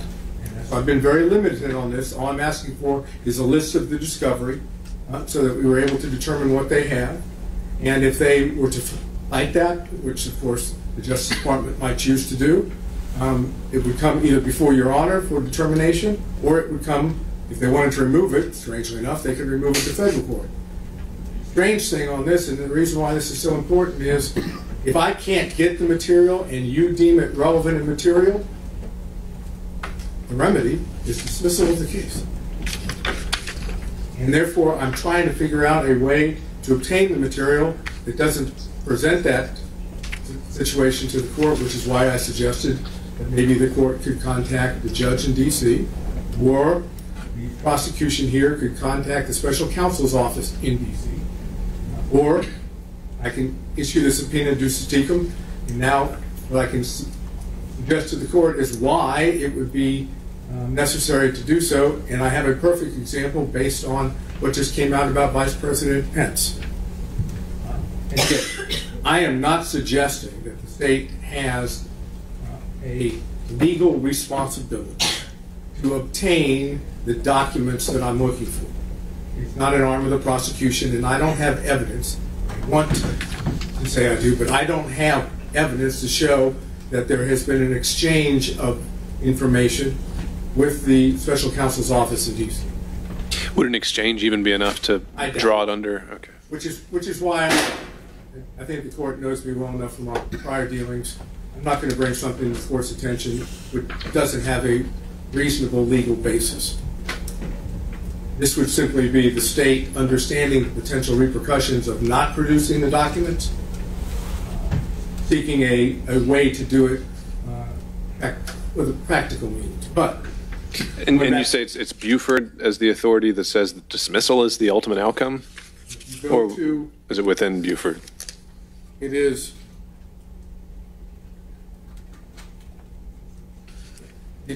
I'm on page, I think it's page, let's see, 768, which would be the third page of the case handout, at the very bottom, where it talks about what the Attorney General could do if the part.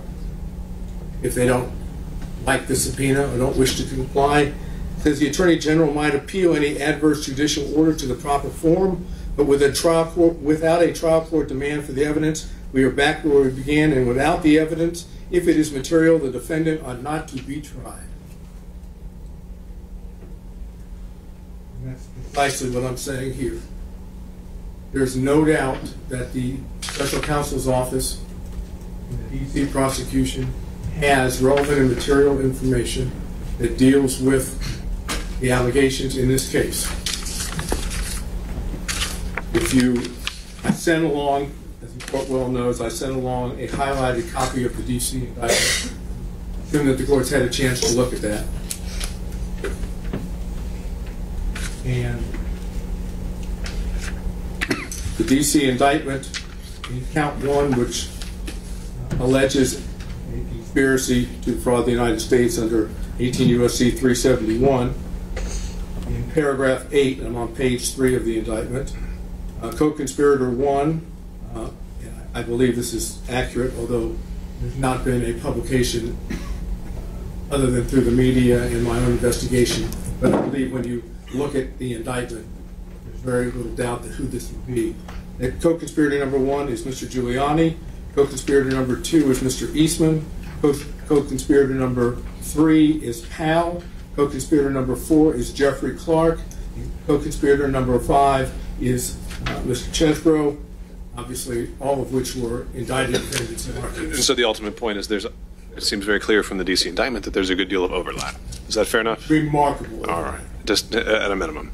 Okay, so I know from what's just been reported, another leak that came out of D.C., that, for example, with Vice President Pence, that he provided notes to D.C., that is to the Special Counsel's Office, that he's made statements to the Special Counsel's Office, all of which he's on the proposed witness list in the previous case, number 135, which would be certainly discoverable under procedures in the state, as well as would be obtainable under the subpoena. And I'm just trying to figure out a solution to do this. This is going to take some time. My guess is the Justice Department, Special Counsel's Office, is going to fight this all the way through. And as I said, Buford might suggest the case ought not to be tried. That's one way to do it. I suggest there's other alternatives. If I can't get the information and it's about a witness, as in both cases, the state can't call a witness. The third way is to wait until the D.C. case is completely over and then seek it in a different fashion. But this is a problem. And it's clearly information that, as you said, if you look at the two indictments, and I was going to just mention your comparison if you want me to do it. If not, I think it speaks for itself, and you've highlighted the portions, and I've seen those. And if you need to enter that as an exhibit, we can. I'll leave open the possibility of making an exhibit. But the only thing that's not essentially in the D.C. indictment is Coffee County. Everything else is basically a mirror image. It includes everything about Georgia. Okay. No, I'll tell you the other part of this is, that you had asked me previously about, there may be a double jeopardy motion that would fall from trial in D.C. before here because of the nature of the allegations. Now, I'm not saying that would work. I'm just saying that there may be something in the state double jeopardy statute, but that's not part of this. What I'm interested now is how do I get my hands on what's clearly relevant material information, and I'm basing it on Nixon and Buford in this case. You'll see it when you shepherdize this. It's called Dean versus the state, and Dean is at 267, 306, 1996 decision by the Georgia Supreme Court, and it basically says Dean is being denied access to records for use in a criminal trial. However, in the allowance of the privilege to withhold evidence that is demonstrably relevant in a criminal trial would cut deeply into the guarantees of due process of law and gravely impair the basic function of the courts, citing U.S. versus Nixon and Buford versus the state, in which Buford says holding that a federal regulation forbidding disclosure of departmental information must yield to a defendant's constitutional right to compulsory process. That's precisely what I'm asking. All right. I think I understand your argument, Mr. Sadow. So I know the Buford case wasn't cited in the motion. Does the state feel prepared to respond to this today? There's we can respond briefly.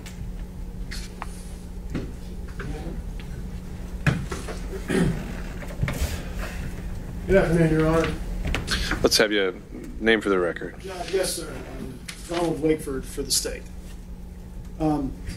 Just real quickly, Your Honor, no, we're not going to provide some kind of response to a case that we just got, not suggesting it was Sure. any kind of... And obviously, this is a preliminary just kind of exploration of where we think this might lead. So, especially because there are a lot of very grave consequences, which Mr. Sadow is mentioning. And so certainly we're not going to go articulate any kind of response to anything at this stage. But obviously what this requires is some closer consideration. While obviously Mr. Wade is the one who speaks for the team in most regards, I will say that this investigation, as the district attorney has made clear, is independent from the investigation or any kind of case that is anywhere else regarding Defendant Trump and the other defendants at the table. So it's sort of, to the extent that it is being made our business, we intend to cooperate. But our position is quite simply that we don't have authority over the Department of Justice, and certainly not a federal judge, and that at this stage there is no role for us to play absent an order from this court directing how we should move forward, because we don't have anything to draw upon for the service of Mr. Sadow. I don't know if that's exactly what Mr. Sadow would be asking for, and I don't think that's something I would ever tell you to do.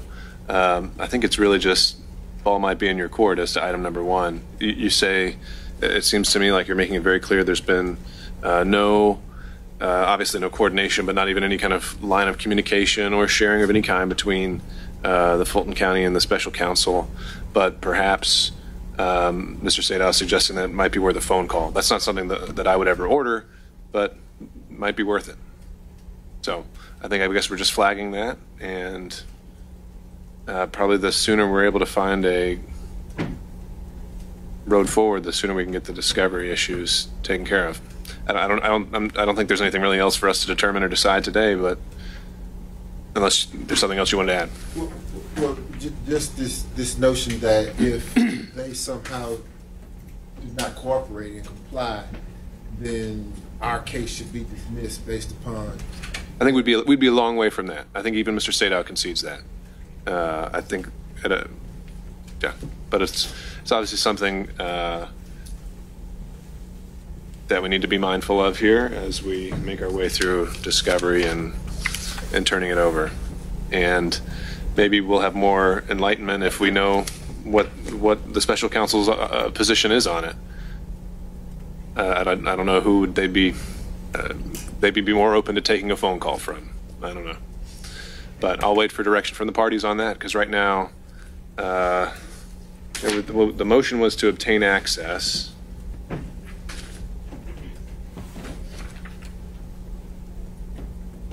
I guess we've had a hearing as requested by the motion, and we can reconvene at another date to have an update and see where we are. And if the state wants to avail itself of position one and bring us back some more information, I guess that's their prerogative, but we don't have to. But just for clarity's sake, the state does not plan to take any action on this unless the court is ordering us to do something. We're not on our position taking any action. Okay. And in that case, would the state have a position of whether the court, as requested in item 2, should be reaching out to the district court in D.C.? Or is this something we need to digest? I think we have to stand mute on that, because that's not our business. I think that counsel should probably start with issuing his subpoena and see how far he gets with it. Okay. Would I think in the Buford case I'm reading here that it was the state that intervened to quash. I guess that would be something worth flagging. Again, maybe something that the state needs more time to think about. Would the state be intending to intervene and move to quash, or would be waiting to see what the Department of Justice says? To the extent, Your Honor, that you're looking for guidance as predicated by the case that we were just handed, right, and that was not in the motion, I just think I'm really just kind of more flagging issues to think through. Okay. For the next time we convene. Understood. All right. If Yes, I sir. might, Your Honor, what I'd like to do in the interim, and we can obviously get back together and discuss this, but I will go ahead and prepare subpoenas, and maybe the next time we're here, depending on where we are, I would seek the court's permission to issue such subpoenas under appropriate order. I know normally we just issue subpoenas, but I don't want Department of Justice, the special counsel's office coming in and saying, but you don't have any order that says you're allowed to issue the subpoena. So I'll prepare them and then we'll go from there. All right, and let me just flag this as well, since this would, is there an issue here where this is an extraterritorial out-of-state subpoena where you have to go through some other process? I do not think so. I do not believe so. If the way Buford is set up, they've kind of said in that case, you know, you may have subpoenaed the wrong person. Maybe it would have been better if you did it to the Attorney General, but you're a right to compulsory process. Now, I think what you're asking me is, do we have to do like an out-of-state witness? Yes, that's exactly It's right. not a state entity, though. There's no provision. Special counsel's not in Georgia. Theoretically, I could serve the U.S. Attorney's Office in the Northern District of Georgia if it went to DOJ, but then special counsel becomes a special issue because they're different in part than DOJ, although they're under federal regulations. Or I can serve my counsel up in D.C., and they can take service and say, I'm sorry, I can't turn it over. And then you could bring them in and potentially order them to disclose it because they have it. And then D.C. will, then the special counsel's office will come in and say, no, you can't disclose it. So okay, I'll just get it prepared so that you at least can see it. All right. It's not going to be any more detailed, though, than what I said. I'm not looking for the evidence. I'm just looking for a list so that we can begin the process. Well, I mean, to that end, though, why wouldn't you be just asking for all the evidence as well, if that's the end goal? Then I can't show relevance or materiality to what the specific items that I would want to have. I want to make sure that when I'm presenting it, if it doesn't have something to do with our case or witnesses in our case, I don't want it, and I don't believe I'd be entitled to it. If it has to do with witnesses like in our case, like Department of Justice officials, Vice President Pence, there was actually another thing recently, Scott Perry, Representative Perry, some of his material was unleashed or unsealed yesterday and then sealed back up again. He's a witness, 133 in our case. So I would want to make it as specific as possible so that Your Honor would be in a position to be able to say, why would you want this if it has nothing to do with our case? All right. Okay, any last thoughts from the state or anything to add? Nothing, Your Honor, no. I just wanted to, nothing further, Your Honor. Okay. We'll put a pin in it for next time. All right, so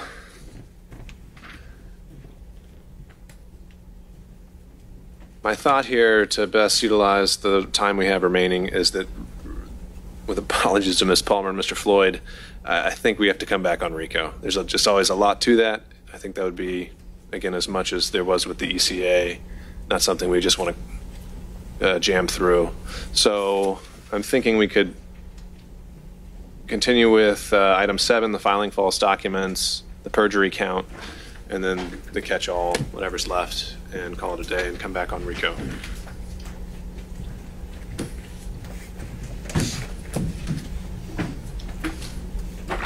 Judge, the filing false documents brings up the most exciting portion of today, statutory construction. And recognizing how long we've been here already, I will make this as concise as possible. Section 161020.1 is filing a false document, and this turns on what the definition of a document is. 2014, the General Assembly amended the statute and inserted a more expansive definition of document. There's basically a two-part definition of the word document. The first one is inscribed on a tangible medium, stored in electronic rather medium, retrievable and receivable. The indictment satisfies, or the elector certificate satisfies that first part. The second part is the one that matters. The definition goes on to say, shall include but not be limited to liens, encumbrances, documents, documents of title, instruments relating to security interest in or title to real or personal property, or other record statements or representations of fact, law. Now, it's beyond dispute that the first part of that definition, the first part of the second prong, liens, encumbrances, documents, title, instruments, that does all relate to security instruments. So the issue then is, does the trailing word, other records, expand the scope of this statute beyond what was previously listed? And the answer to that, Your Honor, is no. If you follow the case, the Georgia Supreme Court case of Kinslow, or the U.S. Supreme Court case of Yates versus the United States, as a matter of statutory construction. So I'm remembering this one obviously from the order. Why does the shall include but shall not be limited to language not override? And that is a very easy way to distinguish Yates. Because, Judge, when it says shall include but not be limited to, it is then listing everything starting with the liens and encumbrances. It is not, if it said it applies to liens, encumbrances, etc., but also additional elements, then yes, that would be fine. But the shall include but not be limited to begins the illustrative list of potential types of documents. And when you're looking at those lists, the trailing word, the final little segment of other record statements and representations, that cannot be interpreted under Yates or Kinslow to expand it beyond what the preceding was. Because when the court is construing the statute, they must give effect and meaning to all the words in the statute. And if we interpreted that other records part of the definition in the manner that the state suggests, and frankly in the manner that you ruled on the speedy trial defendants, then it swallows, subsumes everything that preceded. And we cannot interpret it, but the Georgia Supreme Court and the U.S. Supreme Court has made it clear that we cannot interpret a statute in a manner that does that. We cannot take that trailing word that basically makes everything prior to it in that illustrative list surplusage or reduction. And with the construction that you gave it in your order on speedy trial defense, that's effectively what you've done. Liens, encumbrances, etc., has no meaning. All they needed to say was other records. But when they said other records, they are essentially trying to catch in any permutations of those preceding terms. And frankly, when you look at the amendment, the House Bill 985, it specifically says, change provisions relating to filing false liens or encumbrances against public employees, provide for a definition to expand the protection against filing of false liens or documents to all citizens, provide for exceptions, It did not explode or expand the definition of document in a way that created much broader application than what that section had been targeted to prior to 214 and targeted to after 214. And indeed, the bill itself was also titled liens and encumbrances. And it is a matter of constitutional law in the state of Georgia that you cannot pass a bill with provisions that aren't indicated in the title of the act. As the Georgia Supreme Court said in Mead Court, the purpose of the constitutional provision requiring that the act's title must alert the reader to the matters contained in its body is to protect against surprise legislation.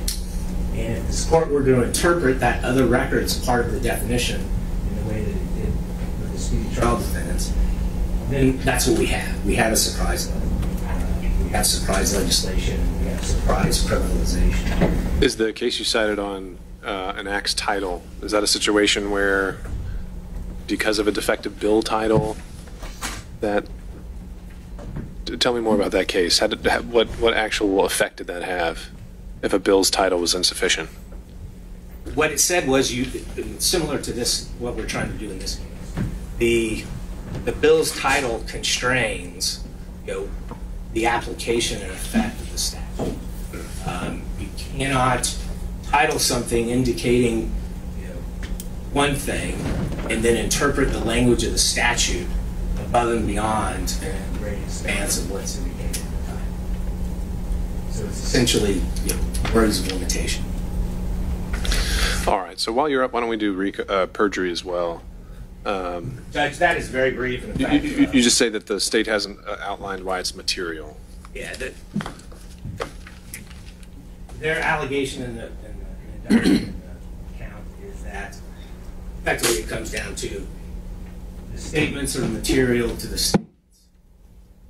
And while an indictment to survive a special demurrer doesn't need to contain a full, detailed argument and exposition of what the materiality is, it does have to include some indication of materiality. It can't just say it's material because the statements are material to themselves. And that's really what that count boils down to. That's what the state has tried to do, and that's what the argument is suggesting. So just how would you suggest like a hypothetical indictment would show that materiality? I mean, doesn't something speak for itself when they're saying that someone's testimony could have influenced the grand jury and that's always going to be material if the grand jury decided to believe that person's testimony? Every false statement under oath does not constitute perjury. And under that kind of general scenario that you just painted, every false statement would constitute perjury, because you could say, well, they testified before the special grand jury, right. They said something false. So it's an issue of circumstances and fact. Yes. And again, it doesn't have to be incredibly detailed, but there has to be something more than what we have in this indictment, which is the statements are material to themselves, the content of the statements. It requires more than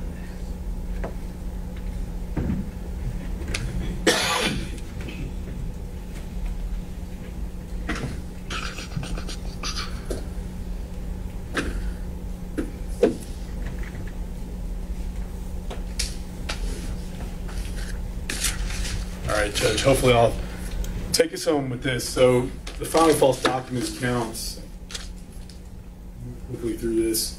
Again, each of them allege all the essential elements. They allege enough to survive a special demurrer. Documents and issues are documents. The document defines documents as, among other things, information that is inscribed on a tangible medium. As the court pointed out, the shall include but not be limited to language. They do acknowledge it in their argument. They do acknowledge this provision in the argument. It's kind of avoided in the briefing. But again, information means words, inscribed on means written on, tangible medium is paper. These are documents.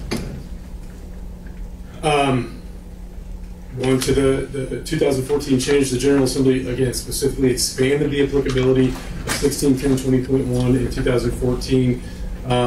But prior to 2014, the statute only criminalized filing false liens and encumbrances against public employees that largely tracked 18 U.S.C. 1521. House Bill 985, as the defense pointed out, signed into law, made it a crime to file any false document in any public record of a court of Georgia or the United States. And the 2014 amendment did add a broad definition for the word document. It means information inscribed on a tangible medium.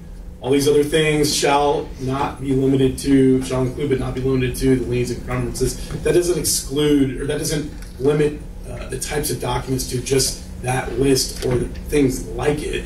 It just gives examples. I can't get into the mind of the legislature, but I would imagine this is just so that kind of the original iteration of the statute kind of carried through. I don't know why they left that there, but it doesn't change the fact that any information inscribed on a tangible medium is a document. The argument about the title not matching the contents, that's with regard to the title of the bill, not the title of the statute once it's been enacted. So House Bill 985's title was, I won't read the whole thing, but a bill to be enacted, or a bill to be entitled an act to amend this section of the code to do X, Y, Z, and the bill did amend that section of the code to do X, Y, Z. So there's not an unconstitutional variance in the name of the bill and what the bill did. I think the defense is confusing the name of a bill with the name of a statute. And we know from case law that the heading, title or heading of the statute really doesn't mean anything. That comes from Marta versus McCain, 135 Georgia at 460, 1975 case. I don't even think that the titles of the statutes are created by the legislature. I think that's created by the people who put the laws into the books and then distribute them out to lawyers like us. Again, just hitting some of the other arguments, they say that there's no allegation of what was filed by whom or whether it was in a pleading or attached as an exhibit. Those are not elements of the offenses in general. And again, taking a step further, these are attempt and conspiracy to commit filing false documents, so even more so not elements of the offense, of those offenses. In any case, the indictment does specify what the document was. It was a document titled Certificate of the Votes of the 2020 electors from Georgia. It specified who did something with it. It said that Schaefer, still on Latham, placed that document into the United States mail, sent it off to the Chief Judge of the Northern District of Georgia. The defendants again attempt to add additional elements to the offense. It's not an element of the offense that the false document is material to anything. It's not an element of the offense that the false document is placed in the record in any particular way. Those simply aren't pleading requirements in this case. Motion as to those counts should be denied. Essential elements are pled. There's enough to survive special demur. The documents are documents. The remaining arguments seek to add elements to the offense that are just not part of the statute. Finally, the perjury argument, I'm a little bit confused by it. But again, it alleges enough to, it alleges the essential elements, it alleges enough to survive special demur. The defense says that it fails to allege materiality. The indictment specifically alleges that the false statements were material to the accused's own involvement in the December 14th, 2020 meeting of Trump presidential elected nominees in Fulton County, Georgia, and to the accused's communications with others involved in said meeting, the issues in question. So it identifies exactly why they're material. He didn't lie about what color shirt he was wearing. He lied about something that was an issue in question before the special purpose grand jury. That is sufficient to withstand demur. And also, they cited some cases concerning sufficiency of the evidence at trial. Again, as we've discussed, that's an entirely different pleading requirement. For those reasons, Judge, you should deny these motions. I think that takes us to the end. Maybe. Maybe. I think we still had there'd been a request to also address other discovery or motions issues and just other general housekeeping. So open it up to the floor on that. If anyone wants to jump up first. Your Honor, do you want me to go to the podium or is this so? Can you hear me? I can hear you just fine. Thank you, Mr. Sadow. I understand that Madam Court Reporter is working as hard as she possibly can with everything that's going on here. But I'd like to see if we can figure out a way that we can assist her in potentially getting transcripts done. She's got a load that she carries is worse than anybody. And we're trying to work with her, and she's been very kind in saying to us that she's getting around to getting them done. I'm hoping maybe we can figure out a solution and get them done a little faster. Well, on that point, Mr. Sadow, we've been looking into this as well. On the front end, I'll say one of the reasons that we record every word is I'm going to be rewatching this, and I would think that you could also rewatch it and hear what you need to. And if it's not an evidentiary hearing, I don't know if a transcript would be as necessary. It's just argument here. Logistically, though, we'd explored whether if there's a way to expedite transcripts. The issue was we can't outsource that. No matter how much money you offer, we can't outsource it. Ms. Smith has to do that, and in the meantime, we also have trials. We're starting one on Monday. I understand all of that. That's why I'm most concerned. For example, obviously, you're correct about everything. Watching the videos of the YouTube taping, I'm most concerned about the pleas of co-defendants, because if I understand correctly, we can't get the exhibits until those exhibits are made part of the transcript, and that kind of a sure. Chicken and an egg thing. And those aren't long proceedings, and so those we'll see what we can do to place those at the top of the priority list. But these longer argument hearings, I wouldn't expect to see transcripts on those expedited. If there's, an interlocutory that we have to start talking about, then obviously that would, I would imagine, be part of the record. We'll just have to go through that case by case. But if there's a specific aspect you're saying you absolutely need, we'll keep seeing what we can do. But I just don't think logistically it's even. Let's stay on as far as being able to get transcripts of the co-defendants and exhibits to go with. All right. Anyone else on that issue? Okay. All right. Opening the floor again to just anything else in general. Judge, just one clarification on the supplemental briefs. Given that we've covered a lot of ground today, is the court willing to allow us to take up any of the matters? I mean, obviously not to be repeating things that we've already argued, but just to supplement any of the arguments on any of those issues. We'd request that we be allowed to do that in our supplemental briefs.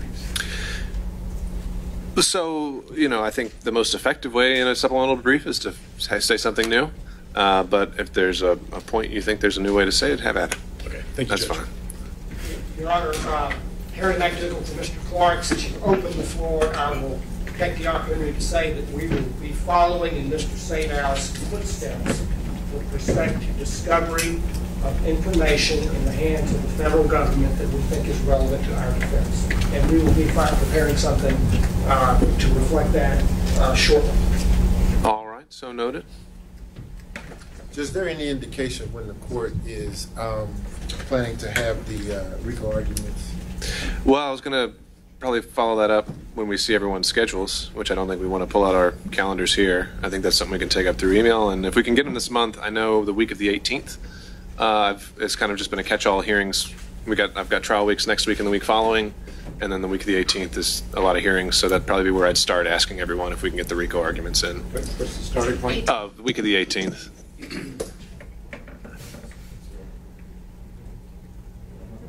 And we can take it up from there on availability.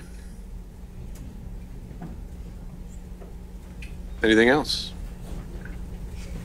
All right. Not seeing anything. Have a great weekend, everyone. Thank you. Thank you, guys.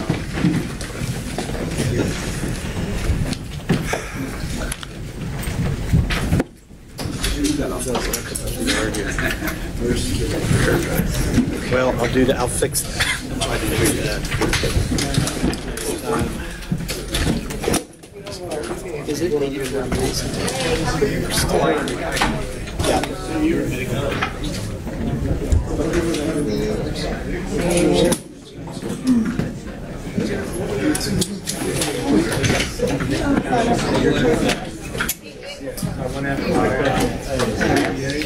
John, nice to see you. Good to see you, Bruce. Well, you too. Yes, sir.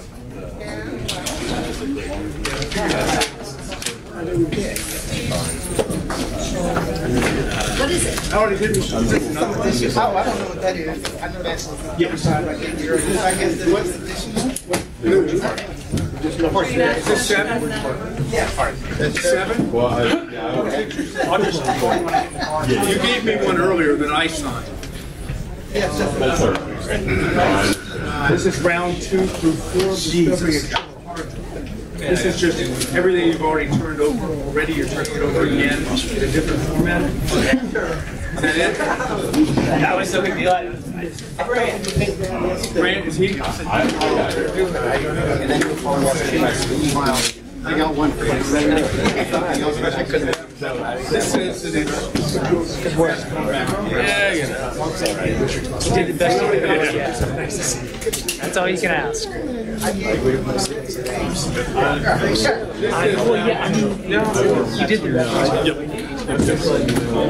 No, I have all that.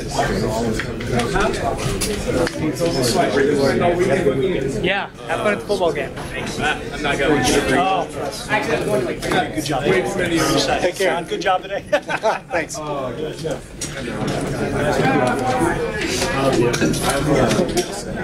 Yeah, no, I was the best today. I'm good. Then I want my format. All right, see y'all. Take care.